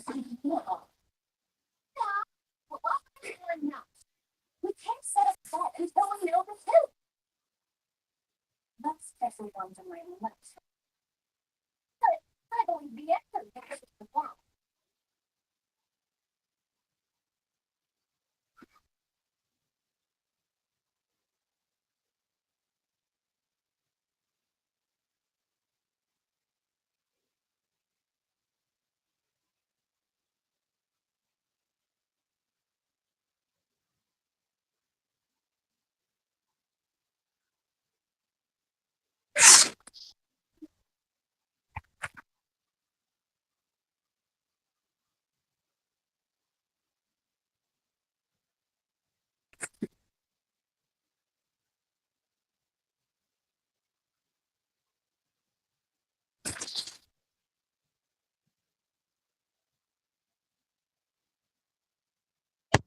I'm back. I'm sleepy.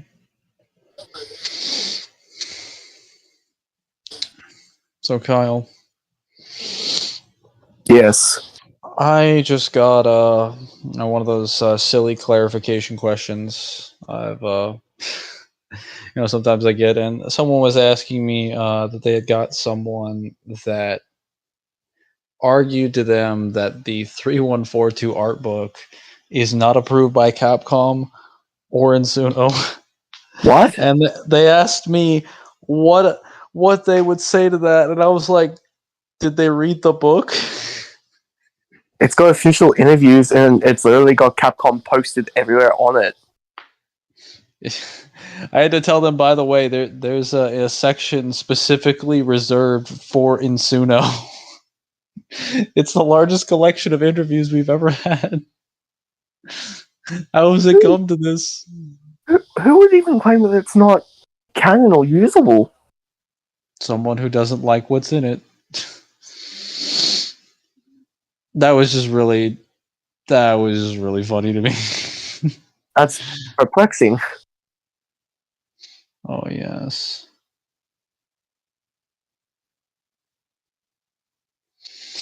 It is the best. I figured I have to try and learn how to calc now because apparently I'm just getting nothing from Neo. So now I have to learn how to calc. First time I heard that, lol. Oh, you'd be surprised.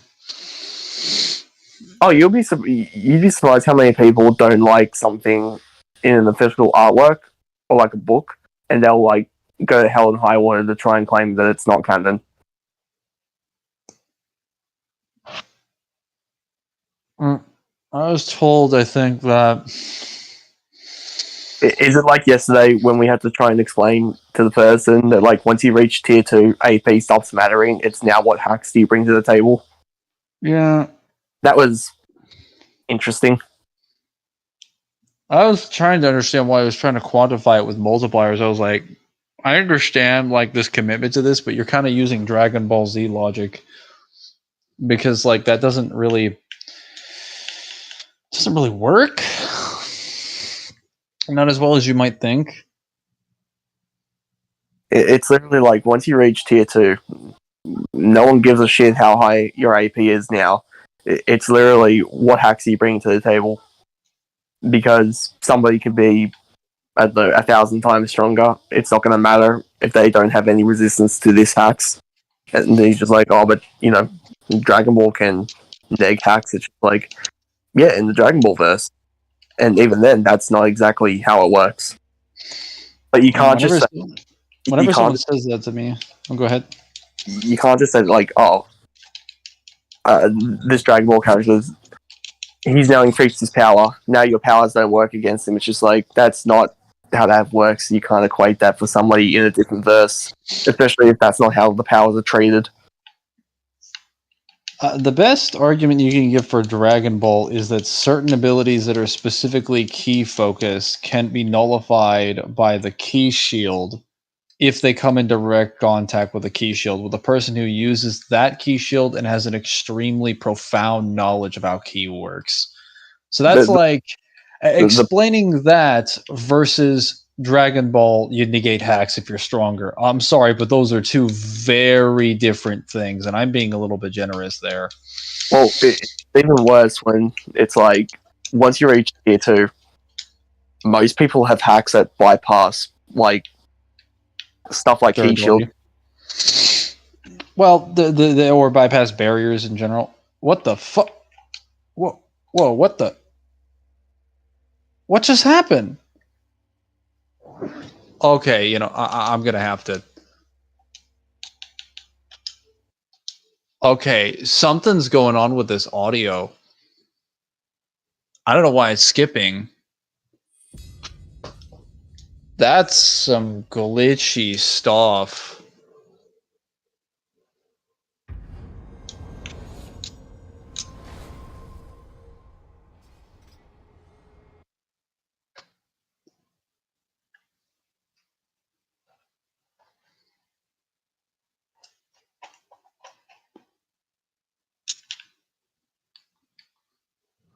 Okay.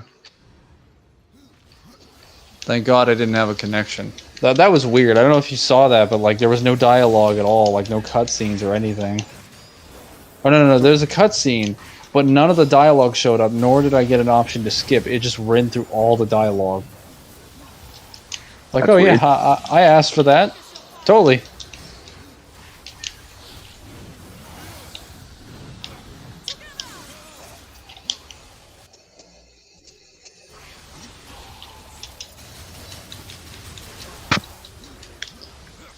"4 hours and no crazy yet?" Oh, that I would qualify that as crazy. Like skipping all the dialogue for a cutscene. That's great. That's crazy. That's just silly. No crash yet. You're correct in that part.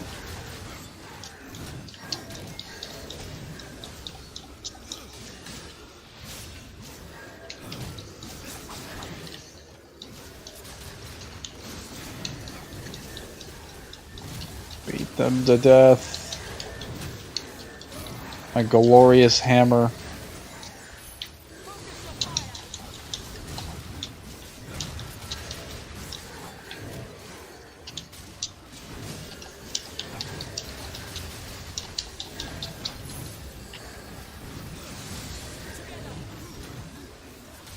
What is this man doing?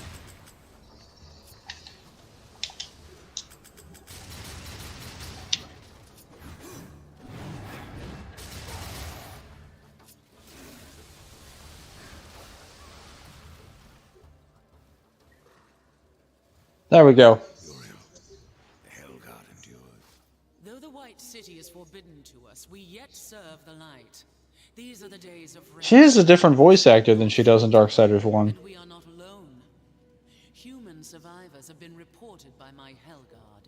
That seems unlikely. I am sworn to truth. You know this, Ryder. If some shred of humanity clings to life, I would speak with them. Where were they seen?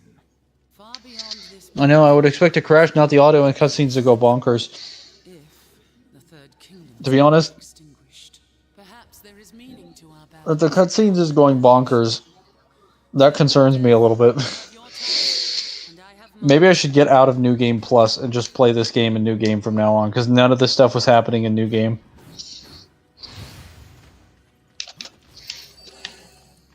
Now, it wasn't super frequent in New Game Plus. Even when streaming, it's actually quite rare. But when I got on Zim stream, for some reason, it's just like, yeah, no, we're done now. Crashes galore. Sound is gone. Reduced to atoms. Behead's quality. Oh, Bethesda quality.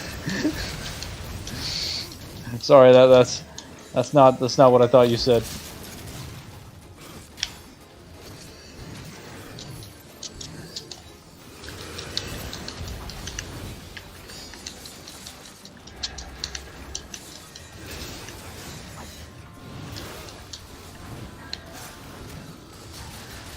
I can definitely say that these DLCs are not held equally as far as like leveling range.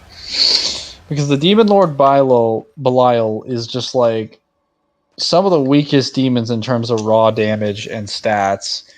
But the Argyl's Tomb, which happens earlier, has like the strongest demons and the most annoying like status conditions. across the board.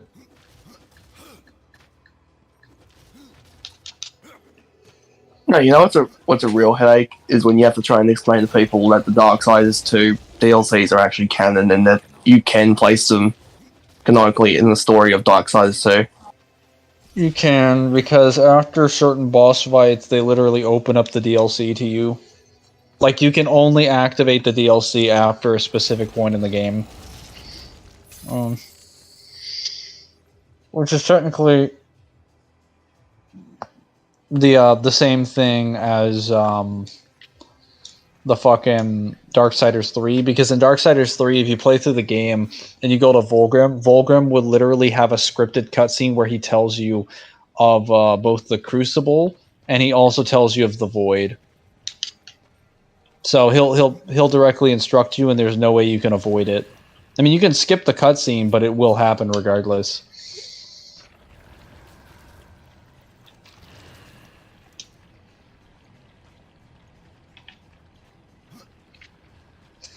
If I remember correctly, Genesis doesn't have any of that, does it? Genesis doesn't have any DLC at all. It's just like 1. Only 3 and 2 have DLC. Well, actually, no, that's not true. Darksiders 1 is 1 DLC. It has a DLC weapon. It has Death's True Scythe, which is known as Harvester.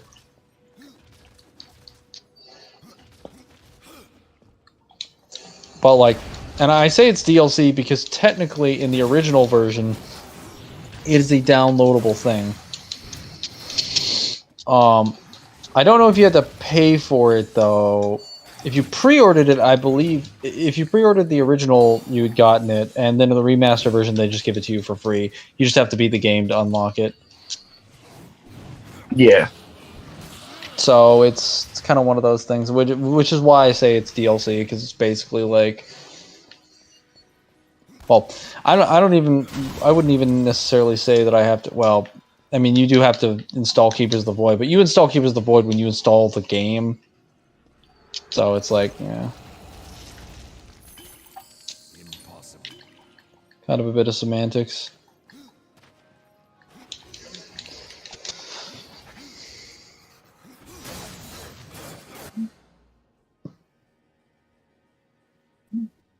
There we go. That demon is sus. Your demon is sus. I like how you can glitch the Arizona quest, killer quest from Fallout New Vegas. Is that the one where you kill Kemble under the Legion?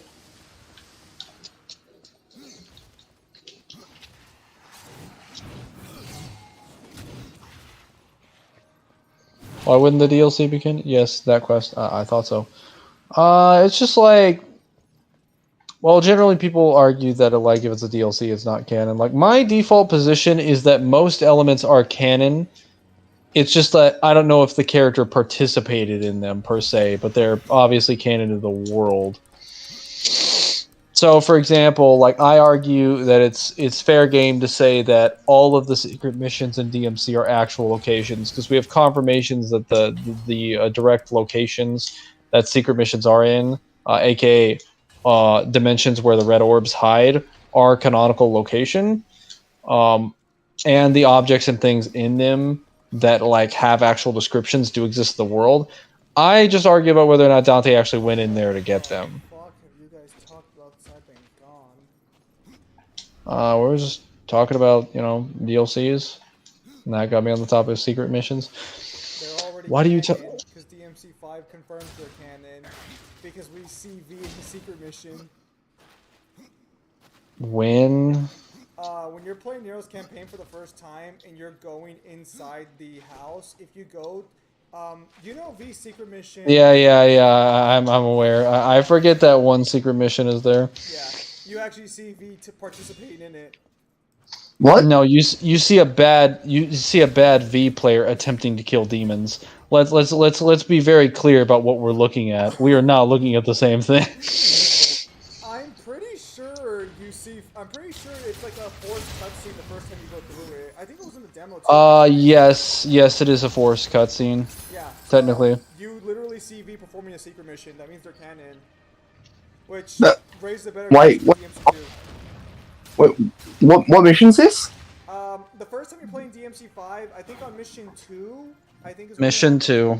you go Yes, to Nero's the first hotel, mission. And if you look around for where V's secret mission is supposed to be, a cutscene will start where you see V in the secret mission fighting. Fully rendered cutscene and everything. Huh, you don't say.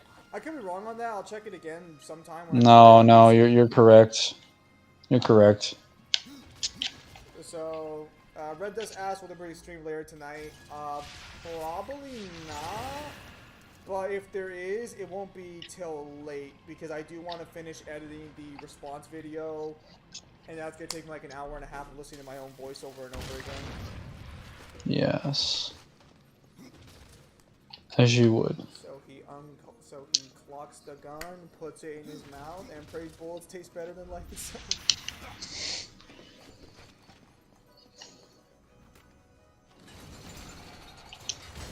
I also need to work on the novel too, so if everything goes good, I'll spend like an hour and a half working on the video, finish that up, and then I'll spend 2 hours on the novel, and then whatever happens after that, I can maybe stream for a little bit. The thing is that you guys don't like a lot of the games I play right now off stream, so it's like I have to grab another game to stream, and I'm running low on space. Oh no, I guess I could do Final Fantasy VII Reboot, because, nice one. I slipped and fell. Because I do have that game on my PC still downloaded, so I could play that. You guys are all big Final Fantasy VII fans, I'm sure. Oh, of course, of course. Either that, or I could join Dark Side and casually grab a certain artifact of power that lets you play a specific type of game from a specific company that will go unnamed, and play perhaps the third game in this specific trilogy from a company that shall be named. Oh, yeah. Oh, is that a chest right there? Give me that. But that ain't me. That ain't. Oh, who knows? I think Double Days up there. Dragon Kratos, what the fuck is wrong with you? Huh? Or, if you guys want, I could stream editing the video, which is gonna be terrible. Wouldn't your quality just drop even further? Yeah. Well, actually, yes and no, because I won't be hearing them in my head the way I do when you're talking to me while editing. I would be hearing the audio, and they would be commenting on the side. So the problem with the reason editing videos is a pain in the ass is because I have to listen to the audio to edit it properly. So I can't just listen to something else and edit it. If I could, like if this editing software had perfect subtitles everywhere, oh, editing would be a fucking breeze. David's joining the Tyrant God? What kind of Warhammer bullshit is that? Alex Mercer versus Carnage? Depends on where you want to scale Carnage and Alex Mercer's, like, stupid fucking virus.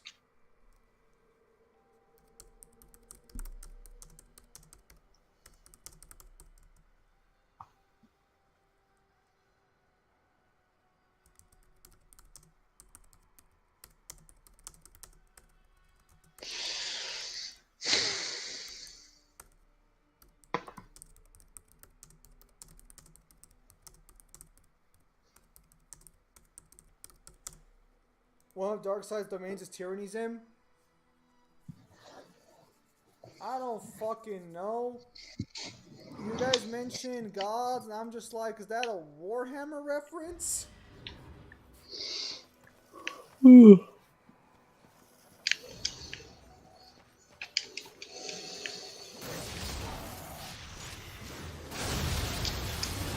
know, Carnage does the exact same thing Alex can do? No. No, Carnage does not. I've always hated Carnage versus Alex as a concept because it's literally just fucking lazy. Nothing in common, it's just that they can both manipulate their body and the weapons. Hey, hang on. Mangler, check out the comment I just got on the G1 vlog video.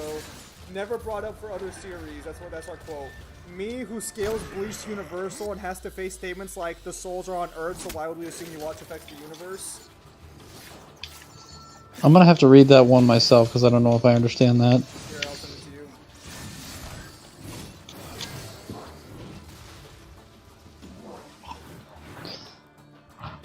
Oh, my legs.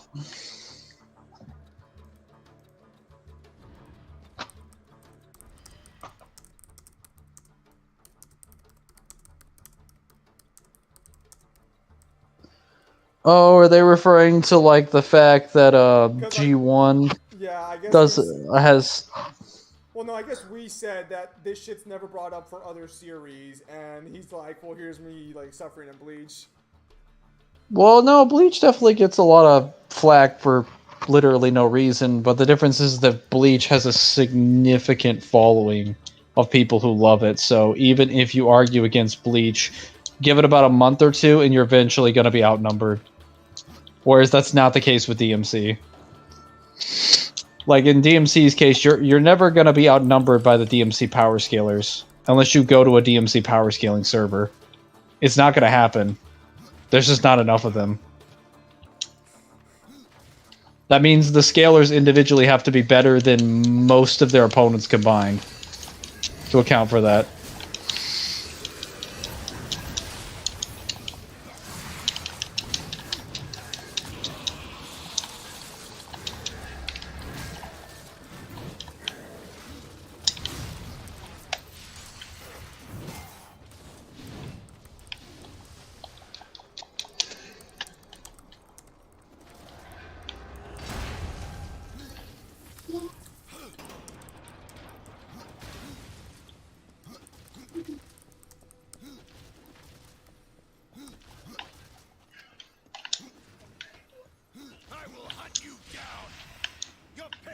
So, Cardin does affect people, but Alex Mercer becomes people.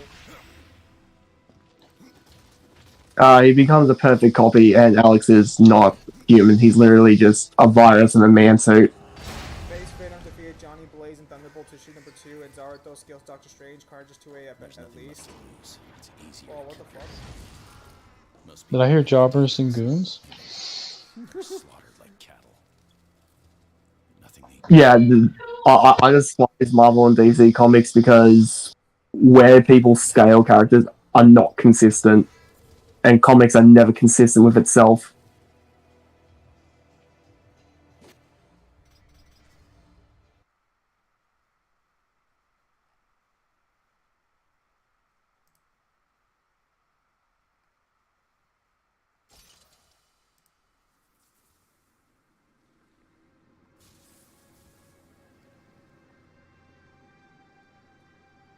Oh yeah, The Last of Us, like TV shows on the way. I have to go. Alright, that's fine. Yeah. So if you guys want to continue the stream, you can. But Alright, I'll go bait. yeah. All right. There's. Alright, so I don't think we'll be continuing the stream too much longer because I do have some things I'm going to take care of. Again, if there is a stream, it will be later tonight, but it's not going to be that simple. So yeah. Beyond that, Devil should be good to go for Ragnarok stream on Monday because he was sick last Monday, so we couldn't do it then. So hopefully he's in a better position to continue Ragnarok, because according to Mangler, we're like 75% of the way done with the game, at least its main story. Because we already have the spear, and we just gotta go kill Heimdall. Good old Heimdall. He's a good person. In case it has more to do with the Redcon Spirits of Vengeance pre-Alejandro in 2015 in the first Ghost Rider issue. I see. Yeah, no. If there is a stream later today from me, it will be only probably Final Fantasy VII because, again, you guys don't seem to like watching turn-based games, and that's all those are like my only options for play right now. Unless you guys want to watch me get my ass beat in Guilty Gear, which I haven't played in like months. But I don't feel like getting my ass beat online. So They announced any new characters coming for Guilty Gear. did they? I'm asking. Oh, I don't know. I think the last character that was announced here. Let me check. Because the last one I know about was Testament. Someone came out after Testament. I'm pretty sure. Bridget? Bridget did come out after Testament. That is true, but I think there was another one. Oh, Sin. Sin's the most recent character. Oh, right. Don't really care. Damn, you don't care for. Sin's fine, but his flag mechanics pain in the ass. I don't think they have the flag mechanic in this version. Yeah. I was thinking about grabbing a DLC character. Unless Slayer's in it, I don't particularly care enough I about any of the other characters in it. I know you're just like either give me Slayer or give me nothing. Because if I recall correctly, you said that Slayer it was in every single Guilty Gear game except Strive, if I remember correctly. Yeah. So then what you're telling me is that your main guy. Well, it's weird because they literally have Zato and Emilia, but they don't have Slayer, who's the leader of the Assassin's Guild. Man, you just got shafted on every level. Yeah, no. Yeah, beyond that, oh, I guess I do have Dead or Alive, but I don't think you guys would want to watch Dead or Alive. Although I did get mods for costumes for it, but again, I don't really think that's something you guys care about. Oh, I wonder if the mods work for the actual story. I'll check that out later. I would. Yeah, I actually do want to get back into Guilty Gear because I bought Guilty Gear to buy a fighting game I could play that was relatively new. And Why didn't you go through the story mode? No. Why? Go fuck yourself. Why? What's wrong with the story mode? The story mode doesn't exist. It's not real. Why don't you want to go through it? Because I don't want to. But it's just a movie. That's the point. What's the problem with that? I would like to play a game. I'm not hearing the downsides.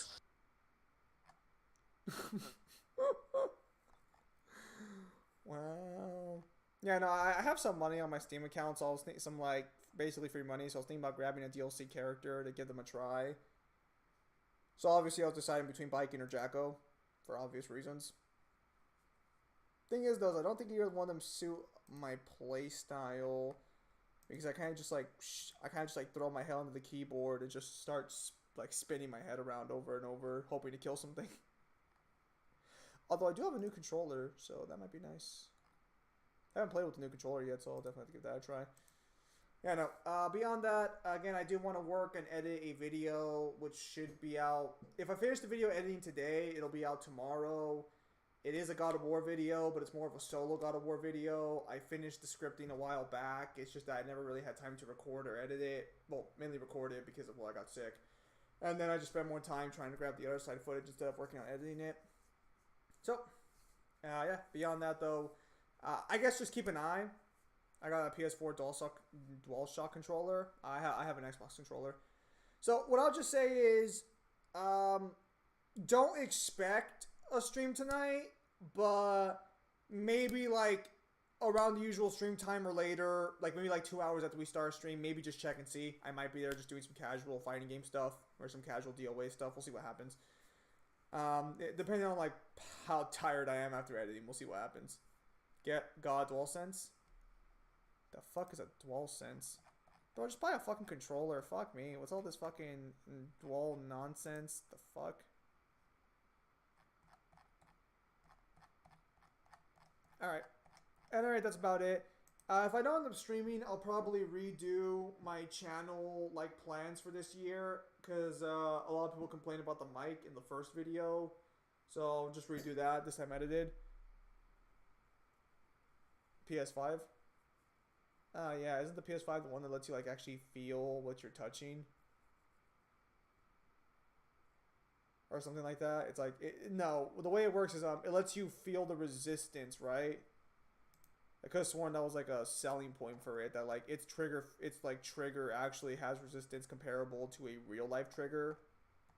Although I don't think that one's correct. I remember the PS fucking 5 controller has some like super like revolutionary like feel system. Well, Kyle, you use the PS5 controller. Do you fucking like? Does it offer more resistance when you're pulling specific things? It does, but it depends on what game you're playing and if it's like built for that. Oh, okay, so it has to support that. Yeah, Okay. Ratchet and Clank has it, and it's a really nice touch because there are some guns where you can choose whether you want to fire one barrel or if you want to shoot two barrels at the same time. Oh, that's not, and then you can actually like. Oh, that's pretty cool. I use it for PC too. Yeah, I just bought a new Xbox controller and just moved on from there. The PlayStation controllers are so light. I feel like if I fucking like don't hold on them super tightly, they're just gonna go flying out of my hands. Cause like I have a PS, I'm using my brother's PS4 to talk to Kyle on his streams, and that controller feels like if I'm not careful, it'll actually just fucking smack my head. I think it's a Power 8 controller. I don't think it's a regular. No, it's a Turtle Beach controller. I bought a Turtle Beach controller. It was like $30 and someone bought it for me, so I was like, yeah, I'll just take it. Fuck it.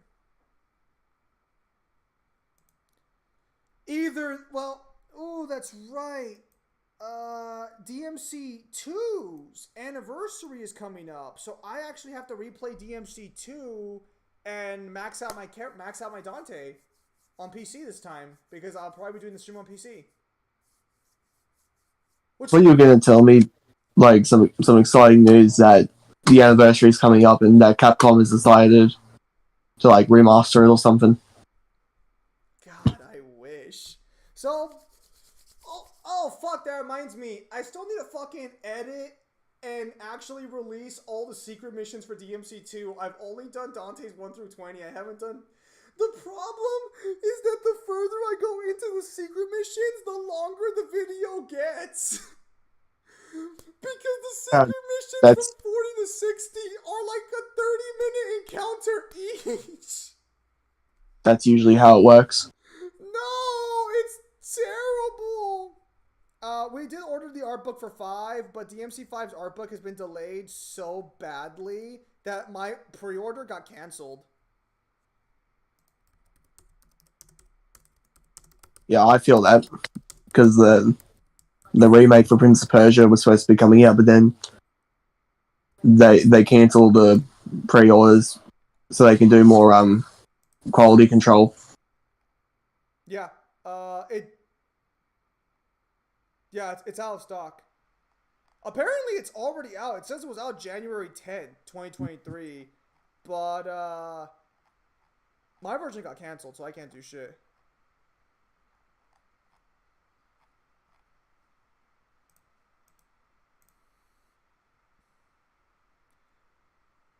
And why is Battleless Majin form run speed that runs Zim?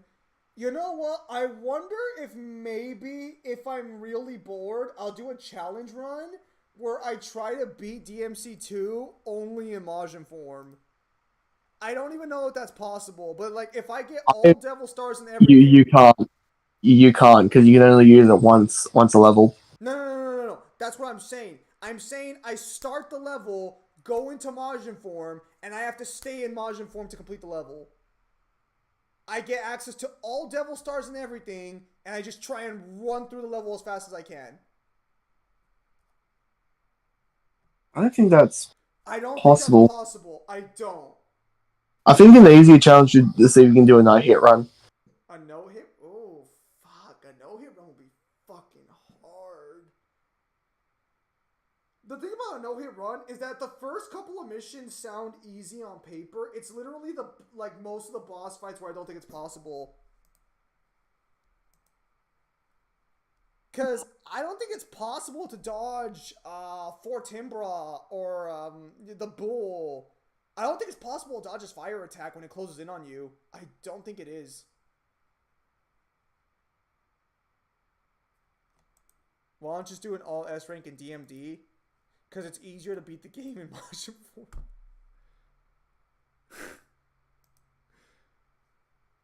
I love DMC2, but S ranking DMC2 is a fucking nightmare.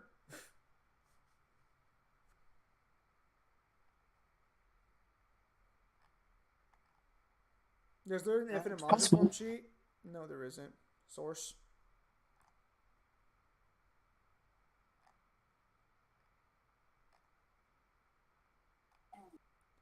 Again, you're also assuming one that would work on the new one.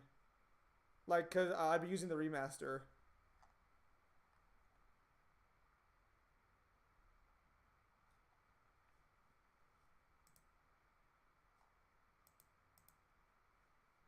Yeah.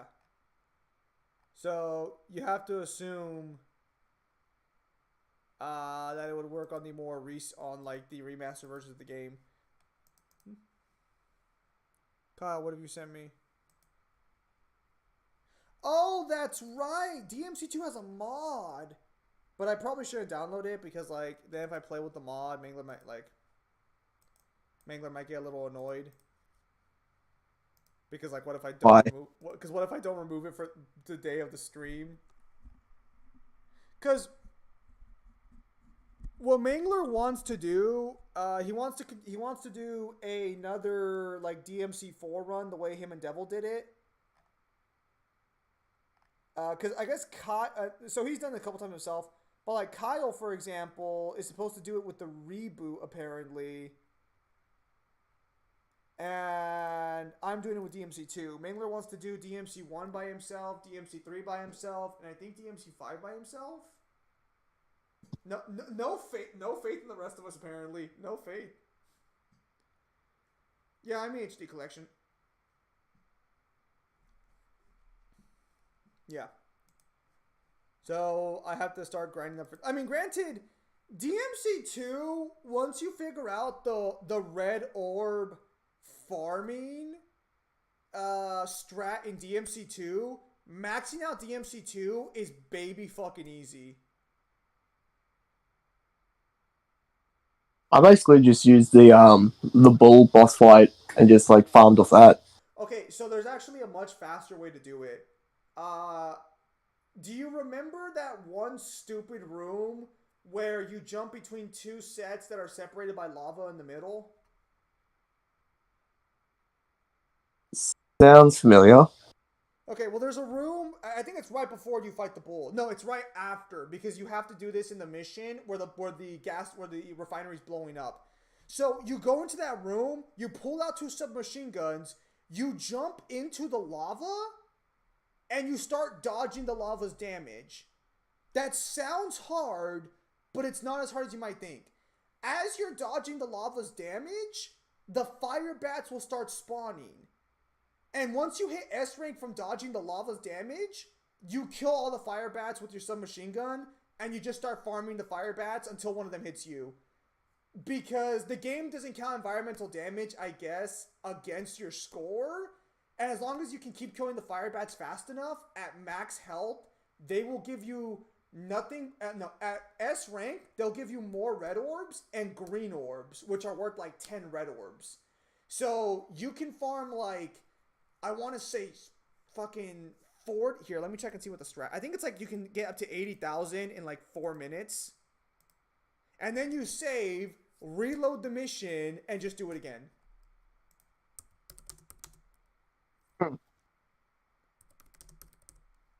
The only problem is that it only really works with Don. Oh, my apologies. This guy was able to get 690,000 in 6 minutes.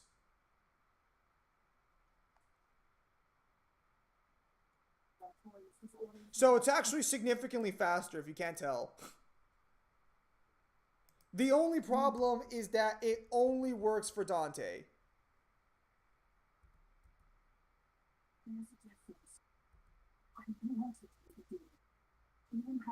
It's one of the more annoying things in the actual thing is that it only works with Dante. It does not work with Lucia. Yeah, you just do it till you get S rank, and then you go to the corner and start shooting with the SMGs, and you will never really die.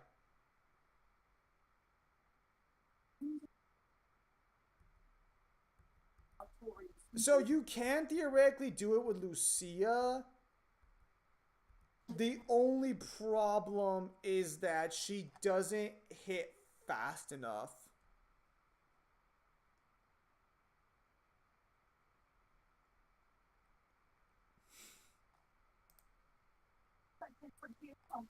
Yeah, so it just doesn't work for fucking it just doesn't work for Lucia, unfortunately.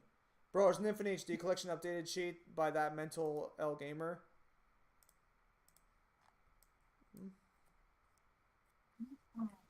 I'll take a look at it in some time. Yeah, so it's a little annoying. Because again, if it doesn't work with Lucia, so you're just fucking stuck with Dante being max level and Lucia, you have to kind of grind. Again, It's funny because Lucia has some of the worst bosses in that game. Have you tried doing the fish boss on higher difficulties? the fish boss. Well, Kyle, remember, I literally beat DMC2 on the hardest difficulty because I did all of their fucking secret missions. Yeah, the fish boss is a fucking nightmare. It's literally a crime against, like, fucking creation. I don't know why that was allowed to exist. I don't know who tested the swimming controls and thought, you know what we need? A boss that can do laps around you, and it's almost impossible to hit the boss. Don't forget, a boss. Because isn't your attack movement slowed down as well? Yes, not only is it slowed down, however, it's also literally untargetable when it's invisible. It wasn't the entire point of that boss fight that you were trying to hit it with the cranky bombs, Yes. but the cranky bombs are dog shit. Yes.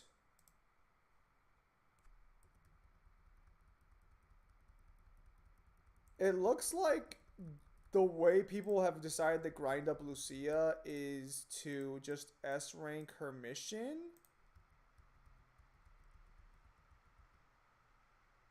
But how many orbs did it actually give you? Oh, that's trash. Yeah, that's not good enough.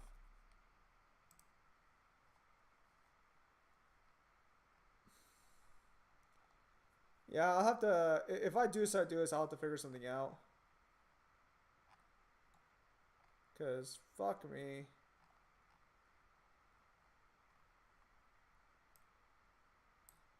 It's okay, Mangler.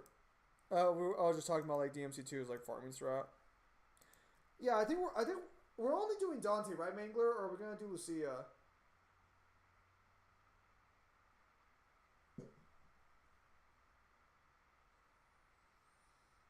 Because I was like, if we're only doing Dante, just, okay, yeah, that's going to make life so much easier for the grind, because I just have to get the fucking submachine guns real quickly, then go back to mission fucking, I think 7, and then just grind up all the red orbs. Because you don't actually get, I'm not subjecting people to the fish. You don't actually get any more blue orb fragments after you clear the first 20 secret missions. So I would just have to look at a walkthrough for all of the blue orbs in DMC2, then look at all the secret missions, and then I'm done. Or then I'll have a fully maxed out blue orb Dante. I don't think there's any purple orbs in DMC2. I think you have to buy them only.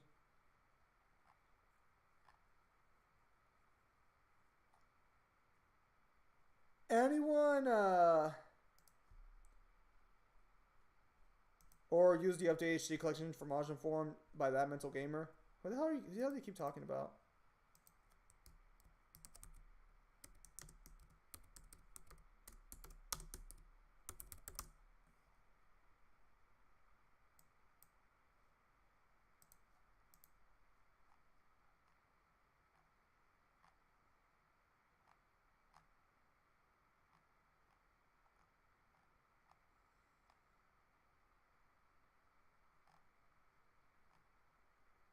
Well, I just looked up that mental gamer and I'm on his channel. Not, I mean, I am seeing some mods here for sure.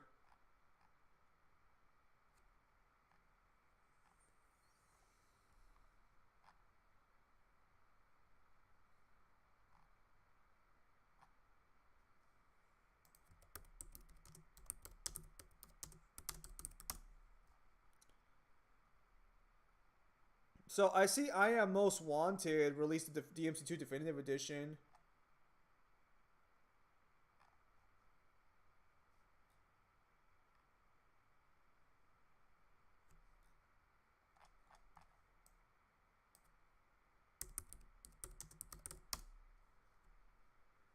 Oh, okay, here we go.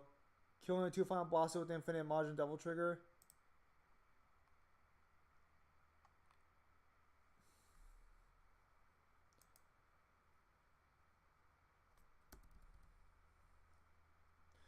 Oh, so it doesn't just automatically activate Majin form, you have to go through it. I could try Definitive Edition of DMC2, because it does have a mod that does add things to the... I think it adds turbo mode, actually. Which would be super fucking nice. Yeah, I could try installing that.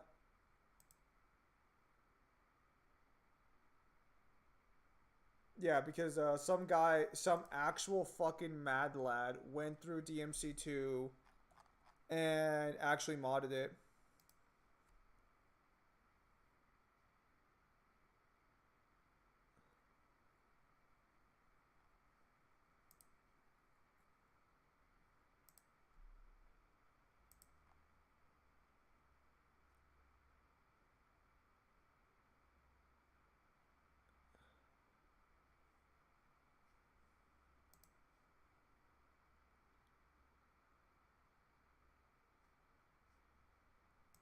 As long as mods used for D&D playthrough, that's fine.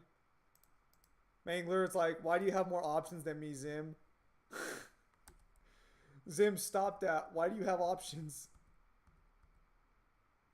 Hang on. Player only turbos and overhaul and ultimate speed fix, now able to change speeds of individual actions and a sprint button for exploration. Many previously useless moves have been returned to be more viable. Yeah. Yeah, I remember this because I was actually kind of excited for this. Something, I think you can cancel, I think what it did is that it lets you cancel out of a lot of your moves. Yeah. Yeah, so basically, you can cancel animations a lot sooner, which leads to some, I think it speeds everything up, and it, lets you, because it speeds everything up, you can actually do more combo moves altogether. Yeah.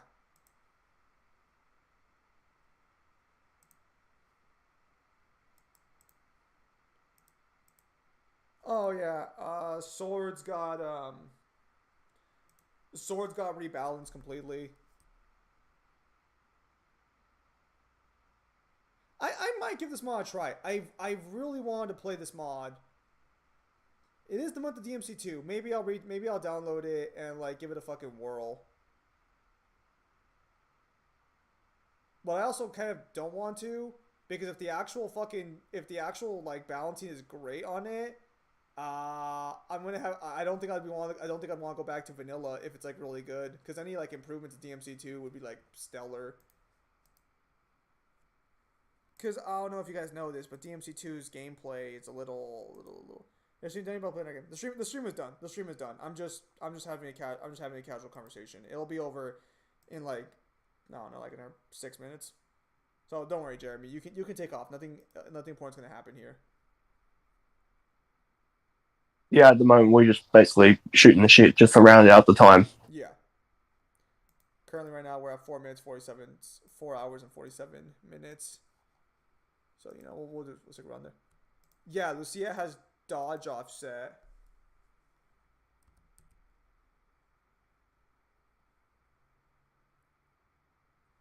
So basically, I think that means that you can immediately just go from a dodge into the attack.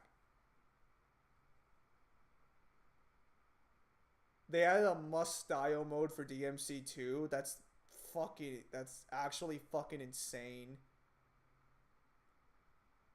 God.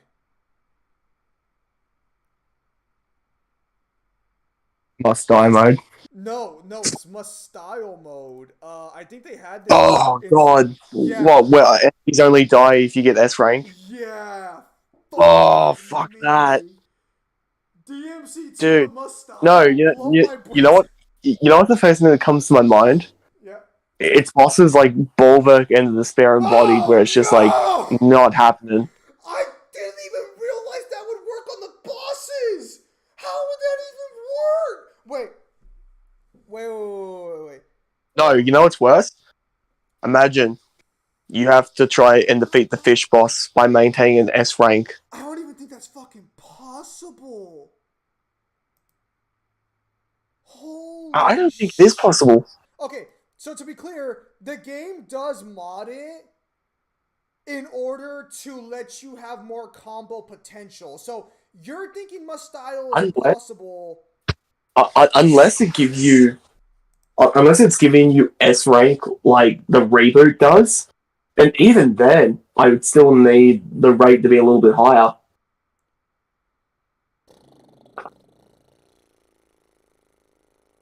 That sounds like a fucking nightmare. We might give it a try. Dude, I'd rather do that on DMC1, because at least you can do that on DMC1. Guys, the old version, check out the newer version. Is there a newer version?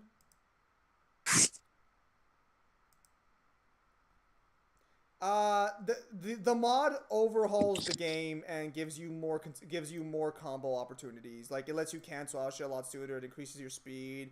It rebalances weapons.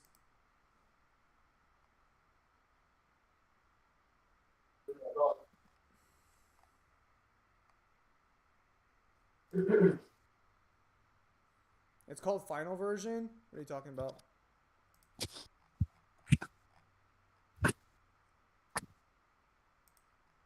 The mark, okay. Yeah. Good. Give me a whole point how to go. Yeah, hang on. DMC 2 Definitive Edition version 1 Lucia versus Bulwark. Wait, Lucia doesn't fight Bulwark, does she? Oh, it's a character swapper? Oh, that's kind of... Oh, that's kind of spicy. Ooh.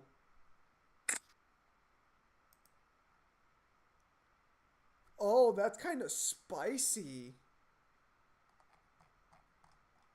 So, it lets you swap characters in the mod.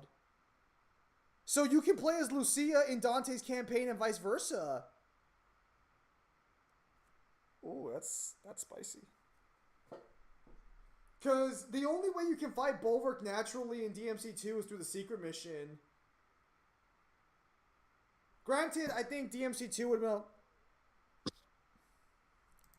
Hang on. DMC2 Final Version HD Collection. That's pretty spicy. Okay.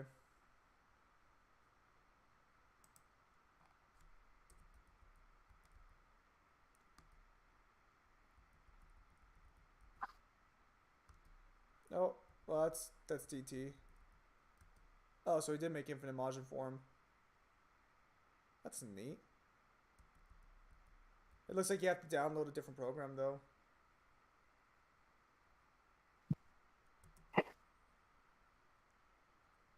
You have to download a trainer, it looks like.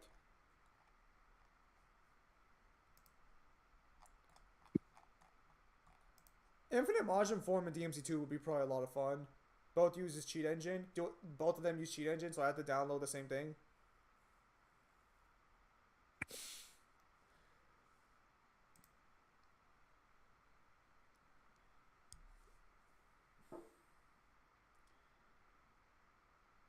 Fucking speedrun DMC2 Majin form. I don't know what cheat engine is.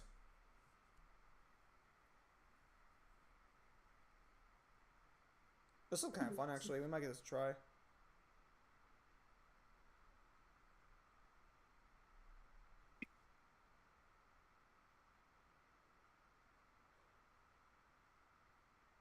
Wait. Now hang on hang on a moment. Kyle, do you know if that website you sent me to has DMC2 in its list? It does. Interesting. It even has 1, 2, and 3. actually a difference, right? Because Vanilla 3 was normal mode's hard mode, right? I believe so. I never played the original DMC3. I've only ever played the remaster. I heard DMC1's visuals are actually a lot better for the PS1 too, right? I don't know. The only guy I ever heard complain about the remaster so much was Shin back in the day, because Shin would like fucking he would blast the remaster every chance he could.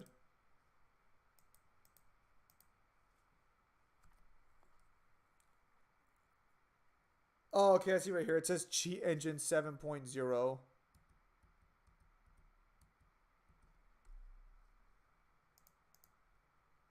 That's weird.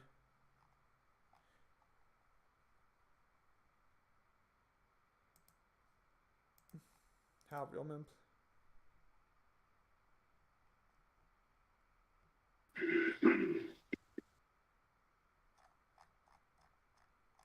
I will never understand why people think that you can beat DMC2 with just shooting. Like, I mean, I guess they never played beyond the first fucking difficulty.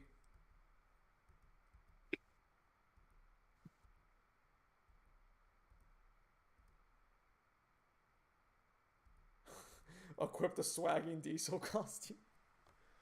The fuck? Yeah, because it's almost impossible to actually, you can't, you know what, maybe I'll do a guns only run of DMC2 and see, like, if it's actually possible to beat DMC2 with only guns. Because You can. It just takes an incredibly long time.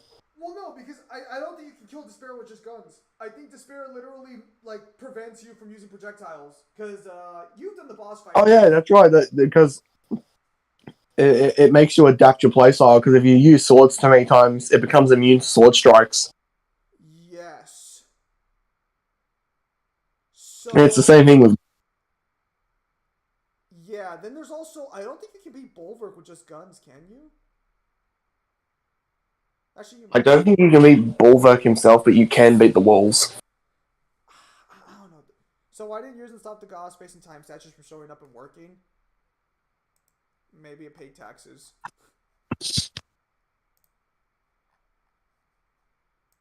The world may never know.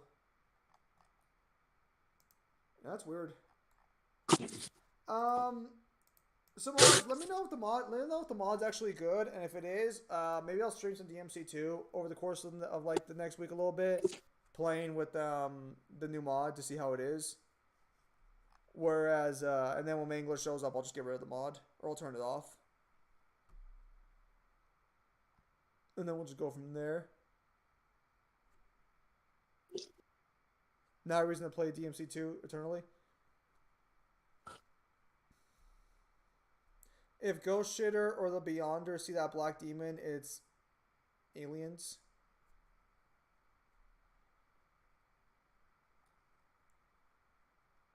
Yeah, the other thing too is I was interested in giving Bayonetta 3 a try, but we'll see what happens there. I don't know. I don't have enough space right now. Because I have Final Fantasy VII Remake, I have Dead or Alive, and like I have a fuck ton, and I have Cyberpunk on top of that, and I also have fucking Marvel Midnight Suns downloaded, so my storage is a little taxed right now. I have like 160 disk storage still, so I probably shouldn't be downloading anything too crazy. How I play Ninja Gaiden again? Oh yeah, I can re-download Ninja Gaiden from the Xbox Game Pass. But why would I play that when I can play Dead or Alive? You know, maybe I'll stream Dead or Alive 6's story later today, so you guys can see just how stupid that story is, because I think I can stream it on PC. And if the mods work, that would be kind of fun. That would be nice. Yeah, I'm gonna dip. I'll talk to you later, depending on if you and Devil are streaming. Sounds good. Later, mate. Good night, guys. Hope to see you guys later tonight, tomorrow morning. Okay, so for sure, if we don't stream today, we're gonna be streaming tomorrow night. We won't be streaming tomorrow morning. We'll be streaming because actually I can't stream tomorrow morning because I have to help my dad fix some shit up. So at any rate, we're gonna call it there on the stream for now. If I show up later, you know, I guess maybe keep your eyes open if you guys want to check. If not, well, I'll see you guys hopefully tomorrow night. So thank you guys for your time as always. Have a nice day, and I'll see you guys